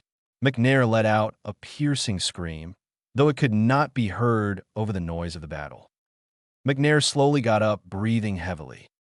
"Well, you seem to have learned that quickly, Potter," he spat nastily. Harry just glared at him. AV-80 McNair started. But Harry was much quicker. He despised himself, sinking as low as a Death Eater. Avada Kedavra! A large blast of green light shot at McNair, and he slumped down on the ground, lifeless. Ron was staring at him, mouth agape, looking shocked and pale. He had Dolohov in a leg locker. Harry looked at Ron grimly. "I know," he said quietly. "It's hell." Ron looked sickly. "I have to do that too, don't I?" he said thickly. Harry nodded before he glimpsed a purple neon light. "Ron!" Harry roared as he knocked Ron down onto the ground. Ron groaned, but Harry pointed his wand at Dolohov and yelled, "Stupefy!" Dolohov was stunned. Petri ficus totalis. Ron stood up shakily and helped Harry up as well. Thanks, mate," he said gratefully. "Don't mention it," Harry said. "Just keep him like that. I doubt anyone will help him. Someone will take him away later, when it's over." Ron nodded as they both dodged a spell that came whizzing their way. "But I know I have to use the unforgivables tonight, eventually. It's inevitable, but I don't know if Hermione and Ginny are willing to use them." Harry nodded miserably. "Well, mate, I'll see you soon."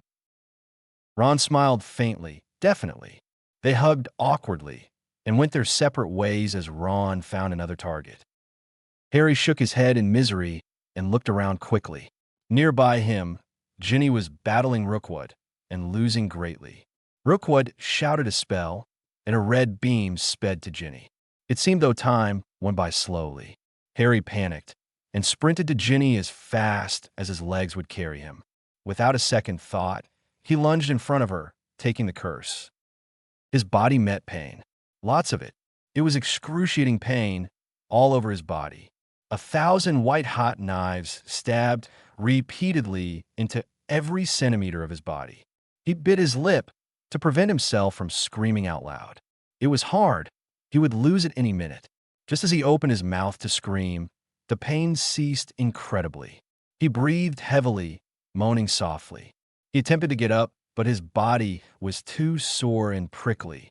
He felt a hand on his cheek. Online image galleries. "Harry," Ginny whispered shakily. "Gee, Ginny," Harry mumbled. "Yes, it's me. Are you all right?" Ginny asked. Harry nodded slightly. "Rookwood?" "He's frozen. On the ground." Ginny answered. Harry nodded. "Good." Ginny let out a dry sob. This is it, isn't it? One of you will," Ginny whispered, not wanting to finish her sentence. Yeah, it is." Harry sat up. "But don't worry, I'll get him. I swear I will. If I don't, well, there'll be no ifs. I'll kill him."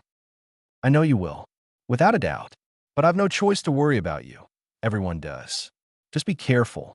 You're my hero, Harry," Ginny said with a faint smile on her lips. "You've always been. I could tell, especially when you put your elbow in the butter dish a while back," Harry said with a small chuckle. Ginny reddened. "That was nearly 5 years ago." Harry looked up at Ginny with saddened eyes. "I don't want anything to happen to you, any of you." Ginny smiled at him softly and helped him up to his feet, then looked up at him, as he was a few inches taller than her now. "I know that, but we'll be careful. We'll be here at the end, no matter what. We're here for you, Harry. We care about you, and we'll be here at your side no matter what." She paused, then grinned, Believe it or not, we love you. Harry smiled. Thanks, Jen. It feels good to hear that. I'll see you soon. Ginny nodded, looking slightly tearful. Oh, do be careful. You're better than him, Harry, just know that. In everything. Harry nodded. Thank you. You be careful yourself, too. We'd all be devastated if something happened to you. He kissed her on the forehead. Ginny smiled, then walked away, looking back at Harry. Ah, Whittle Baby Potter was his Whittle girlfriend. Is that so? A voice mocked with a spiteful cackle. Harry turned around slowly. His eyes narrowed in fury. Lestrange. Just looking at her made his blood boil. He gripped his wand tightly. Whittle Harry loved his mutt godfather, did he? But too bad I killed him. He's dead. Bellatrix laughed maliciously. He was better than anything you'll ever be, Harry said calmly. What's that supposed to mean? Bellatrix snarled. He was a noble, intelligent man. And you? You're nothing but a sniveling, scared, cowardly little servant of some ward, Harry said knowingly. Why, you little dash. Black was a good-for-nothing, blood traitor. And you'll die tonight, Potter. The Dark Lord will kill you, and he will reign. Bellatrix shouted. I don't think so, Harry said icily. Ovulancy. Bellatrix screamed and waved her hands wildly. The spell Harry had used was his very own. He had made it himself, but it would wear off in about 10 minutes. What did you do to me, Potter? Bellatrix shrieked. Oh, a little something I made up, Harry said coolly, which was no use because Bellatrix couldn't hear anyway. So, it's the fool of a headmaster's favorite golden boy, is it? A voice said from behind him. It was the silky voice that Harry despised. Malfoy. Harry growled, turning around. It was Lucius Malfoy. Crucio, he yelled. Harry quickly dodged it, and it shot at Bellatrix, who was still under Harry's curse. She screamed in pain, sinking to her knees. Lucius took the curse off of her. He growled menacingly. Harry felt a spell was past his ear and immediately turned around. Bellatrix was off his curse. She looked livid. Lestrange, Harry said tonelessly and emotionlessly. You've caused me nothing but grief, pain, and anger. I will not let you take any more people away from me, or anyone else. You got the Longbottoms, you got Sirius, you got Cho. You're not taking anyone else. I swear I'll kill you. Harry ended softly. Bellatrix raised her eyebrows. Is that so? Not if I kill you first. Harry laughed. Oh no, you can't. Didn't your master tell you? Only he can kill me. Harry smirked. Well then, I guess I'll just give you pain. Bellatrix said, grinning coldly. I've already told you. You won't cause me any more pain. Avada Kedavra, Harry said quietly. The pain and hatred in his voice was clearly evident. Bellatrix was caught off guard. She fell to the ground, dead. That's for Sirius, Harry thought triumphantly. Expelliarmus, a voice shouted at Harry. Harry's wand flew to the ground, a few feet away from him. Harry saw Lucius with a sneer on his face. Harry started to panic. Crucio. Lucius sent the curse at Harry. Harry was quick to dodge it, though feeling the heat of the curse whizzing past his arm. Avada Kedavra. Stupefy, a soft voice said. Lucius Malfoy fell to the ground, clearly stunned. Harry's eyes flew to the figure that stood a few feet away from Lucius. Malfoy, Harry gasped quietly. Draco Malfoy had stunned his father. Why'd you just do that? He asked, shocked out of his mind. Not that he wasn't thankful, of course. Malfoy looked uncomfortable. Better this side than the other, I reckon. Unless you want me to be a Death Eater. Harry shook his head quickly. He walked over cautiously and picked up his wand. Harry hesitantly stuck out a hand. Malfoy glanced at it warily. He grasped Harry's hand firmly. Thanks, Harry said to Malfoy. You're welcome, Potter. Malfoy waved it away as if it was nothing. That boy saved his life. Harry hesitated. Watch out, all right? Malfoy rolled his eyes. I know that, Potter. Harry sighed. Malfoy was hopeless. They both turned and walked away. Harry then remembered about Lucius, that he was only stunned, and turned around to finish him off. He turned around just as Lucius whispered, Avada Kedavra, Not to him, but to Draco. Harry watched with horror. Malfoy, move, he roared. Draco turned just to see a green light shooting towards him and his father looking on with a glint in his eyes. It struck him. Draco slid to the ground with a light thud. On his face was a look of dry amusement. What the hell could be so funny when he died? Harry muttered angrily. He rounded on Lucius, who was picking himself up. His wand was aimed straight at his head. Yes, I kill my own son. Worthless traitor of son. Lucius drawled. You filthy bastard. Harry growled, his anger rising every second. He was shaking with fury. Before they knew it, Harry was on top of Lucius. Harry shoveled his fist into Malfoy's jaw. He punched him over and over again in the jaw, eyes, nose, cheekbone, forehead. His arms became blurs as he pummeled Malfoy repeatedly. He went for his stomach. A hand touched his arm, and in reflex, he jabbed his wand at the person's neck, spell ready at the tip of his tongue. Hermione, he gasped. She was covered in blood and scratches. She had a frightened look in her eyes, but her face was soft and sorrowful. Harry, Hermione whispered, "Oh, Harry." A few tears spilled down her face. She took his arm and helped him up. Are you all right? Harry asked immediately. Hermione looked up at him. She looked at Draco, then at his father. Oh, Harry said dully. He looked hatefully at Lucius. He was almost unrecognizable. His face was covered in blood. His eyes were swollen and black. His lip was swelling up. His hair was messy and drenched in blood. His arm was even twisted in a strange way. Harry didn't even know he had done that. Harry figured Hermione put two and two together. It's awful, Hermione said tearfully. Let's pull ourselves together, Hermione, Harry said, slightly sternly. He knew he was being harsh, but this was a war. How did you find me? Oh, I was looking for you, Hermione looked stricken and she paled. Ron? I can't find him anywhere. Come on, Harry said quickly. He took Hermione's hand. They sped towards their left, where they found Ron under the Cruciatus Curse by Rodolphus Lestrange. Magnifico Precaris. Harry roared. Lestrange froze, literally. 5 layers of ice covered him. Ron was on his knees, gasping and breathing heavily. He spit out blood. Ron, the blood. Hermione gasped. Ron grimaced. Bloody tongue, I was biting it, wouldn't scream. Harry came over. You all right, mate? Ron nodded. Thanks, Harry again. Harry tried to grin. No problem, he said as he and Hermione helped Ron up. Do you want to finish Lestrange off? Harry asked Ron. Love to, Ron said grimly, gripping his wand tightly. What's wrong with your knuckles? They're bleeding. Harry glanced down. Oh, a fist fight, he said quickly. I won, though. Ron chuckled dryly. Flammaro prefero. Flames enveloped the ice, and it melted away. Potter, Lestrange growled angrily. Nope, sorry, Harry said, stepping aside. It's all Ron. I've nothing to do with this. Ron glanced cautiously at Hermione before saying quietly, Avada Kedavra. He shivered as Lestrange slumped down to the ground. Hermione cried out and dug her head into Ron's chest. Harry gave her shoulder a gentle squeeze. A lot of pops were heard and echoed in the night. Harry, Ron, and Hermione looked around and saw more than 500 Aurors operating. A giant was running over to the trio.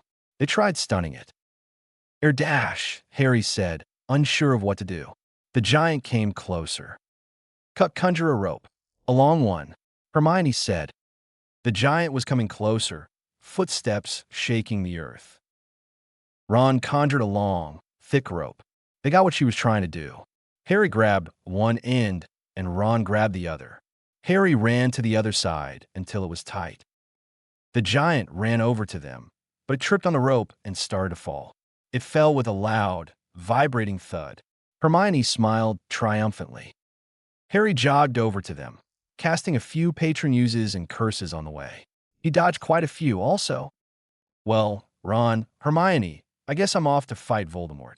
I suppose he's waiting for me. I'm probably late or something. I'll see you in a while, I hope.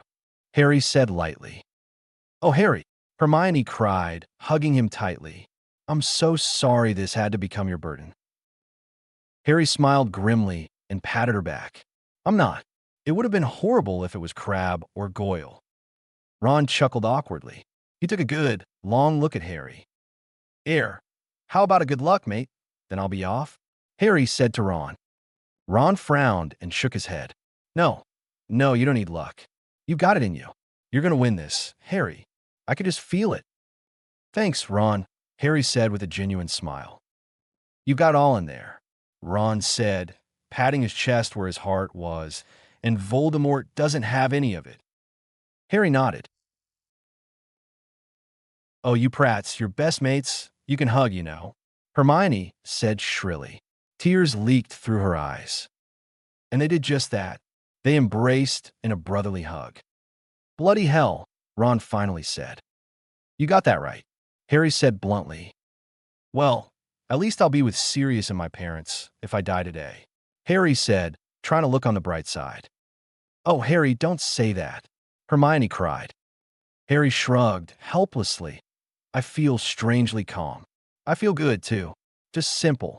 I'm happy to know that I'm fighting for what's right. Good, not evil. I feel lucky to have the best friends and family. There was a moment of silence between them. We love you, Harry, Hermione whispered. Ron nodded, afraid to say anything. I love you guys, too, Harry said with a smile. I know, corny, but deal with it. Harry reluctantly turned around and walked off to find Voldemort. A few minutes later, he heard a soft hiss. Well, hello, Harry, Voldemort said silkily, much like the voice that Malfoy used. Hello, Tom, Harry said in a mocking tone. How dare you call me that name after my mud-blood father? Voldemort hissed angrily. Let me get this straight. You kill Muggleborns, yet you're not a pureblood yourself. You might as well kill yourself, Harry said sarcastically. Enough. I will not have you talk nonsense of things you do not know about, Voldemort said. Harry grew indignant. Hey, I happen to know a lot of things. Voldemort hissed in annoyance and sent a curse at Harry. He dodged it quickly. A bit angry, are you? Harry asked unnecessarily. He was making things difficult. He knew that. But he thought he might as well have a tiny bit of fun. If he died tonight, he would do it with pride and was going to make things difficult for Voldemort as he did. Crucio, yelled Voldemort. It hit Harry, and he sank to the ground immediately. He knew he would have to be quick, or he wouldn't have enough energy later. Expelliarmus. Harry gasped quickly. Voldemort's wand flew a few feet away from him. Harry stood up as quick as he could and shook his head while Voldemort quickly summoned his wand. Ignitio. A small ball of fire flew out of Harry's wand, but Voldemort quickly banished it. Transportus Canis. Voldemort hissed. A small black stone was transfigured into a large, vicious, shaggy black dog. Harry's heart twisted, but he couldn't get lost in his memories. Not now. Benisco. Harry banished the dog as it lunged at Harry. Immobulus. It whizzed by the Dark Lord's shoulder. Precato. Harry didn't recognize this spell. It was a mustard yellow color. Harry dodged it at the last second, though the spell grazed his left elbow. He felt white-hot pain on his bone. What the hell was that? Harry gasped. Voldemort chuckled evilly. Oh, it's only just begun. You will gradually feel your bone getting crushed into dust. Harry winced inwardly. I ran into Severus Snape a while before. It was quite interesting, Voldemort commented lightly. Harry's eyes narrowed. Oh, don't worry your brainless head. He's alive, but just. Voldemort grinned spitefully. Bastard, Harry growled. How kind, Voldemort sneered. Your dear old headmaster managed to stay away from me tonight. Harry fought the urge to roll his eyes. Well, naturally, he knows I'm supposed to kill you. He's not daft, but I don't think you'd even want him to duel against you. You're too afraid. Voldemort hissed in anger. I'm not afraid of anything, Potter. Whatever, Harry drawled. You just go on and believe that. Just say it over and over again. Maybe that'll bring some hope to you. Shut up, you brat. You don't know anything of me and what I can do. Why do you think I lived so long? You're not human, Harry sneered. Then he faltered. You lived, Harry said quietly. He looked straight into Voldemort's eyes. You're afraid of death. You cheated death. So I can run the world as I see it in my eyes. Voldemort said, his red slits of eyes burning with passion. You're a monster, Harry said, stupefied. Voldemort quickly deflected it. His eyes narrowed. Bert Helen. Pain struck Harry in the stomach. It felt like fists were punching him hard. He gasped out in pain and felt his knees clutching his stomach. Voldemort sneered. Crucio, he said simply. Harry felt the pain again. It was all over him, covering his body with fire. It hurt like hell. Harry let out a yell of pain, but quickly bit his tongue, quickly feeling the warm gushing of blood. He sank to all fours. Finally, when it felt like forever, it stopped. The stabbing knives and the fiery pain went away, but his head was throbbing and he felt sick. Everything ached. His hands were shaking uncontrollably. He sensed Voldemort walking a few steps closer. Harry looked up, still on his hands and knees. He tried to get up, but gave up. Harry Potter, you have lived for longer than I can bear. You have thwarted me for 7 years. I will not have that any longer, Voldemort said, dead quiet. In a moment, you will be dead with your filthy parents. Harry was breathing heavily. They were now just 5 feet away from each other. Voldemort had a mad glint in his eyes. Avada Kedavra, Harry whispered as a last chance, Expelliarmus. The two spells clashed in the middle. Harry immediately felt his wand vibrating uncontrollably. His hand shook along with it. He grabbed onto his wand with both hands, holding it with the energy he did not have. The beam was no longer blue and emerald green, but gold. Harry remembered. From his 4th year, the Priori Incantatem was happening again, though this time, people did not come out of Voldemort's wand. Harry faintly heard the Phoenix song singing soothingly in his ears. He knew not to let go. Then suddenly, it stopped. Neither of them had let go, though. Harry felt a strange sensation as he felt a pull on his whole body, and the next thing he knew, he was standing in a large, silent room. Voldemort was there too, staring at a door. Harry started wondering why Voldemort was just staring at the door and not killing him when he felt it too. A voice was beckoning him to open the door, to go to it and enter. He grew wary. He didn't know if he should, but he felt his feet moving slowly to the door. He extending his shaking hand, and Voldemort was too. Together, they opened it. Voldemort glided inside in hunger. For power, Harry cautiously went in, and the door closed and shut with a tiny click. Voldemort had walked to one side of the room, and Harry went to the opposite, trying to distance himself from the evil lord. There was a mist of sparkling silver in the middle of the room. It wavered in the middle, just floating above the ground. So, Voldemort said shortly, "This is it, where you'll die, and I'll reign with full power." The mist hovered towards him slightly. Harry frowned. He didn't have much energy left. He was exhausted. He just wanted to get away from it all. His elbow hurt immensely. He could feel his bone moving and starting to grind away, but tried to ignore it. He had a choice of operating away, but that was cowardly. He was not a coward. Harry did not know what to do. Yes, he was scared, but not for himself. If Voldemort killed him, then everyone would suffer. Because of him. But how would he do it? He thought of his friends, his family. Faces hovered in his mind. Ron, Hermione, Ginny, Dumbledore, Sirius, his parents, the Weasley family, the Order, Hogwarts, everything that mattered to him. Remus' face appeared, and Harry's heart fell. If he died, Remus would have no one. He couldn't do that to Moony. The people he loved would suffer in the wrath of Lord Voldemort. He couldn't help feel guilty, but he just knew they wouldn't blame him. They supported him. They were by his side. He had friends, love. Harry grew defiant and gripped his wand tightly. If this is the end, then so be it. I'll fight until my death, he said strongly. Voldemort tipped his head slightly, with a smirk. Let the best man win. I could hardly call you a man, Harry thought in disgust. This was it. He would fight for the light side, the way he wanted it to be. He silently said his last words to the people he loved, and they fought. Before Harry knew it, he found the killing curse sent his way. He closed his eyes. Well, at least I had love and support. He opened them after a millisecond, deciding he would face death in the eyes. Unexpectedly, the silvery mist flew towards him, engulfing him. He saw silver. It burned his eyes. He saw Voldemort fly back into the wall with a thud. He felt a stitching pain on his forearm, exactly where the dark mark would be. He lifted his robes and found a scar etching on his skin, with a small golden light following after it. After the golden light disappeared, he saw two scars etched in his arm. A flower, a lily, to be exact, and a stag. Lily and prongs. He rubbed it gingerly and heard a noise. He looked up and saw that Voldemort was getting up. So, Voldemort hissed angrily, "It chose you. I'll kill you, even without the power." Harry felt anger starting to burn inside of him.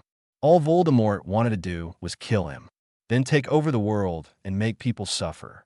He thought of the people that had already suffered because of him. Anger coursed through his veins. Before he knew it, he was talking. A large ball of emerald flames appeared into his hand. "This is for Cho," Harry growled. He threw the flame at Voldemort, and another one appeared in his hand. "This is for Cedric." Harry threw another one. Voldemort staggered back. "This is for all the people you hurt." Another one shot Voldemort in the chest. "This is for the Longbottoms." "This is for my mom and dad." Harry threw two of them this time. Voldemort swayed, then fell to his knees, gasping slightly in pain. "This," Harry said dangerously softly, "this is for Sirius, the father I never had." Harry threw a very large flame at Voldemort with all the energy and power he could muster. The force was so powerful that Voldemort was thrown back into the wall. "This," Harry said, barely a whisper, "is for the love I never had, the isolated childhood I went through." He threw a ball of flame that was pink. Voldemort slumped to the ground, leaning against the wall. He was breathing heavily and fighting to keep his eyes open. Harry slowly walked to him, his whole body shaking. He towered over the man. No, monster that made his life miserable. He looked him straight in the eye, red to emerald. "I thank you, Tom, for the way I ended up. My misery gave me strength, nobility, and determination," Harry said quietly, "but that could never overpower my hatred for you." Harry grew silent. His wand arm was shaking madly. He took a small breath. His voice caught in his throat. He could only whisper, "Goodbye, Tom Riddle." His voice was filled with pure loathing. Avada Celesto Cadavra. Voldemort was lifeless. His usual cold, red eyes were blank with nothingness. A small gray mist began to float out of his mouth, and a mass of black mist floated out. Harry directed with his wand, and it flew slowly into a transparent bottle Harry had kept in his robe's pocket. He put the stopper onto the bottle and corked it down tight. He heard a click. Harry turned around, picked up Voldemort's wand, and walked to the door. With a deep breath, he opened it and walked out. There was a bright light hanging from the ceiling. He saw Professors Dumbledore, McGonagall, and Snape waiting impatiently outside in the room. They immediately hurried to him with pale faces. Professor Snape was in bad shape. His usually pale face was butchered up with gashes, and his robes were cut up and bloodied. It was the work of Voldemort. Professor McGonagall beamed at him with tears of pride. "Harry," she whispered loudly in awe. Harry started to feel woozy. Professor Dumbledore's eyes were twinkling madly. He smiled gently at him. Professor Snape, on the other hand, was pale and slightly green. He looked like he was going to be sick. "P. Potter," he said. "Snape." "I take it," Snape breathed. Harry took out the tightly corked bottle. The headmaster said with a nod. "That is," Snape asked nasally. "Tom Riddle's soul," Harry said quietly. He took out Voldemort's wand and handed it to Professor Dumbledore along with the bottle. "Lock it away." "What now?" Professor McGonagall said, with a hopeful look in her eyes. It's done. This is the end. We won, Harry said. He swayed on his feet. His eyesight started to get blotchy. Well done, Harry, well done, he heard Professor Dumbledore say before he blacked out completely. I woke up in St. Mungo's about 5 days later. Harry said. His voice was hoarse from all the talking. Lily was silent through the whole thing. Sirius One, who hadn't heard all the details, was pale. Merlin, Harry, Sirius One whispered. True Gryffindor you are, James exclaimed. His heart was bursting with pride. His son got rid of Voldemort. But I can't believe Snape is teaching Hogwarts. Must have been torture, Sirius said pitifully. Harry and Ginny nodded, but Hermione hesitated. Oh, come on. Hermione, you're not a student anymore, Harry said exasperatedly. Hermione hesitated. Oh, fine, he was a horrible bloody git, she said finally. The rest grinned at her. How did you get all this silver? Lily asked curiously, gazing at his hair and his eyes. I'm not so sure, but I think it's the after effect from the duel, and with that silver mist stuff, Harry answered. Lily nodded and rubbed her face with her hands. Oh, wow, this is so brilliant, but a little overwhelming, to be honest. Harry nodded with understanding. Yeah, I didn't expect you to be too, or I don't know, really. Lily laughed lightly. It's just weird. I'm you, Mum. It's even weirder that Potter's your dad. Hey, I'm not a bad father. Am I, Harry? James asked. Harry shook his head in amusement. See, James puffed out his chest, and Lily rolled her eyes while Ginny giggled. So, Mrs. Potter, how are you feeling about James being your Mr. Potter? Sirius asked Lily. Call me that one more time. Black, and you're dead. Lily growled, fingering her wand. Everyone laughed at Sirius' paling face and the sound of his gulp down his throat. I'm serious. Evans, how are you feeling? Sirius asked. Well, Black, of course you're serious, Lily said, smirking at the pun. Sirius rolled his eyes and grinned. It's odd, having a son at age 17 and him being 18. And a husband, knowing who he is and that it's James Potter, no offense or anything, she added, looking at James. None taken. But I'm going to make the best of it, I guess, Lily said with a weak smile. Besides, this isn't an everyday thing. The door opened and Dumbledore came in. Did you set things straight, Harry? Harry nodded. Ah, good. But before you go, I must warn you all, do not speak about this freely. Things can always get worse. Dumbledore warned them. They nodded solemnly. Dumbledore perked up. Good. You may all leave now. Before they left with the port key, Lily said to James cautiously, This doesn't change anything, Potter. James paused for a moment, and Lily was ready for something cheeky to come out of his mouth. But surprisingly, he nodded slowly. Before she had a chance to say anything, they were transported to the Potter house with the port key. Maria and Henry were both asleep on the huge, overstuffed couch by the warm, crackling fire when they came back. Oh, how cute, Hermione cooed softly. Both Sirius snorted softly and James rolled his eyes, but Remus and Harry grinned. Come on, guys, let's go to sleep. I am tired. Ginny whined quietly. Quit your whining. You'll wake the neighbors, James said with a wide grin. Ginny stuck out her tongue at him, and he stuck his out back at her. Somewhere inside, Lily felt a pang in her stomach. It didn't feel like a good pang, but she dismissed it. Let's all get a mug of hot chocolate and go to sleep, Harry suggested quietly. They all agreed and tiptoed to the kitchen.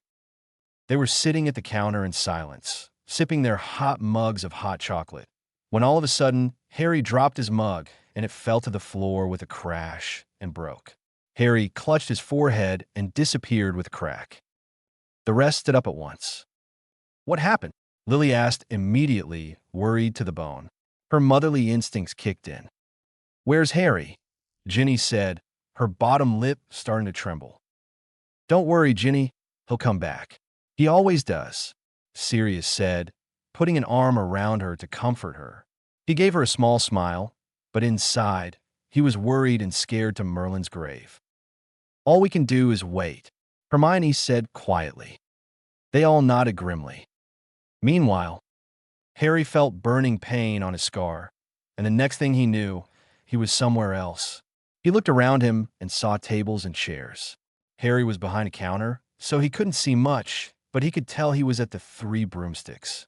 No one was there, and the chairs were stacked up on the tables. The lights were dimmed. He heard voices.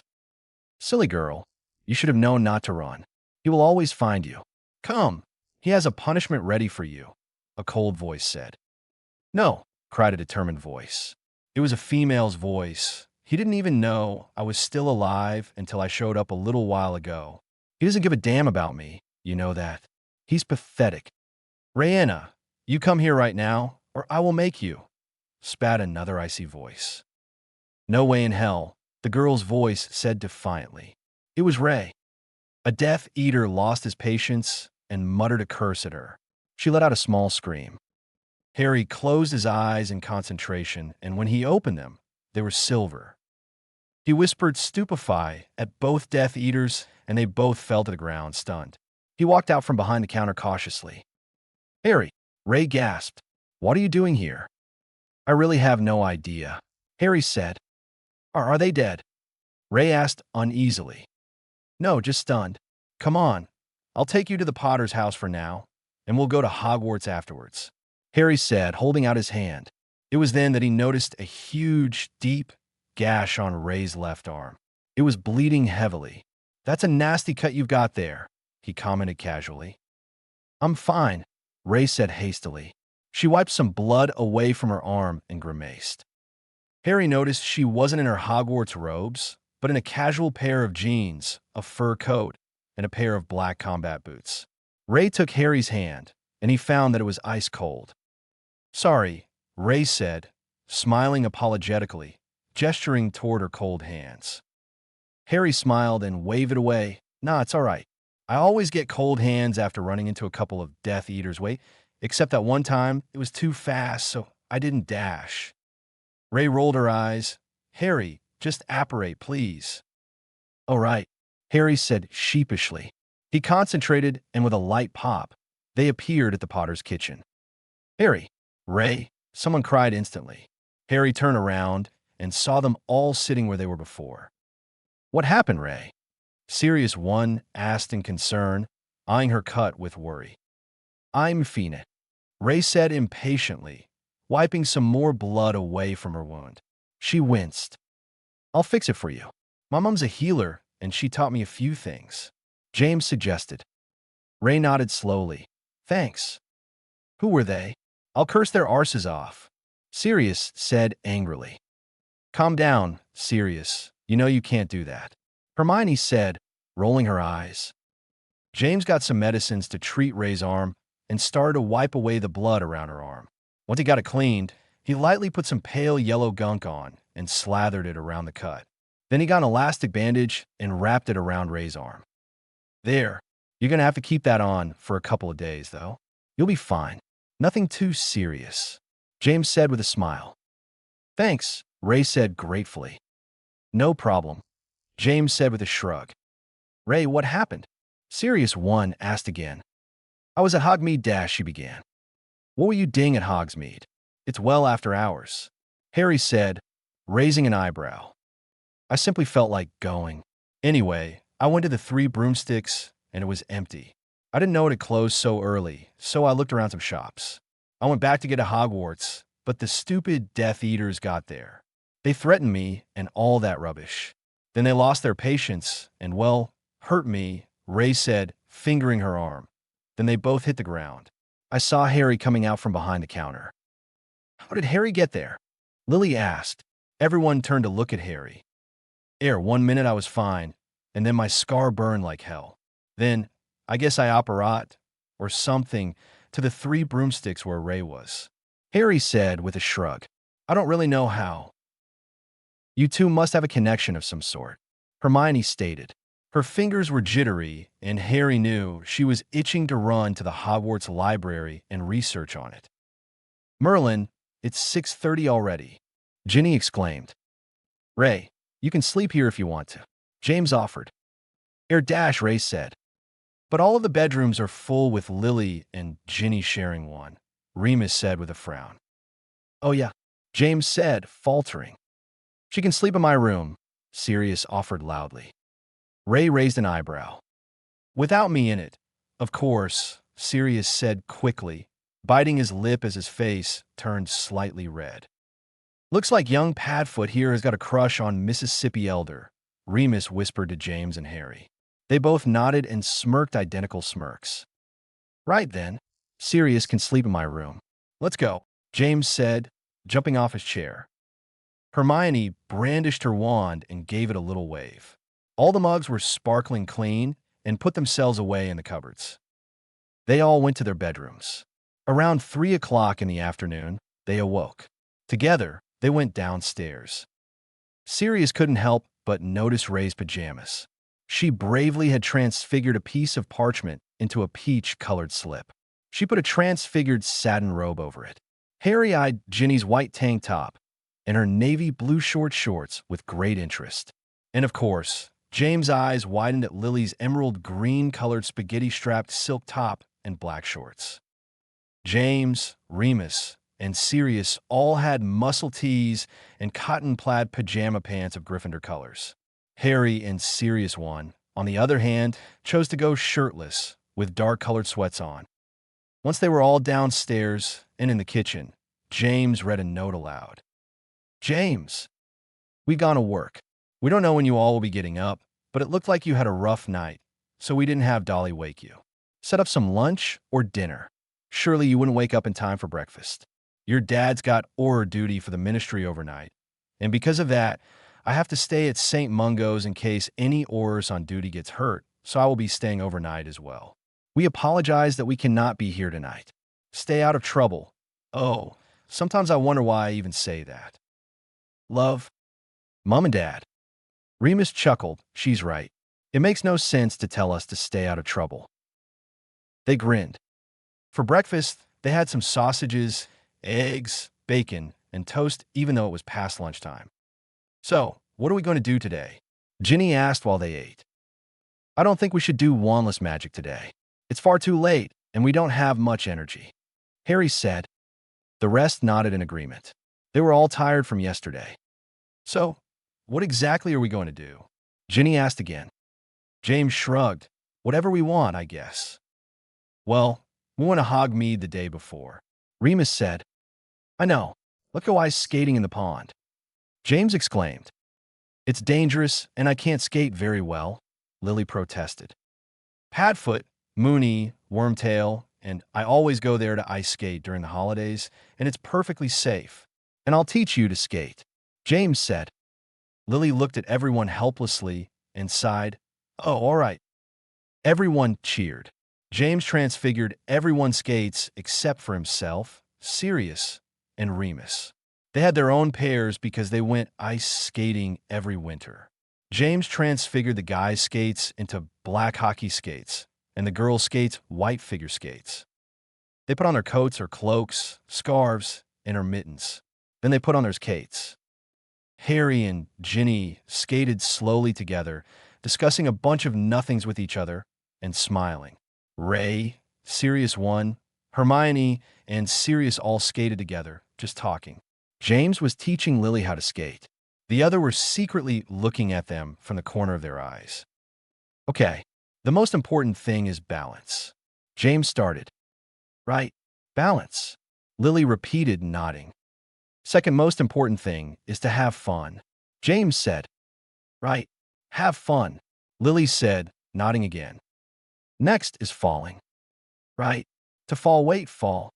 Lily asked, confused. Well, you can't learn if you don't fall, right?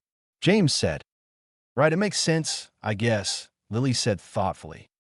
All right, the physical part, James said. How you skate is by counting. 1, 2, 3. 1, right? 2 left, 3, right? You get it.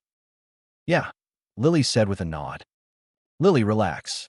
You're so serious about this. Just relax and have fun, James said, smiling slightly. Okay, whatever, Lily said reluctantly, relaxing as much as she could. Ready to hit the ice? James asked brightly. What? No way. Lily exclaimed. I'll be with you the whole time. I won't let you fall. I promise, James said solemnly. He went to the edge of the ice and held out a hand. He and Lily had chosen not to wear gloves. Hesitantly, she took it. Her hand was shaking slightly with nervousness, but James was warm and a bit rough from Quidditch. Lily's hand felt delicate, tiny, and fragile in James. James felt his stomach fluttering uncontrollably as she gripped his hand hard. Slowly but surely, she edged onto the ice. Lily tensed when she was fully on the ice. James felt her tense up and squeezed her hand in reassurance. All right foot first. Glide, James said. Lily stiffly moved her right foot farther ahead of her left. Then she scooted her left, making a line with her right. I did it, she said quietly but triumphantly. Yeah, you did, James said, smiling at her accomplishment. Lily noticed that it wasn't that famous lopsided cocky smile. It was a genuine smile. Lily quickly glided her right foot front, but slipped. James quickly put his other arm around her, so he caught her before she fell. Thanks, Lily said breathlessly. James smiled slightly. I'd never let you fall. Lily raised her eyebrows. I thought you said that falling was important. But I'm here to catch you before you hit the ground. You still made the wrong move and started to fall, but not all the way, James said. He looked a bit confused at what he said. Lily shrugged. James helped Lily for 30 more minutes until Lily said, I think I can do it by myself now. Are you sure? James asked doubtfully. Yes, I'm sure. Now, go watch me from the other side of the pond with the others, all right? Lily said with a small roll of her eyes. James nodded and let go of her hand reluctantly. He skated over to the others at the other side of the pond. You're a good teacher, Remus commented lightly. Of course I am, James said knowingly. Remus rolled his eyes. Look, she's skating, Ginny exclaimed. Lily was skating. Very well, too. She made a spin. Then she started to skate towards them, but after she skated a few feet, she fell right into the pond. Lily, James roared, mortified. He skated to Lily at top speed. It was amazing. To him, it felt like hours getting there, but it was really just 5 seconds. Without a second thought, he jumped right in the pond. It was ice cold that he almost went into unconsciousness. He searched for Lily frantically. Where was she? The water wasn't very murky, but she couldn't see much. He swam deeper into the water. He searched for Lily, trying to feel for her with his hands. At last, he gripped onto an arm. He pulled her up with great difficulty. The water had soaked and absorbed into her coat. He pulled and pulled up. James was progressing slowly. His lungs began to burn because of the low oxygen. He kept swimming up, holding Lily's waist with one arm. If she was dead, he didn't know what he would do. Finally, he broke through the surface, gulping in as much air as he could. Everyone was huddled around the small hole. James pulled Lily up first. Then he pulled himself out of the water. His body shook from the cold as he conjured a thick blanket, wrapping it firmly around Lily's form. He picked her up and carried her to his house wordlessly. Everyone followed closely, not uttering a word. This is in James' POV, I guess. Like in HP books, it's always in Harry's mind, but this'll be James, then it'll switch off, I guess. It's gonna change a lot. Hope you don't mind. James hurried up the stairs, careful not to drop Lily, and into his room. He took off Lily's skates, cloak, and scarf. Then he put Lily in his bed, pulling the covers up. Her hair was icy, her skin was white, and her lips were getting blue. She was shaking. James could sense the others behind him. He conjured some chairs and a tub of hot water with a clean, white cloth. He lightly dabbed Lily's forehead and cheeks with the cloth. James held onto Lily's shaking hand, only to realize that it was shaking. Also, after a while of dabbing, he conjured a towel to dry Lily's hair. The others quietly left James and Lily, sensing that he wanted to be alone. Right after they left, he broke down in silent sobs. He cried for hours. After 5 hours, the color was coming back to Lily's face, and she stopped shaking. James had stopped crying, but hadn't bothered to wipe off his tear-stained face. He hadn't bothered to change his clothes, either. He stayed by Lily's side the whole time. People came in and out quietly, checking on them. It had been 12 hours already, and it was now 4 in the morning. James was still wide awake, staring at Lily's angelic face. It was his entire fault. If he didn't want to go ice skating, she wouldn't have fallen in. James was starting to catch a cold, but he didn't care. He wouldn't leave. Around 5 o'clock, he fell asleep, laying his head on the bed next to Lily's hand. James woke up at 8 o'clock, and Lily was still not awake. James rubbed the sleep out of his bloodshot eyes. Lily was breathing normally now, and he was relieved. James was afraid of what Lily would do when she woke up. He heard the door open. He turned to see Ginny silently walking in towards them. She gave him a small smile. James tried to smile back, but his mouth just wouldn't move. He could see that Ginny was in a bad state, too. Her eyes were bloodshot, and she was pale. If that was how she looked, he didn't want to know how he looked. "How's she doing?" Ginny whispered. "She's breathing better." James whispered back. His voice was hoarse because he hadn't talked for over 15 hours. At that moment, Lily stirred, and her eyes fluttered open. She awoke. James had a pained look on his face, and he stood up slowly. He walked to the door with shaky legs. With one more pained look at Lily, he left. James didn't know where to go, so he went to the Quidditch pitch in his backyard. It was enchanted so the ground would be kept sand at all times, and the weather would be perfect unless they changed it. He lay down on the sand, staring up at the gray-blue sky pointlessly, with his hands behind his head. "Ginny, what happened? What's wrong with Potter?" Lily asked groggily. She tried to sit up. Her head was a bit woozy. You fell into the pond while ice skating." Ginny answered quietly. "Oh, ugh." It was all clear to her now. "Why is Potter acting like that?" Lily asked. Ginny gave her a sympathetic smile. "Lily, he saved you. He didn't hesitate, either. He dived right into the water to save you.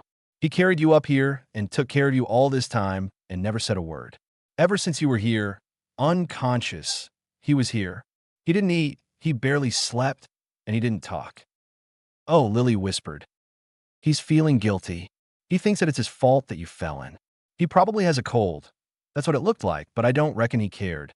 All he cared about was your well-being." Ginny said softly. "But it's not his fault. I wanted to try by myself. I was reckless. I wasn't being careful enough," Lily said really quietly. Ginny gave her a tiny smile. Abruptly, Lily got up and ran out of the room. Ginny smiled and looked at the door that banged into the wall as Lily slammed it open. This is where it all starts. Lily loves him. Her heart wants to open up to him, but she just won't let it. Lily quickly padded down the gleaming wooden stairs with her bare feet, instantly regretting not sliding down the banister. Her long sleeves were extra long, covering her hands.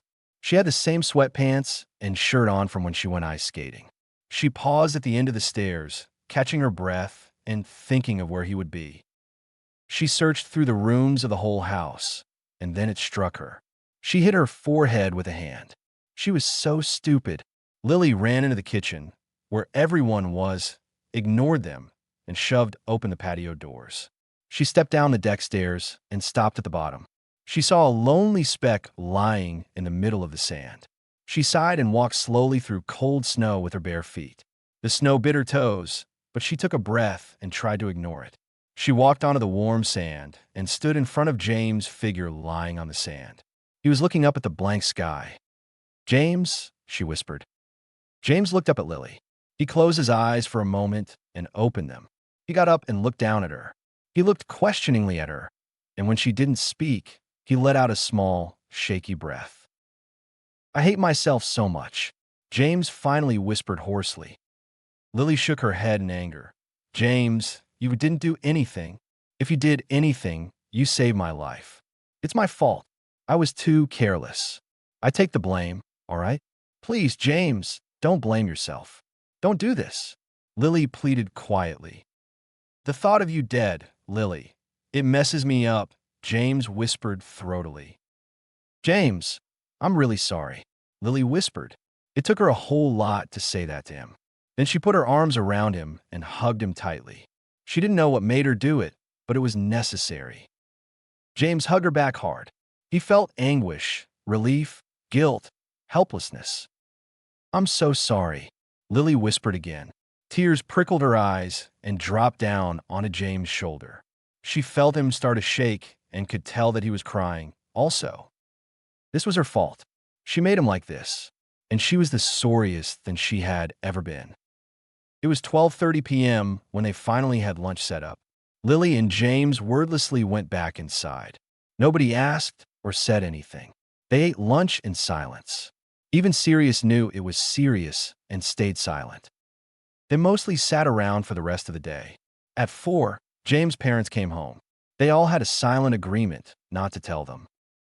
Harry wanted to know how Lily was doing, but he understood that James needed to be with Lily. A little while later, he heard that Lily awoke. She saw her blurry form speeding across the kitchen and outside. All of them that were in the kitchen surreptitiously walked to the window to see what was happening. They were surprised to see James out there. They hadn't known he was there. They saw James and Lily talked for a little while, and then hugged for a long time, so they decided to get lunch ready. A while later, James' parents came home. "So, what did you do today?" Maria asked them. "Nothing," they answered in unison. Maria and Henry raised their eyebrows. Around 5, Lily and Ginny left. They said their goodbyes quietly. The next day, they all woke up early. James seemed a bit out of it, but otherwise, everything was normal. Ray had gone back to Hogwarts the night before. "Do you think you're coming today?" Hermione asked. They were all sitting in the living room, drinking butterbeer or tea. Harry shrugged. "James, how are things with Lily?" Remus asked. They all looked at him in praise. Nobody had the guts to ask him that. James shrugged slightly. "Oh, come on, you can't avoid the topic forever," Remus said loudly. James scowled slightly. "I don't really know. It's just tense between us." "So you guys pretty much avoid each other?" Remus pressed on. James nodded shortly. "Yeah, pretty much. I think you should talk to her. It's obvious that she's not willing to talk first," Sirius said. James flopped back in his seat and sighed. He muttered something, but nobody heard him except Harry. "Life is fucked up." "You got that right," Harry replied heavily. 0000000000. The next morning, Harry woke up around 8:30. He padded down the hallway with only a pair of sweats on and slid onto the banister. He slid down, but he noticed people at the bottom of the stairs about to go up them. Harry's eyes widened as he slid faster and closer to the bottom, and the people. "Ark!" Harry yelled as he fell into them. A leg was now on his chest, and a knee collided with his side. "Padfoot needs Mrs. P's aid," a muffled voice said in a pained voice. "Prongs needs his mum's aid first," another muffled voice said. "Well, Harry needs Prongs and Padfoot to get off of him because he's in bloody pain," Harry said, groaning. Someone walked over to them. It was Sirius One. Sirius One raised his eyebrows. "You all should get a room. It's not a very pretty picture to see." Harry rolled his eyes. "Just help us up, Sirius, will you?" Sirius One grinned. "But it's funny to see you like this." "Sirius, when I get up, I'm going to curse you with every spell I know," Harry warned. Sirius One quickly helped him up. "Harry, Mum said the Weasleys were coming over today," James said after they were up on their feet. He was rubbing the back of his neck, where Sirius' middle finger jammed into it. "Really? That means Bill and Charlie are there, too," Harry said, calculating quickly. "Are they coming too?" "Yeah, I think so. Ginny can come if she wants. You know, she might want to see her mom," James offered. "Okay, great. I'll go ask her now. I'll flew over to Lily's place," Harry said. His right ankle was numb. His head ached. He had nasty bruises on his bare chest, and his side and chest hurt. He limped over to the living room and got some flu powder. He cautiously stepped into the large fireplace and threw in the flu powder. He didn't know for sure if Lily's house was connected to the flu network. "Lily's house," Harry yelled clearly. He tried not to breathe too much, and he found himself falling out of the fireplace a moment later. He heard a high-pitched scream. His glasses were askew, but he didn't care. With great difficulty, Harry stood up. Soot covered his hair. Harry saw a woman and a man. The woman was clutching her chest, looking at Harry with wide eyes. Hello, Harry said feebly. Are you one of Lily's friends? The man asked. Yes or no, not really. I'm her professor, Harry said. The woman looked surprised. You hardly look older than our Lily. I'm 18 years old, Harry said. What in the heavens happened to you? You're hurt, Lily's mother said. I'll get Lily's older sister to help you with that. Oh no, really it's Dash, Harry protested. But Petunia was already walking over. Petunia in this time had blonde wavy hair, a pointed nose, and a perfect body. When she came over, her eyes widened slightly at Harry's nicely toned chest.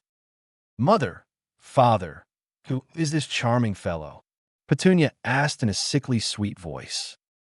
Oh, never mind that, Petunia, dear. He's hurt. We need you to sort him out, Lily's mother said hurriedly. Yes, mother. Petunia led Harry to the kitchen. So, where are you from? Petunia asked while filling a tub with hot water. Harry bit his lip. Surrey, he finally said truthfully. Right in this very house, in fact. Really? What's your name? Petunia asked. Harry Donovan, he answered. Petunia walked over and took his left hand. I don't see a wedding ring. Are you single? She asked. She got a cloth and dabbed Harry's chest lightly with the cloth. He winced slightly at the pain. Oh, sweet Merlin, Aunt Petunia's hitting on me. Harry thought furiously. Try not to turn green. That's so wrong. No, my girlfriend is Ginny, Harry said shortly. Petunia gaped. Why you mean that freak friend of Lily's? Ginny is not a freak, Harry said through gritted teeth. Then you're a freak too, Petunia shrieked. She dropped the cloth and backed away. Look, Petunia, you're more of a freak than anyone could ever be. You say anything bad about Ginny, Lily, or my friends in front of me again, I'll make sure you look like a freak too. Harry growled threateningly. Petunia gave a little shriek and ran out of the kitchen. Harry smirked. Lily and Ginny came walking into the kitchen. They were both pink in the cheeks and nose and were wrapped tightly in coats and scarves. They each held shopping bags in their arms. What are you doing here, Harry? Lily asked curiously. What the hell happened to you? Ginny demanded, looking at Harry's bruised chest. Just fell down some stairs. Anyway, I was wondering if you wanted to see your mom today. She's coming to James' house around lunchtime, Harry said. Ginny's eyes brightened. That would be brilliant. If Lily wants to go, of course, Ginny added. Lily thought for a moment, then smiled. Of course we can. You should see your mom, she said. Thanks so much. Let's get ready. Harry, stay down here and talk to your grandparents. They're really lovely people, Ginny said enthusiastically. Harry nodded. Ginny and Lily left the kitchen and went up the stairs. Harry walked to the living room where Lily's parents were. Hello again, Harry said awkwardly. They both turned. Lily's mother smiled at Harry. Have a seat, she offered. Harry took a seat across from him on a couch. We haven't introduced ourselves. I'm Jonathan Evans, and this is my wife, Rosalind, Jonathan said. Harry nodded. Nice to meet you. Likewise. How's our Lily doing in school? She's one of the brightest students at Hogwarts, Harry said, smiling. That's good to hear.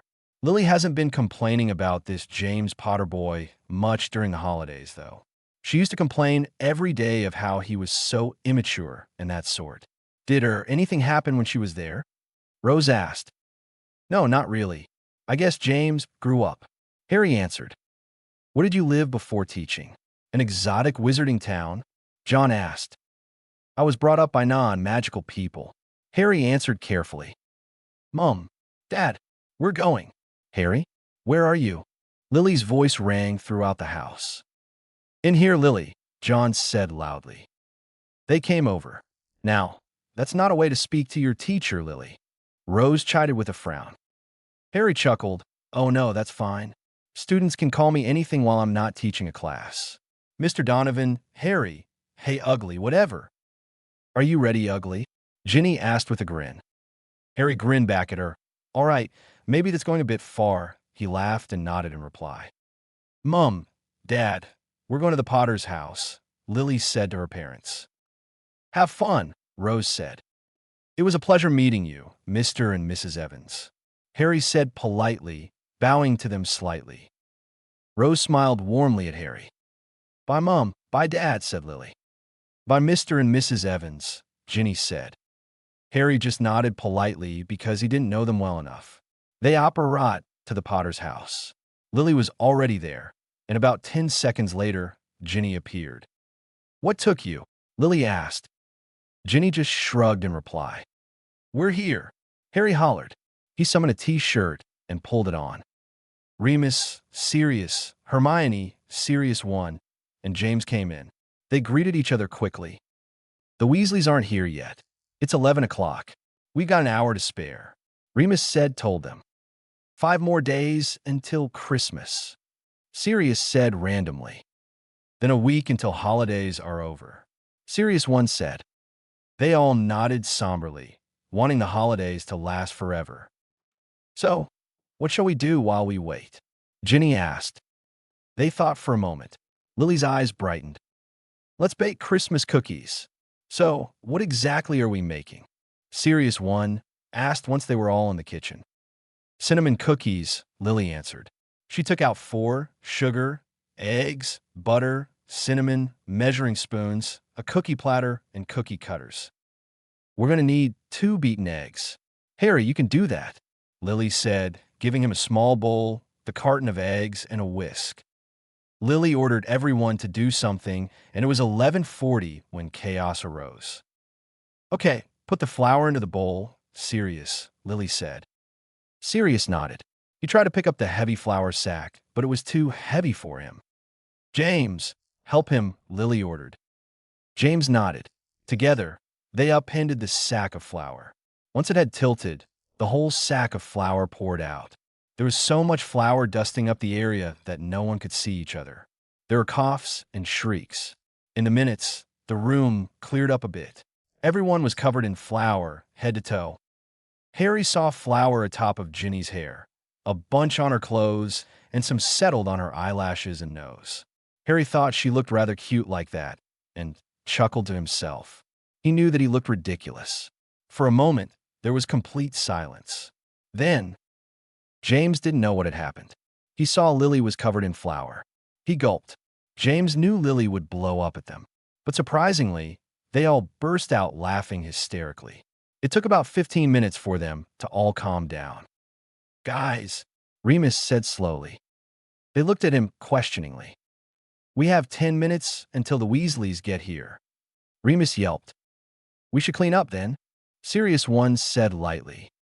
There was flour everywhere, and the ingredients needed to be put away. After many scourgifies, they were done. They forgot one thing, though, themselves. They were still caked with flour. They went up to their rooms and cleaned up. Harry brushed flour out of his hair. He washed his face and changed into a dark gray t-shirt and baggy dark blue jeans. Over that, he wore an expensive midnight blue designer robe. He attempted to flatten his hair out, but as usual, it sprang back up messily. Harry made his way to the stairs and smoothly slid down the banister as someone knocked on the door. He opened the door and saw a bunch of red hair. He was immediately embraced by someone who was about a foot and a fourth shorter than him. Oh, James, it's so nice to see you. You've grown so much. How are you? The person hugging him cried. Then they abruptly let go of him and back away. You're not James, she accused. Hello, Mrs. Weasley, Harry said nervously. Mrs. Weasley in this time was a lot skinnier and looked much younger. I'm Harry Donovan, Harry said politely. I'm James' defense against the dark arts professor. Mummy, was it? A voice piped up. Mrs. Weasley stepped aside, and Harry saw a baby in a stroller and a toddler who looked about 4 years old. Bill? Charlie? Harry gasped. It was indeed them. You know them? Mrs. Weasley asked. James told me about them, Harry said quickly. He was still shocked to see them. They were so small.